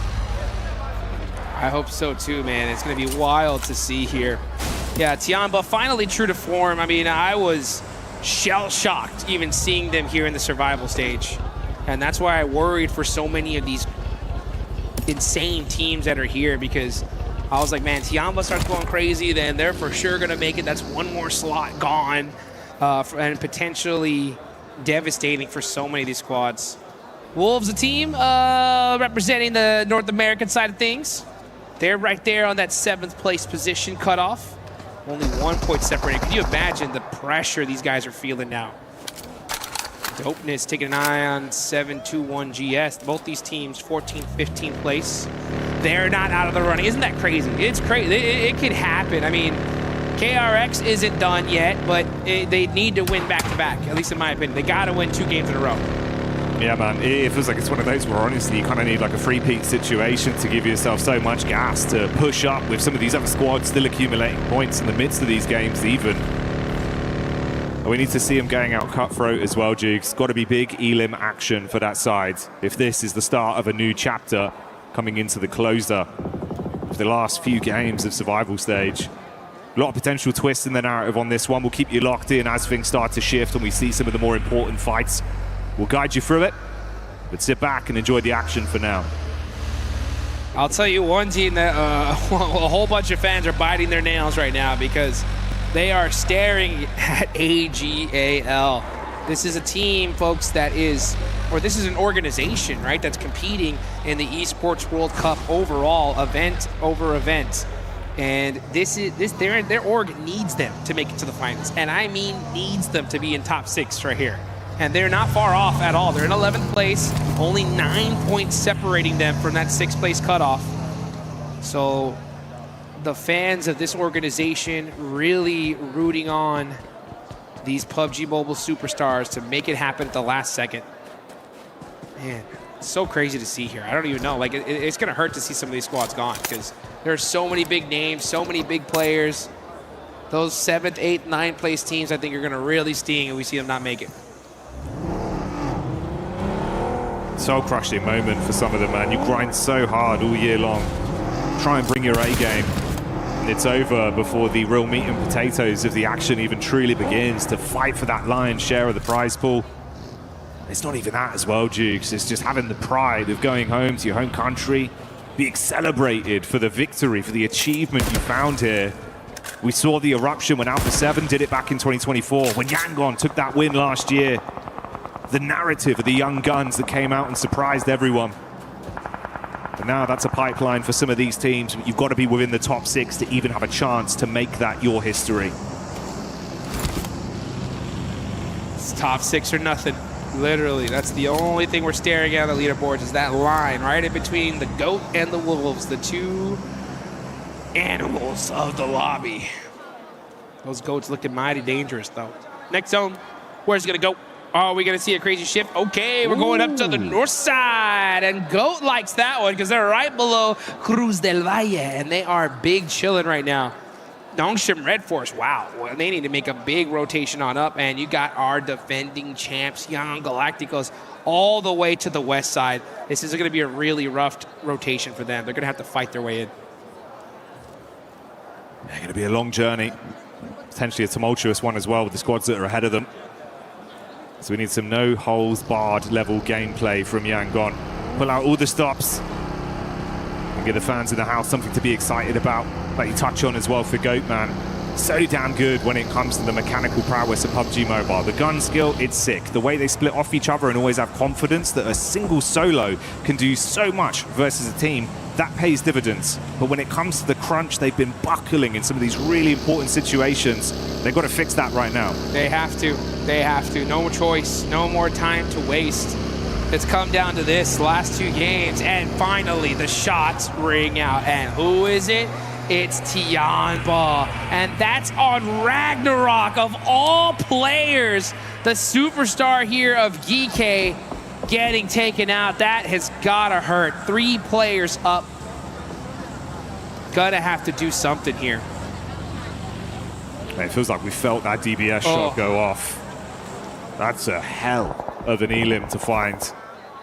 A GK squad that's trying to grind as well, dude. Yeah, that's what I mean. Like, how far even was he? How did he get himself so exposed to get thirsted, too? That's gotta hurt. But one thing I did like to hear when he did that interview there with Calaris was the fact that he said that no matter what, we qualify or we don't qualify, I trust my team. And that I love to hear, right? Because we've, in the history of PUBG Mobile, have seen so many teams, you know, barely, you know, not make it into the tournament. You know, things happen, and the second it's over, boom, split. Having to swap players, do all that. They don't give themselves time to really develop together. But it just sounds like GK are working together as a family here. Now it's a 3-man family, right? And this 3-man need to do something here. Doesn't matter what the numbers are, they've got to come together like the 5 fingers on one hand, bro. Form a fist and punch through the rest of the lobby. It's the only pipeline they've got available. It does get way harder for them to do that easily. Only a few points as well. Literally 2 points away from being able to get your head above water. Push past Wolves, push past GOAT. One more point on top of that, suddenly you're lapping E-Arena. The stepping stones are there. They're right there, man. I mean, only 2 points away. I mean, all they need is that 1-inch punch to get it done. KRX are going to need a baseball bat, though. And the zone, oh, that could be the bat in their corner here. They got a nice circle. See what they're able to do with it as teams playing this extremely slow, not trying to get into any silly engagements here. Can't afford to make a single misstep. Tiamba, that is the one team in this lobby that can do whatever the heck they want, and that's what makes them dangerous.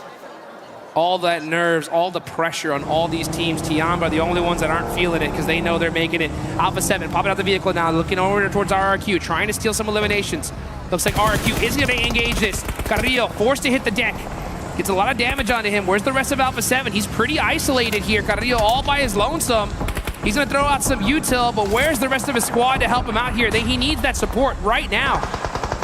This could be way worse for Alpha 7 than it would be for RRQ, so they're willing to scrap. It's messy on the pullback as well, Jukes.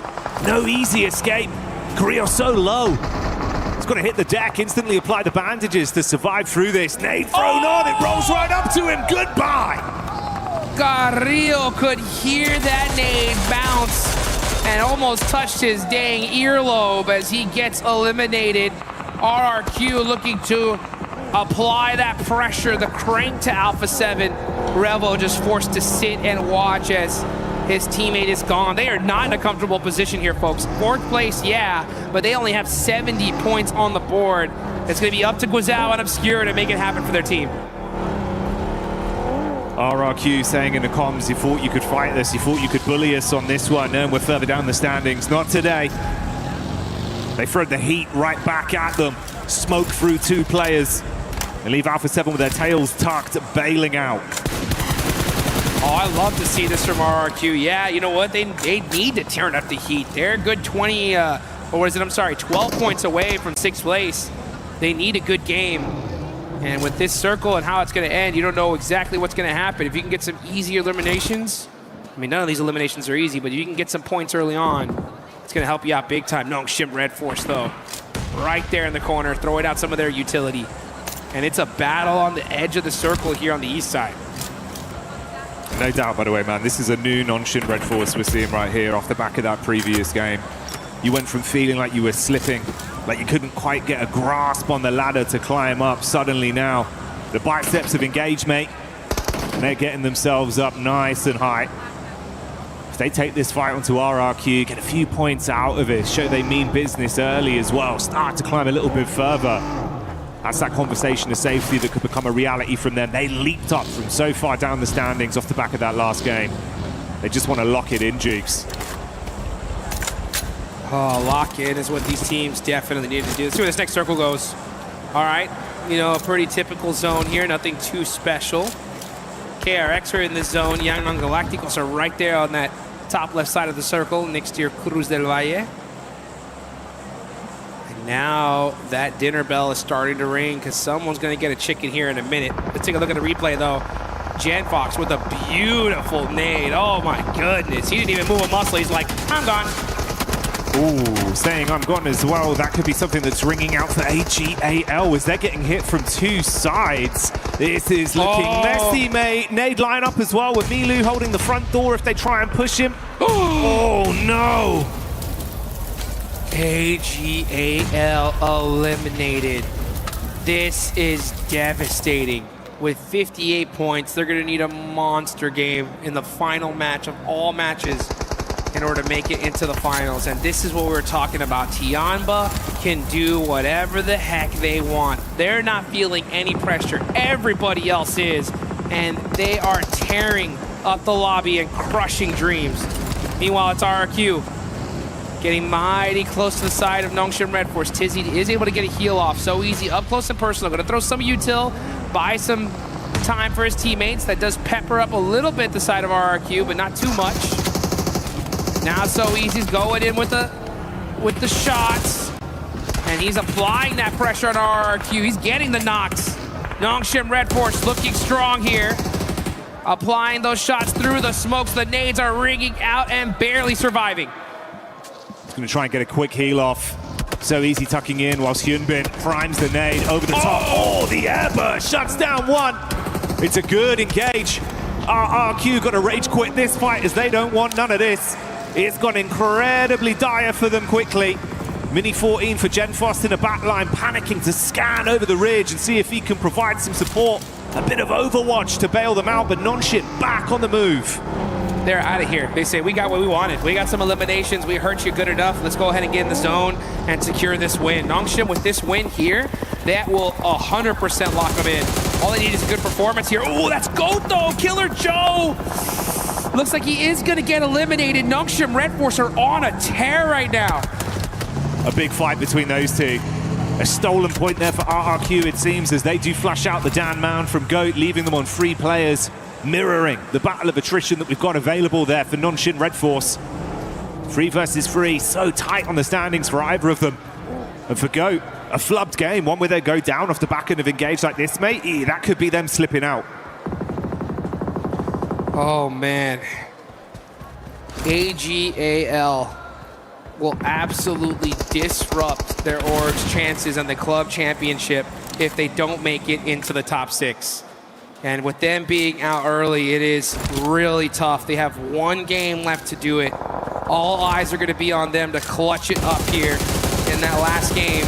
But we're not done yet. We got Nongshim Red Force putting some shots. You can see, look at the coach's eyes right now. Locked in. Hoping to see something from his team. 3 players are still up. They're playing on the edge. Gonna have to make a push on the GOAT here eventually, though. Yeah, that's GOAT taking out some of the GK players in the midst of all this as well. So that's brought them down to only 1. Their direct combination beneath them struggling. But you can still see Nonshit applying the pressure. GOAT don't like it. Wobbly knees on this one. I'm looking at the coach's face, and I guarantee you that's the biggest smile we're going to see from him all day today, because that was a super lucky shift on his circle as it heads straight on over to Nongshim. That buys them a lot more time. Now they can just sit there. On the other side, though, it's going to be a battle as Ulf trying to make it happen for their team. 7-2-1 GS really down on the leaderboards. They need a win here, but they're going to have to go through Ulf in order to get it. Ulf, desperate. Aaron on the back line trying to find some angles. Catch getting the confirmation here. That is huge. Every point counts. And now you got the Wolves on the other side. They hear these shots. They need some of these eliminations. They're coming in for the third party. Everyone pulling up. The squad arriving with a gat at the hip, ready to make moves. Let's see if they've got a clip that can make some bodies turn cold on this one. Solar's tucked in behind the car with the AUG. Sitting inside the smoke with a pump as well. Just trying to stay alive for 721 GS, the sole survivor of the squad. Ulf know they've done a fair bit of damage, but trying to turn around in the car doesn't work as Necessary hits the shots and punishes. And some Necessary shots indeed. Looking so good right here. Necessary, before going into today, was the 4th place player as far as individual player stats on day 1, and Ulf getting torn to shreds as they're just trying to survive. It's just Aaron. He's driving, he's turning, his back wheel is gone, he's forced to jump out and hit the deck. Brief moment of respite to get the meds in. Bandaging himself back up and throwing the smoke to at least try and provide some sort of cover, no. But the flames dupes come in. The Masco finally found as well amongst all this. The molly spreads from so easy, so we lose Aaron, we lose 721 GS. 2 squads fall and Wolves are still fighting as Joker takes a bullet to the cranium. And with that elimination on the 721 GS, I'm gonna call it. That is them done and dusted. The chances of them making it in are slim to none now. And that is gonna be pretty much for all these teams around that side of the leaderboards. They need to either make it happen here or good luck. Yangon Galacticos, I am looking at you. What are you gonna do here? You are the defending champs. You have all 4 players up. You have a good position in this circle. How are you gonna capitalize it? We're about to find out. Ooh, KRX with a mini 14. Tony K not ready for that play, mate. Sniped from the back. Schweppes bailing out on a reposition as well, just trying to find cover to stay alive. You can take nothing for free in this lobby. All the space is fought for so aggressively from our remaining squads. A Let's see right now, man, these remaining squads are desperate. I have not heard this arena so quiet all day today. And right now, here comes Alpha 7. Maybe they're going to start making some noises, but Guizhou gets taken out. And that is Alpha 7 eliminated. It's a quiet game from them. And with the squads close by, starting to have some big performances, opportunities to lap them could become a reality the longer this one goes on. E-Arena clearing out the ground floor of the compound on the move, but they don't clear it quickly enough. Oh, it's good from Dopeness to damage them on the stairs. Doubles up for 2. Goodbye, E-Arena. Are you kidding me? Dopeness, 5 eliminations, trying to pull off the hero play.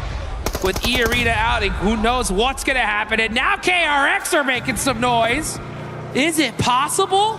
Back-to-back chicken dinners? No way. That's onto the champs too.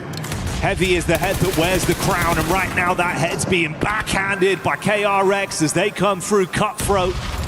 Protect your neck, Romeo. He's in a horrible position with the nades bouncing over to him. Alula smelling that there's opportunities to try third party from the side as well. Oh, Romeo, where art thou, Romeo? He needs to get up and get moving here. They are outside of that circle. Yangon Galacticos so far away from the top 6.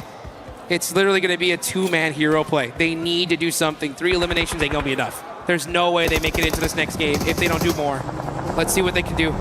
They're going to have to go crazy.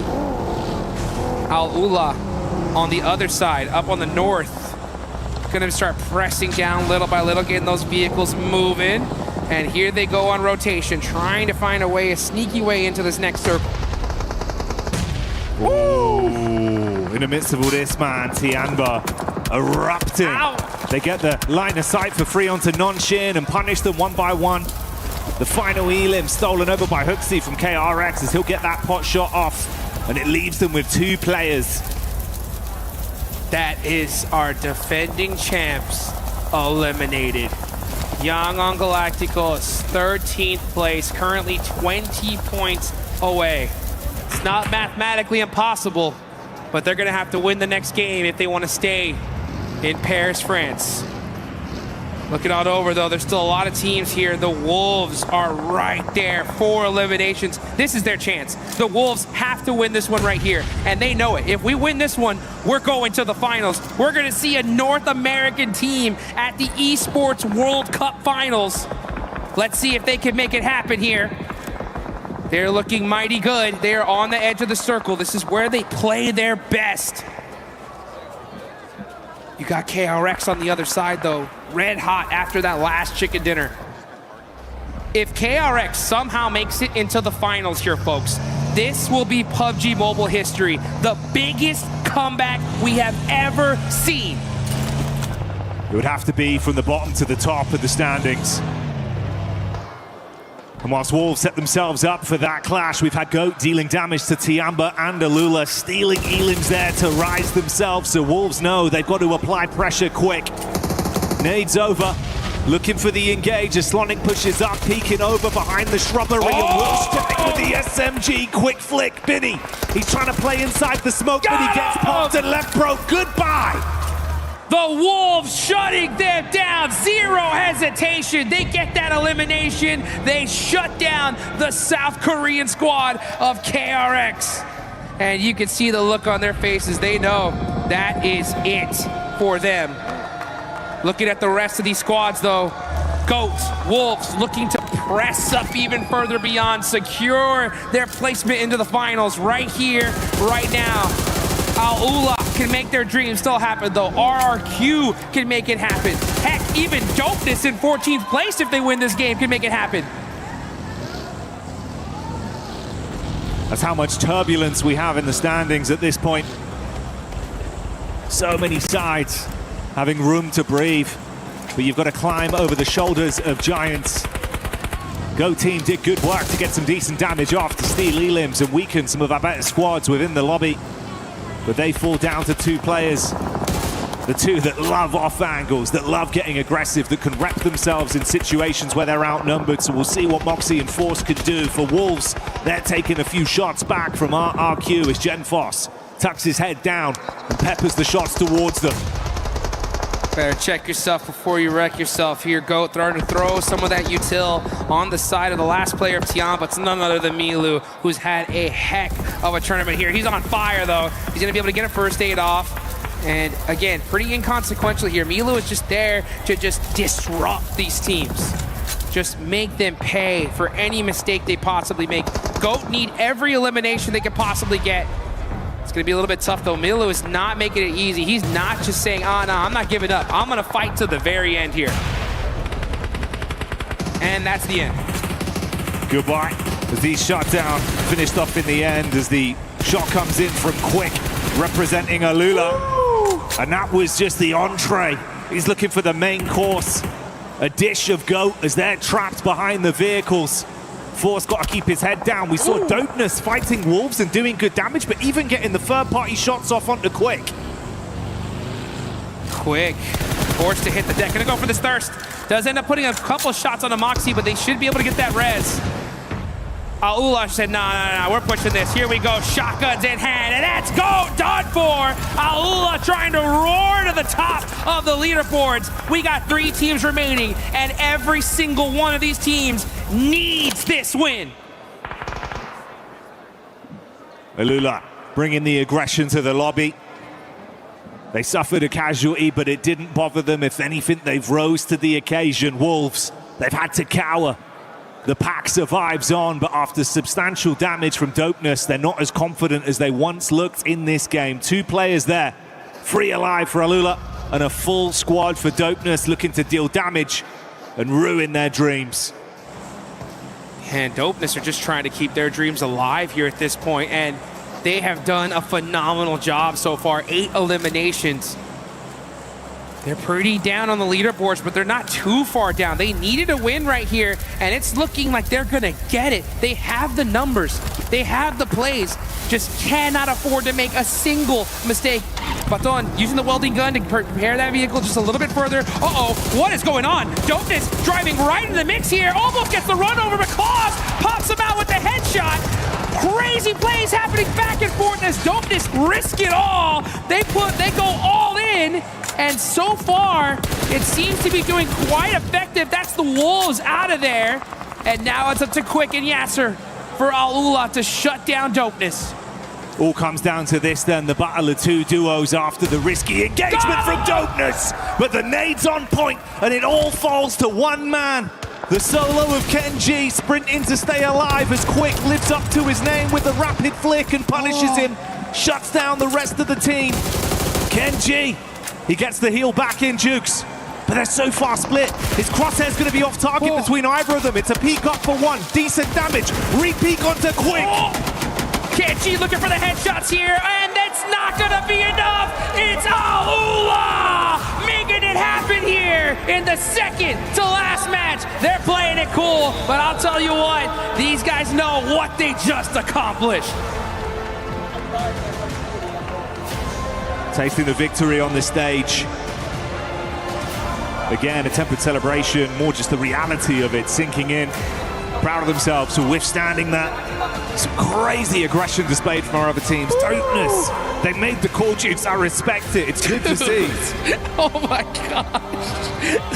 You know, I love to see aggression. I love to see crazy, risky plays. But even I'm like, that was too much. Are you kidding me? Driving up like that. I think they just had to play it, you know, trying to true. They had the numbers. But hey, you know what? I'll give it to them, baby. I love to see that here at the end. Sometimes you gotta roll the dice. I felt like that plot armor as well, man. That headshot in the last second. The lunacy of that. Oh, man, what a crazy turn of events here. Even here, man, Kenji, like the way he's actually fighting it, it looked like he was ready to win this. Dude, I mean, if they didn't have as much room in that circle, I think he could have hit those plays. I mean, he was hitting these crazy little peak angles up and down, moving his head to be able to try to get an advantage and hit those shots.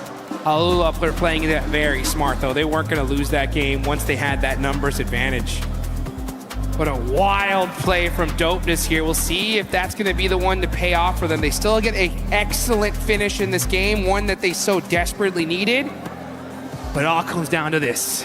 One game, one play, one moment could be the difference of continuing your stay headed to the finals or going home.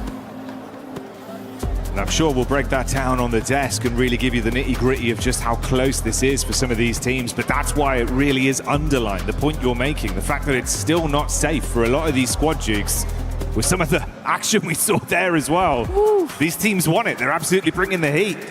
And that last game, one mistake, another rough start, you could be cooked. Yep. Oh, man. And this is the problem. I mean, you are leaving it to the last game. You're going to have every single squad here doing their absolute craziness to try and make it happen. And the thing is this, right? They have their coaches here. They have their squads. They're going to tell them, hey, you got to understand.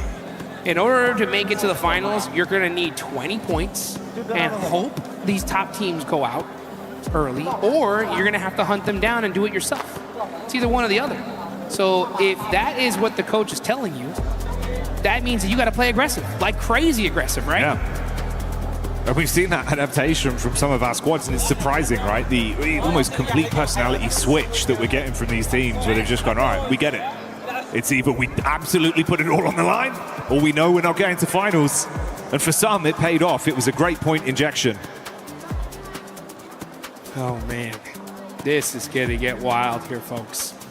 This is going to get wild. And the problem about this, again, is like when you get into that last game and you have, 6, 8, 10 coaches telling all these teams the same thing, you never know what you're going to see. And guess what, folks? We're going to see it, though, here in just a second. Don't go anywhere.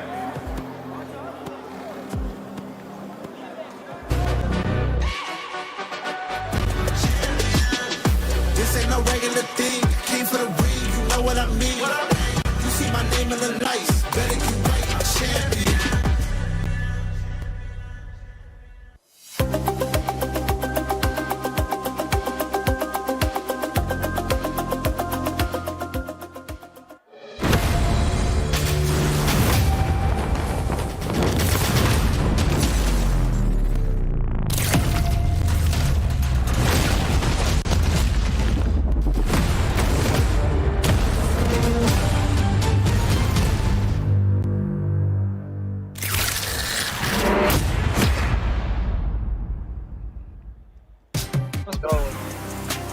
يلا ويت اوكي تمام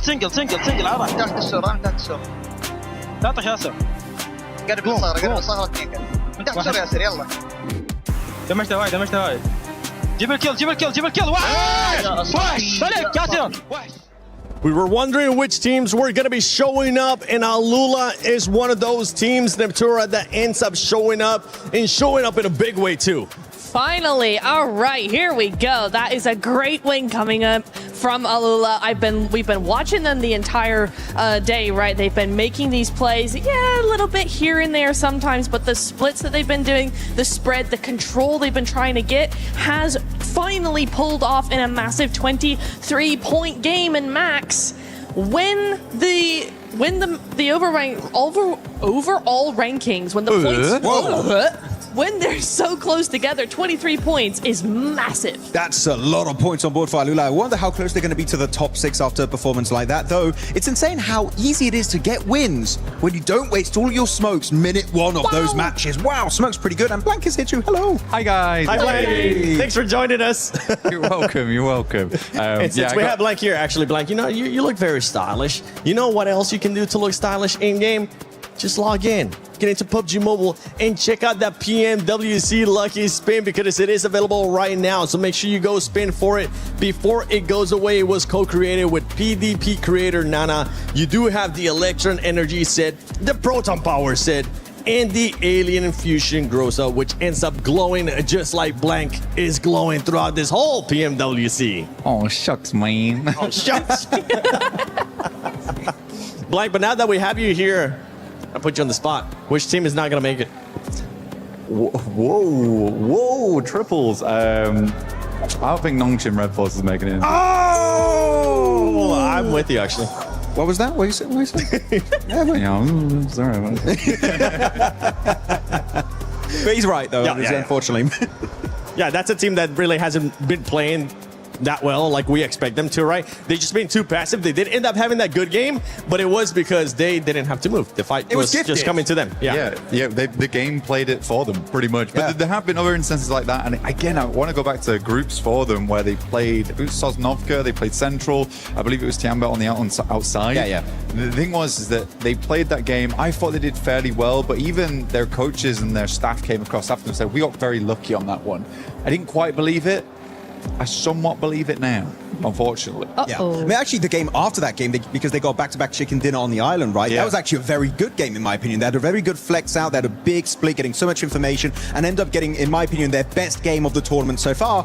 But we haven't seen that Nongshim Red Force domination yet. Even on their win earlier today, as we said, it was not PUBG Mobile. It was an idle game, it felt like, and they just didn't have to do much. I mean, to be fair, they did kind of pull back a little bit of something in this last game, right? We saw them on that edge, trying to do a lot of things, trying to get... They're very aggressive, very quick on the disengage to move elsewhere, really good on the reaction times if they got knocked, if somebody tried to do something. But, ultimately it didn't work out. It did work out for Quick here, though. Look at this nade. It's a 1v3. Yes, 2 are knocked. It doesn't matter. It's a nade. A nade is a nade. Boom! Down they all go, leaving Kenji just going... I'm all alone. Please help me. And no one's there to help him. He does try. He tries his best to come on through here. But yeah, it's an little game. It was from, I think, like stage 6. Honestly, the spread that they had over this was just making sure that they had all that control. I don't know. I feel like there was quite a few people who could have won this game. Overall, right now, I think that Max was making a great point earlier behind the scenes in our little cupboard that we go back to during these segments. Our dungeons that we live in. He was saying basically that for a lot of these teams right now, they're playing with a huge amount of pressure, and the pressure is really, really hard when you get to survival stage. It's 10 teams going out, 6 in. For Group B, it's way, way easier. Group A and Group B, just because it's only 3 teams that go out, you know you're guaranteed another opportunity going forward. I think it's making up these teams make some kind of ridiculous maneuvers right now. We're talking about that team. One team that we really need to touch base on once again, because this is going to be the final match. It's a team that might not be able to qualify. It is AGAL, because that team is currently in contention for the club championship. You can see them in first place for club championship. If they're not able to make it to finals, they're not going to be getting any points for PUBG Mobile here, Max. Yeah, it's going to be a really tough one. If they do not make it to the finals here, Team Falcons, all those guys are going to try and make a bit catch up. But Vitality in particular, with how they played in their group, again, if you win a game, right, you get 1,000 points. So Vitality, they could be actually hot on the heels of the top squads. Vitality. Oh no, he's back. He's back. Well, let's take a look at the overall as we're going to be heading into the final match of survival stage here at PMWC at EWC 26. You can see some of their squads, but we're just going to be keeping a close eye on how close everything is right now. For me, I think the funniest thing right now is that Alula is once again being the team that is knocking out Alpha 7 after that last game, just shutting them right down. It's happening all over again. It feels bad. It really does. But I think Alpha 7 can still make it. I think they've had some really promising performances today, Max. And Neptura, honestly, for me, I think Miramar has always been a map that has surrounded Alpha 7, and it has come to them in their time of need. It has, yeah. We have seen many a comeback on off the back of a Miramar game. So the last one being Miramar, I think, it is all to play for, with a couple of points behind the top 6. You know, you do have GOAT that had an awesome game, awesome few games, but then have kind of dwindled a little bit there. A7's right on their heels. Absolutely, but I think the biggest thing for me right now is that Alpha 7 is still smiling. They still look happy. They're pretty much, okay, I'll be honest, they're the only team that still looks happy of everyone down there. When do they not? Especially with all the noise that the fans have been making that have been really giving Max a headache. Yeah, looking at the rankings, I want us to all try and agree. Like, who do we think is already locked in 100%? I would say Furian above for me. No way they jump out of top 6. But Wolves, GOAT team, Nongshim, Red Force, if there's a big shuffle happening here, those 3 teams, if they really mess it up on this last match, could fall out of the top 6. Wolves. I actually have Wolves even in as well, just because of the difference in points with the other squads. That's fair. That's fair. Yeah. Well, huge analysis. I think I kind of have to agree with Max. Part of me wants to go, fair. well, it's only 1 point very difference. fair. It's very fair, yeah. I think so. I want to say it's like, oh, it's only 1 point difference, so actually it should be second place and above are safe. But you also have to think about which 4 teams that are currently outside of the top 6 are going to come in to replace Furia and below. That is going to be the hard part, right? So even though there's only 1 point difference between them, or maybe 2, it's not going. There's 4 teams are not going to do it. So Ulf isn't going to do it. Geeke probably not. And the points now, there's a much bigger gap. So yeah, I am going to say that it's going to be the bottom 3 of the top 6. Like, even when we're looking at the second page, Team RRQ, like, they could still make that push, right? Especially with the way that Nonshim has been playing, that some of the teams, especially from 5th place to 6th place, they could make that push all the way to top 6. It is a great point that you make. I almost threw the mic at you there. It's a great. That's fair. It's a great point you make, though, because honestly, from what we see in survival stage right now, we haven't seen massive matches so far. As the crowd does get a little bit loud. Yeah, we haven't seen massive matches. I think some of the biggest games we've seen have been 11 eliminations, 13 eliminations, and I think that's what is skewing our idea. Someone could still come out on this last game and get a 17-15 elimination game with a chicken dinner. That's 25 points. That can rocket you just into the top 6 if you are quite low down. Yep. The thing is, yeah, I'm sorry. No, I was going to ask you a question because we have seen it in the past too for PUBG Mobile Esports as well, especially when we go into a match like this where a lot of teams have absolutely nothing to lose. They're going to be playing without that pressure on their shoulders. What does that end up happening, especially with teams that are towards the top? They end up playing passive, and we can see sometimes that they get kind of caught with their pens down for those teams that are being passive. It definitely opens up an opportunity, right, for the teams that are in the middle of the pack, because your teams at the top that used to dominate, your Tiambas, etc., maybe going to slow it down a bit because we're in, right? We don't have to go extra hard. Teams in the middle like RRQ that we just talked about, I think, is a team that could actually try and go very hard on this one. Maybe not to the point of hot dropping. I would never recommend it. Lap hard. I want to see actually Napeko do well. I feel like Napeko sold us some really good moments at the start of this year, but it's been a bit more silent here. We can see some players getting together. Well, Alula, you know, you guys are already in. They're celebrating. That's a celebration. It looked a bit sad and somber, but they are happy. They should be celebrating. They put themselves in a great spot to go to this last match. If we can get a chance to see that overall one more time, I would love to see especially the first match, just to see how close everything is right now between some of the squads. So let us know in the comments below too. Who do you think is going to be secure before we go into the last match? I think Wolves might have done enough, Blank, for them to be able to secure it, especially when you got E-Arena with 69 points. You got to remember, not only do they have to get those extra 9 points, they have to make sure that Wolves and those teams above or below also stop performing. They need to stop getting those points. Yeah, I think the promising thing about Fury, and I'll come back to Wolves, I promise, but the promising thing about Fury is they're still making some mad dashes, they're still making some aggressive rotations, they still have that fight in them. Some other teams are just waiting around a lot for the game to come to them. However, for the Wolves, Seven, I do believe that this is a team that can stay in. They are locking in a big way. Yes, they've made mistakes, but there's constant adapting going on for this squad. I believe in them. I believe in Elementrix, dude. Yeah, I mean, really happy, especially Necessary, right? He was one of the top players at the very start of this group, so NA, it could be looking good. Well, ladies and gentlemen, we're going to be heading to the final match of survival stage here at PMWC at EWC 26. Who's going to be joining those teams that are already in the finals? We're about to find out with who the top 6 are and who are the rest that are going to be getting those keys crushed. Hot Jukes, Jackie, take it away. Thank you so much to the desk for breaking that down beautifully here. We have 5 matches in the books. All right, guys, this is it. We've played all the games, we've done all the math, and now there's nowhere left to hide. One final game. If you're sitting on that cutoff line, forget playing it safe. You've got to make something happen right now. The pressure doesn't get any bigger than this. Here we go with the final match of the survival stage, live here in Paris, France at the Esports World Cup. This is the PMWC, and it's time to make it happen. Right here, right now. Hopes and dreams will be crushed for some of these squads. 2 former champions that could potentially not make it to the finals. Paris, France, let's hear it! Let's go! It's time. As you can see, all the players anxious in their seats. I only saw one smile on the board, and that was from one of the Tianba players, because they know they got nothing to worry about right here. But what is the Tianba team gonna do? They're sitting at the top.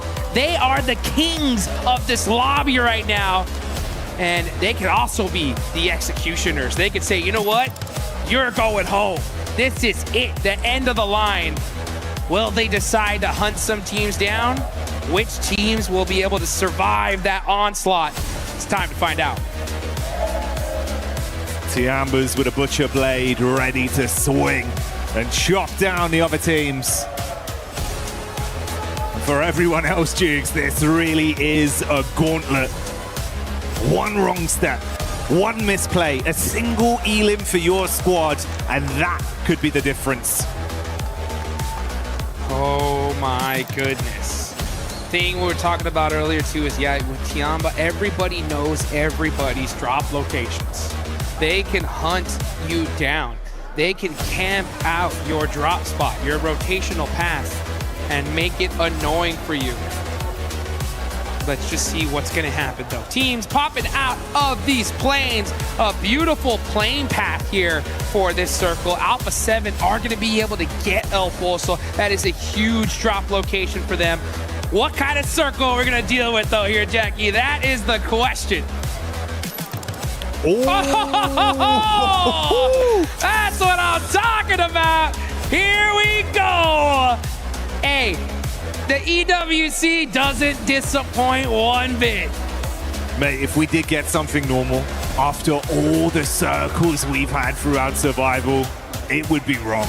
I'm glad we finished it like this. Oh, man, I know we're glad, but these players are like, are you kidding me? They're going to have to get on the road here mighty fast. You got Alpha 7 in El Pozo. They need to get in their vehicles and get moving.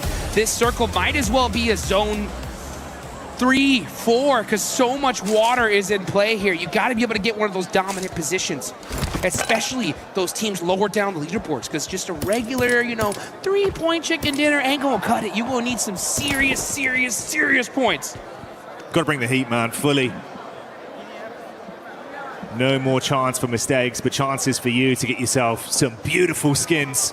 So, of course, head on in game, give that lucky spin a go, and draw for a piece of that exclusive 2026 PMWC tournament set. You don't want to miss it, much like these teams do not want to miss out in one of those coveted 6 places to qualify for our finals. Oh man, so much to talk about, so much to keep your eye on. Just a quick reminder for anybody that's just been tuning in here at the last second. First off, you missed one heck of a show, I'll tell you that right now. But you came in right on time, because this is it. Last game, top 6 is it or nothing. AGAL, the squad really wanting their team to make it into that top 6, not just to make it into the finals for them personally, but also for their entire organization that is battling it out here at the Esports World Cup for those champion points. And if they don't make it into the finals, they ain't getting any. That's even more brutal there, bro. That club championship sort of looming over you.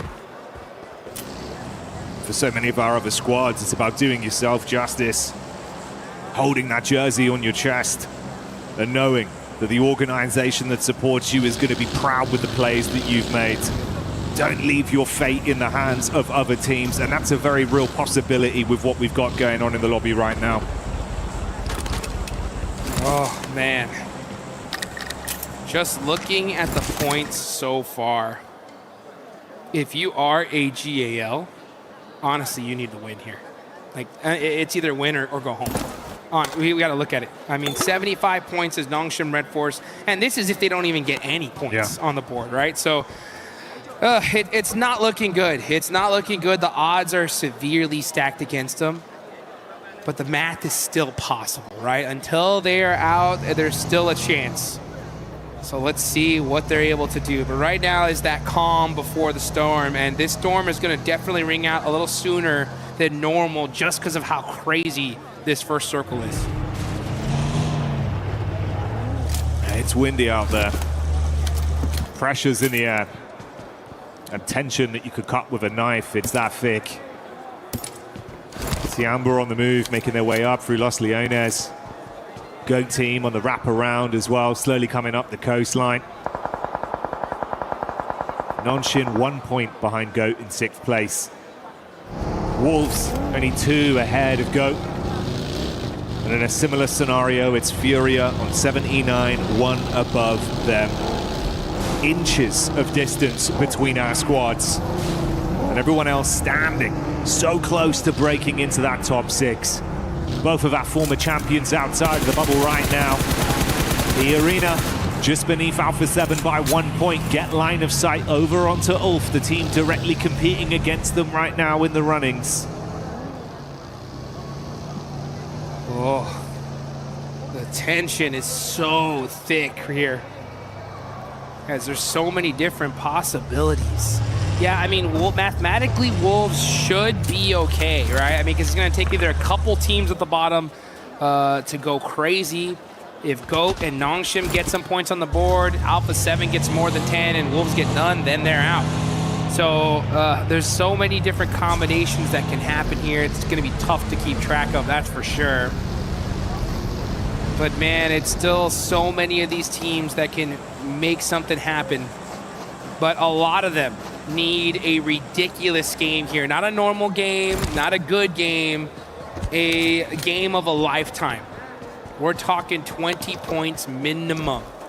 And even 20 points might not be enough, because these squads at the top are going to be playing their absolute hearts out here to get something on the board.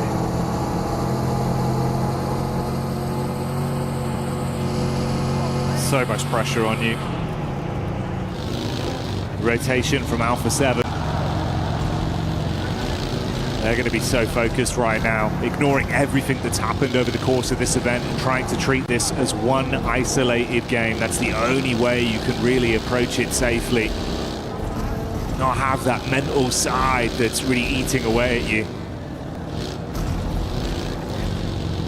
And you can see, just look at them driving. They're playing this very tight. They are very close together here, not trying to make a single mistake. They can't afford to lose a single player on rotation. And for those of you guys that haven't been keeping up with what's been going on earlier in the year, we have Alpha 7 here, the dominant squad we've known for so long. They are our PMGC champions. And for all of 2026, they have not made a single international final. They didn't do it at PMGO Season 1 in Indonesia. They didn't do it at PMMI in Macau. And now they're here in Paris, France, and they are on the chopping block once again. But they're not too far away. 5 points is definitely within reach. But that's if Nongshim Red Force, GOAT, and Wolves somehow, some way don't put anything on the board. And they go deep into this circle. They're just on the right side of El Azahar. And they are very familiar with the zone. I've seen Alpha 7 play this position plenty of times. Zone shift coming in now as well. Ooh. Okay. It plays into their court, Jukes. Huge, huge northern shift. A big break, especially for the side of Al Ula, who's all the way up there. They're going to be able to find a pretty spot in this circle. Everybody's now going to have to head towards Alpha 7. They come in very late into the zone, considering that they were all the way on the other side in El Pozo. With this zone shift, they have got the blessing of a lifetime here. Opportunity presents itself, but they've got to grab it with both hands and not let go. Uh-oh. Wolves on the pull-up. That's Furia in the distance. If Furia shut them down here, it would be deadly stuff for Wolves. Both of them so close in the standings, though, it could go either way. Necessary tries to dive back into cover, but the bullets hit quick, and he's dropped by Silence. Oh no, Elementrix barely hits that broken wall and leaves them out in the open. Now Salonik is getting hit. This is devastation for the side of the Wolves. They need to put something on the board here. 78 points is not enough to feel comfortable at all. And now they are down 2 players. Down to a duo. If this is a 0-point game. Oh, one bad drive again. Oh boy, this is AGAL. The team fighting for those club championship points. Now battling it out with DK. Here they go, Sapchi barely avoiding those shotgun shots, but they're ringing out back and forth. It looks like AGAL are holding on for dear life here. It's just XZZ, last player up for the team. Trying to keep himself alive, head above water, wants to go for the pickup play back onto Maple as he runs around towards the stairs.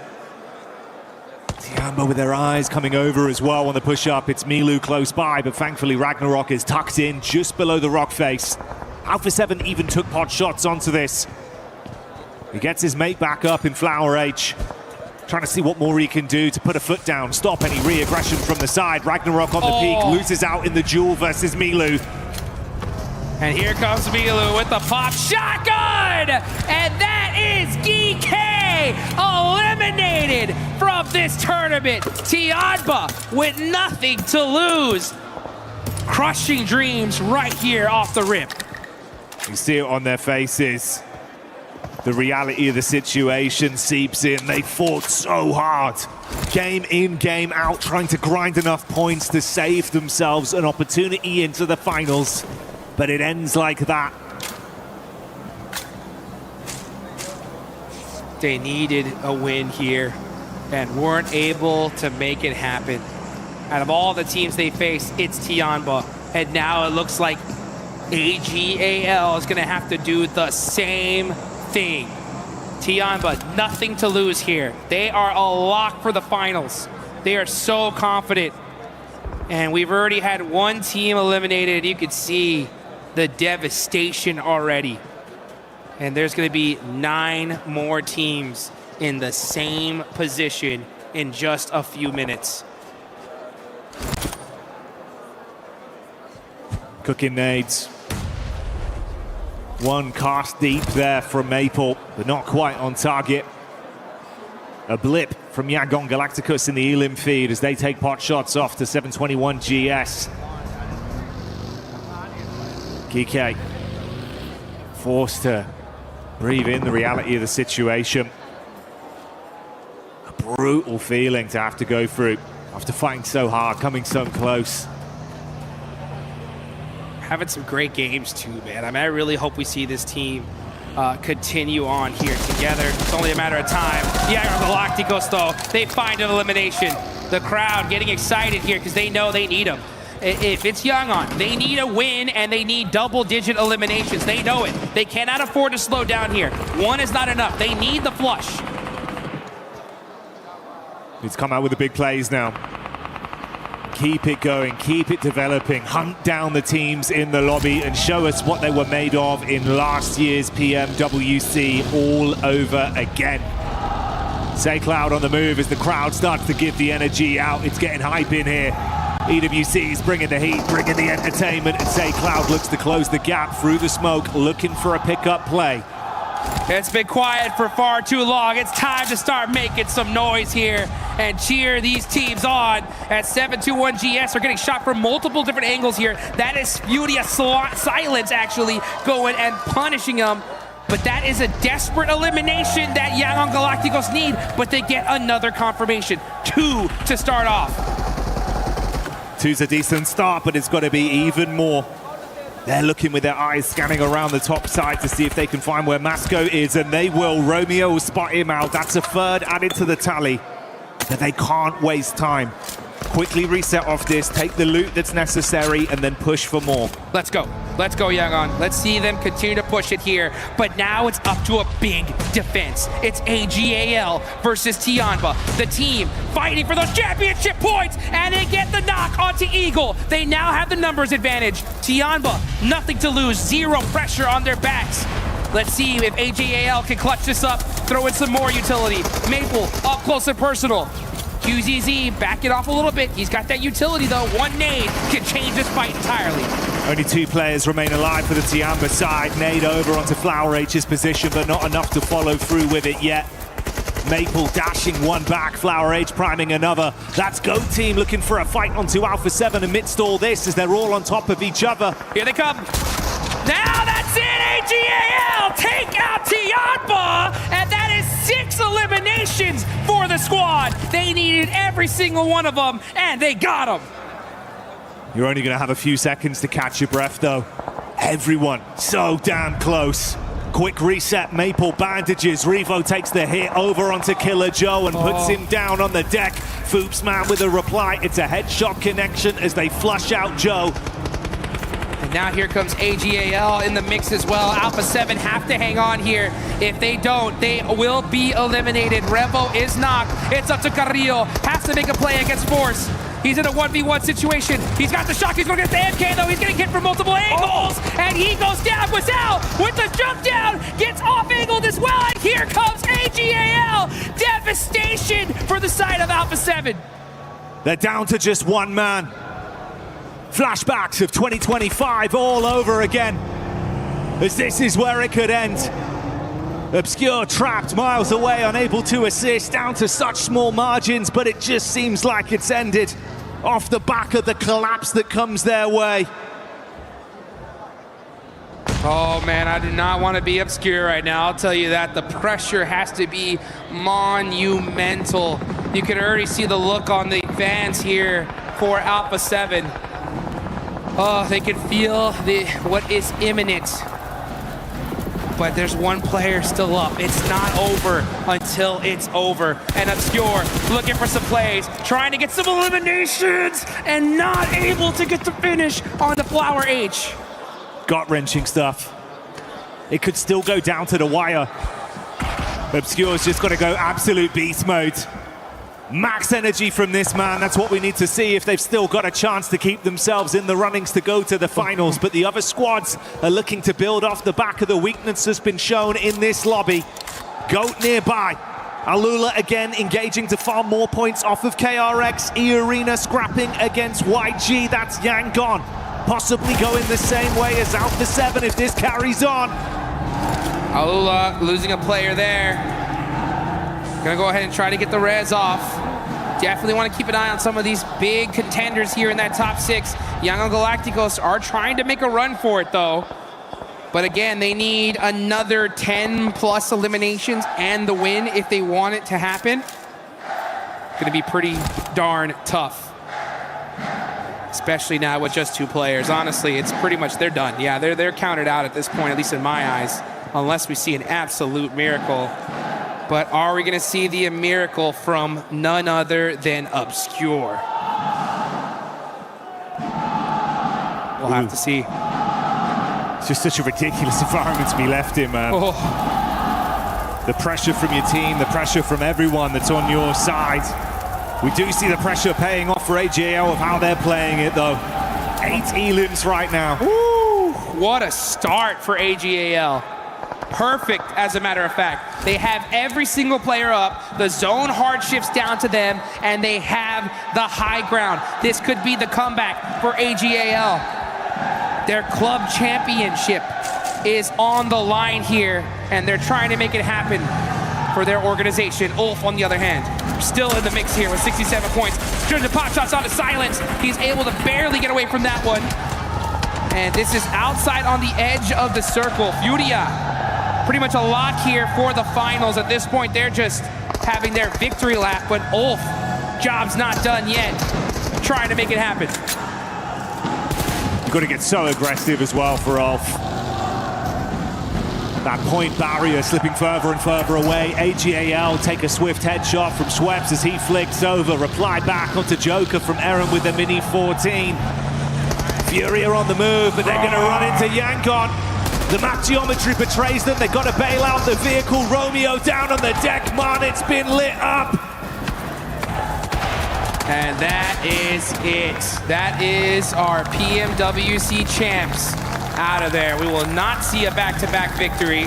We will have a new champion in Paris. And it could be one of the teams that you are seeing here as Wolves is barely alive with 2 players. Furia putting in the work here in the final game, and Ulf trying to make a mad dash to the finals. A lot to get done. Dopeness clashing versus Furia as well, with back and forth trades of blows, leaving it down to 2 players. Side of Furia just looking to farm some points on this one. Alula getting engaged versus the weakened E-Arena, while Hyunbin goes in on AGAL. Here they go, Nongshim Red Force starting to get some eliminations here. That's devastating for Alpha 7. The worst case scenario for E-Arena as well, as So Easy is on the push, looking to eliminate AGAL, and they get another knock. And now AGAL looking done and dusted here with just one single player. And now it's down to Flower, H, getting shot as well. So many points away now from that top 6. It's looking grim for AGAL. In the midst of all that carnage, the last member of Alpha 7, Obscure, falls. They are out, and with that said, both of our prior champions of EWC here at the PMWC have been slain. Like Duke said, this year, another new champion will be crowned. The 3rd event for Alpha 7 to not make it into the finals. Back to the drawing board. Something has got to change, that's for sure, and hopefully we'll see that at the end of the year. But now we are here and now. Ulf eliminate Furia. Furia, don't gotta worry. They did enough here. We should see them in the finals. But with that start from Ulf, things are looking good as they still have 4 players up. Catch so experienced here. The whole team very, very seasoned going into this game. They're in 9th place right now. A win here could put them in the running. Wolves are on the chopping block. 2 players up. Gotta survive. Tied 5th and 6th place. GOAT team that fell early into this game, and Wolves both have 78 points. Wolves still have a chance to bolster that and make it more, give themselves a chance to keep their heads above water. It's E-Arena and Ulf that are looking to clamber up and knock them out of those coveted spots. It's still all to play for here for a few of our squads.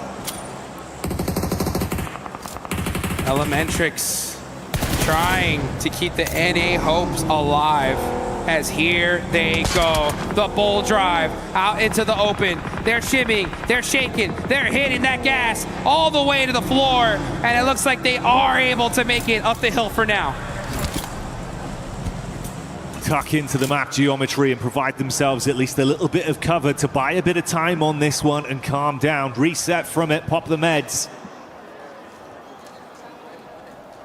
If you're a fan of the Wolves, you're just rooting for Alula and Nongshim Red Force right now to wipe out this entire lobby, because they do have a decent point gap, right? I mean, they still have 7 points separating them from E-Arena, even a couple more for Ulf. But a chicken dinner here will get it done. AGAL, you gotta give it to them. Such a strong start with 9, but 9 isn't gonna do it. They need more. Ula going in. This is onto the Wolves. They've really got to withstand the true test of the finals on this one. Elementrix goes down to Quick as the SMG hits him swift. That's only 1 player left. Baton running for his life right now, trying to survive. All they need is just 1-2 points. Any placement point is huge here. As a matter of fact, there's only 7 teams remaining. He's going to secure at least 1 placement point for his team, but you still got a lot of teams here that can put up big points on the board. Dopeness down there actually getting a knock on a Soulless. That is huge. Ulf have to hang on. We've still got a chance to do it justice on this one. Room to move up, Dukes. Is nowhere near secure for a lot of these teams. That's the reply you want, though. Nade on target. He's got to convert. The knock isn't enough. Can he look to get elims from this backline? Shots coming over from Nongshim as well as they spot out onto the last member of Wolves. And he's making a lot of noise. That's the problem, though, right? He does get that knock, but he needs to survive longer, as long as possible. And that nade onto Aaron is gonna hurt, because he's completely isolated from the rest of his squad. That's gonna leave Ulf with 2 players up. E-Arena looking like the big threat here as they get a beautiful circle shift onto them. The Thai squad looking good. Dopeness are still in the mix here, as they do end up getting a res on one of their players. They're not out of this just yet. If they win this game and take out this whole lobby, they can make it. Just got to rise to the occasion. Down one man in the squad, but still playing like a full team with the mentality they've been bringing out here on the last game of the survival stage. Scarface taking pot shots back over to Nongshim Red Force up on the hillside. Dopeness down in the depths. Dizzy back on the move, regroup with the squad now. And Wolves, dire straits. You got that knock, but you couldn't convert it to Alula back up to a full squad in the elevated position.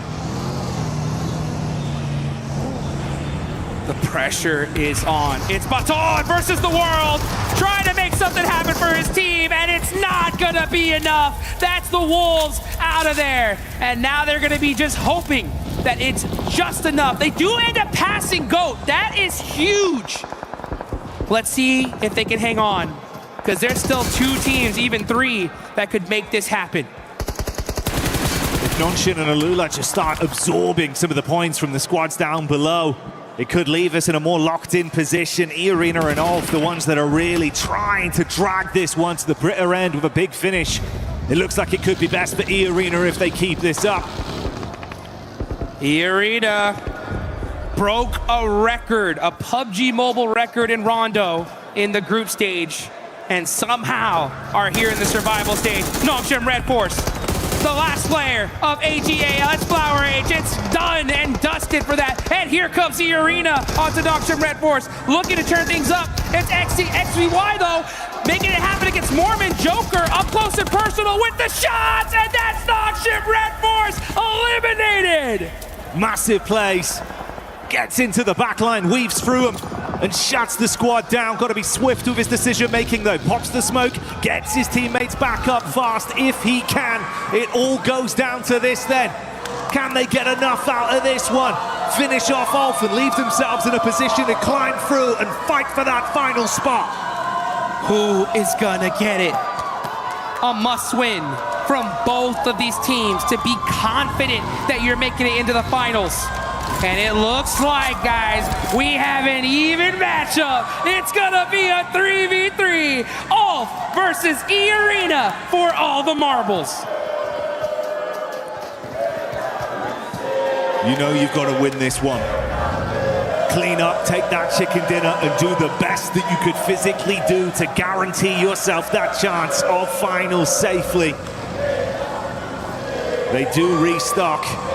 They get their HP back, had just enough time to reset. It will be a fair fight.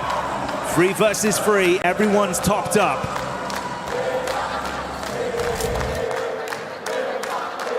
You can hear the crowd starting to make some noise. Ulf, such a seasoned team. E-Arena as well, red hot in this tournament. And it ends up with the 3v3 for your tournament life. Looks like Tourniquet is able to find an airdrop. That is huge at this point. Is able to be at least fully level 3'd out. Doesn't switch out for an air crate weapon, but he's still got that AUG. Tons of util on the side of E-Arena. Both have to be kitted out pretty well here. This is stage 8. This is it. This is the last circle. So this zone will go down into nothing. The first knock is so critical at this point. One pick, one opening. You could start to flush your way through. You could full commit onto it and shut down the squad with the numbers advantage. Decent damage onto Mormon. He's got to give up that advanced position. Bails a nade back over, and Eren equalized. Both of them on low health. Beep, beep. Back it up immediately. Get those heals off, reset, try again. Man, that one knock would have been brutal though. Yeah, you can see immediately Tourniquet throwing out those smokes, trying to support his teammate, so that way he can get ready for the rest of this match. Tourniquet gonna be leaving it up to the, no more HP at all. That's it, no drinks, nothing. So this is exactly where he's gonna stay at. Tourniquet, about 70% HP, gets shot as well. Only bandages to make things even. He makes the peak though, puts some damage onto Scarface. Critical here, but Scarface gets some return shots as well. But Scarface is wide on the open. They're sweating bullets right now. They don't want to overcommit. They don't want to be exposed. You want to be that first domino to fall and have everything collapse on top of you following it.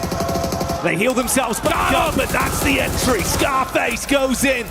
Gangster level plays as he opens it up on Mormon. Joker looking for the reply. Claps back onto Aaron, but he can't find any more. Crumbling down to only one member of the arena. And Joker trapped in the back with no health. They throw the nade right onto him.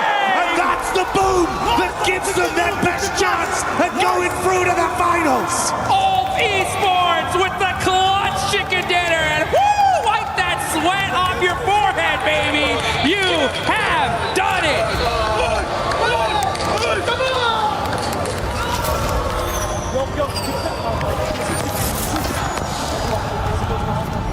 Gave it their all there, Jukes. Dire straits for both teams. The twist in the narrative. Our former champions cut down. Squads that were trying to clamber above them cut down. The realization of what's occurred for many of our teams starts to sink in. The hopes, the dreams, everything they put into the love of the game over the course of this season, culminating in the end of their run here and the beginning of the finals for some. Man, you can see Catch, he excited, but still biting his nails, thinking, did we do it? Everyone's a math expert at this point, right? Just, was it enough to push them into that top 6? That's the question, but a clutch chicken dinner is always gonna get you excited here. So look at this last fight. That initial knock was so critical, and then Scarface, 4-3, gets it right at the end. A beautiful way to finish things out from such a reputable team here in PMWC. But man, some titans, Jackie, have fallen here today. A tough sight to behold every single time. Yeah, some of the biggest, brightest, some legendary players, names that spark excitement just from having them on our screens, removed from the equation. Trying to figure out if they've made it through or not as all these players are running the numbers. And that's why it was such an intense final game here, Jigs. That's why we said this has been delivering in the survival stage. The fact that we're sat here trying to break down the numbers, waiting for the desk, it's tasty stuff. We'll see if Ulf did it. We'll see if the Wolves were able to hang on there, as that would be an absolute miracle for the side of North America. But man, what a way to finish things out. A crazy performance. And you can see the look on Baton. He's blinking right now, just wondering, oh, was it enough? We'll find out here in just a minute. But I'll tell you one thing here, folks. The survival stage didn't disappoint at all. Lived up to its name through and through. The sheer contrast of how this moment now feels for a lot of these players. You can see it there. A team like EK, they gave it their absolute all, Jukes. Oh man, it was so close. So many teams could have gotten it done. It just came down to that last and final game. And you know, EK had some beautiful signs of life. They looked so rock solid and just weren't able to get it done at the end. That's the tough part here, right? When you reach such a pinnacle tournament like the Esports World Cup. It really just comes down to who can clutch it up right there towards the end. Is he picking at some smiley faces? I see a lot of hearts. That's a good sign, right? But who knows where things are going to end up. We'll wait for the desk, of course, to break it down. But we do know the teams for sure that weren't able to make it. You can see the look on the faces of Alpha 7. Extremely disappointed here once again. And who knows what's going to happen. We know at the end of the year, PMGC coming around the corner. A lot of time to do some homework and come back strong then. Yeah, got to remedy things and try and reset from it. It means so much to them. They always put blood, sweat, and tear into the game. Time and time again, they fight so hard. There's a reason why they've got such a passionate fan base, man. Really exciting team to watch. Fighting hard, Jukes. But this time around, it just feels like the level of competition has risen so high. Yeah, so high indeed. It's tough to see such a historic squad that had a historic run, right? They won the World Cup a couple of years ago. They win the Global Championships last year, and then not able to make a final this year is rough, you know. But who knows? But this was so great, right? Every single tournament there's always somebody stepping up. And someone that's going to step on the stage looking real good today is going to be Barney. Let's take it on over to him for some big announcements. Looking good today. Do I not look good every day, Jukes? That's just out of order. Okay, I'm joined by Tiamba here. The past 2 days were about survival, but for Tiamba, it was about dominance. An absolutely incredible performance over the last 2 days. I've got Eagle here standing next to me. Eagle, let's talk about today's result. Now, coming out of this in such a dominant fashion, has that made the team feel a lot more positive going into the finals? 那么这次生存赛呢，对所有的战队来说都是为了生存而战，但是对天霸来说，完全就是碾压性的遥遥领先。那你们这次在这个生存赛打的发挥的那么好，是否对你们后面的淘汰赛，包括我们最终的决赛里面更有信心了呢？信心是当然的，因为我们毕竟在澳门打的也很好啊，我觉得这就是我们的实力，对。 Definitely, we are feeling a lot more confident. We have been performing this well throughout a whole year, and honestly, the group stage was an anomaly. So our form is back, and we are feeling absolutely in peak form right now. I love that. Tiamba are back on top. Right, let's have a little chat about today. Today's performance wasn't as dominant as yesterday, but it didn't really need to be. So I assume you guys came into today with a bit more of like a passive approach. Did you feel like you were going to get targeted, or did you target any specific teams to make your finals run that bit easier? 那么你们昨天呢，就生存赛第一天你们发挥非常非常好，然后直接吃2次鸡，然后但是今天呢就是发挥稍微稳定一些。那你们是否认为可能是因为其他的战队都在针对你们，然后你们需要做出应对的措施呢？还是说你们的战术也稍微改变一点，你们在针对某一些其他的战队来让他们淹死在这个生存赛呢？ 没有听太清楚，但我觉得我们这个今天没有发挥那么好，是，确实前2把手感没有打出来，对，然后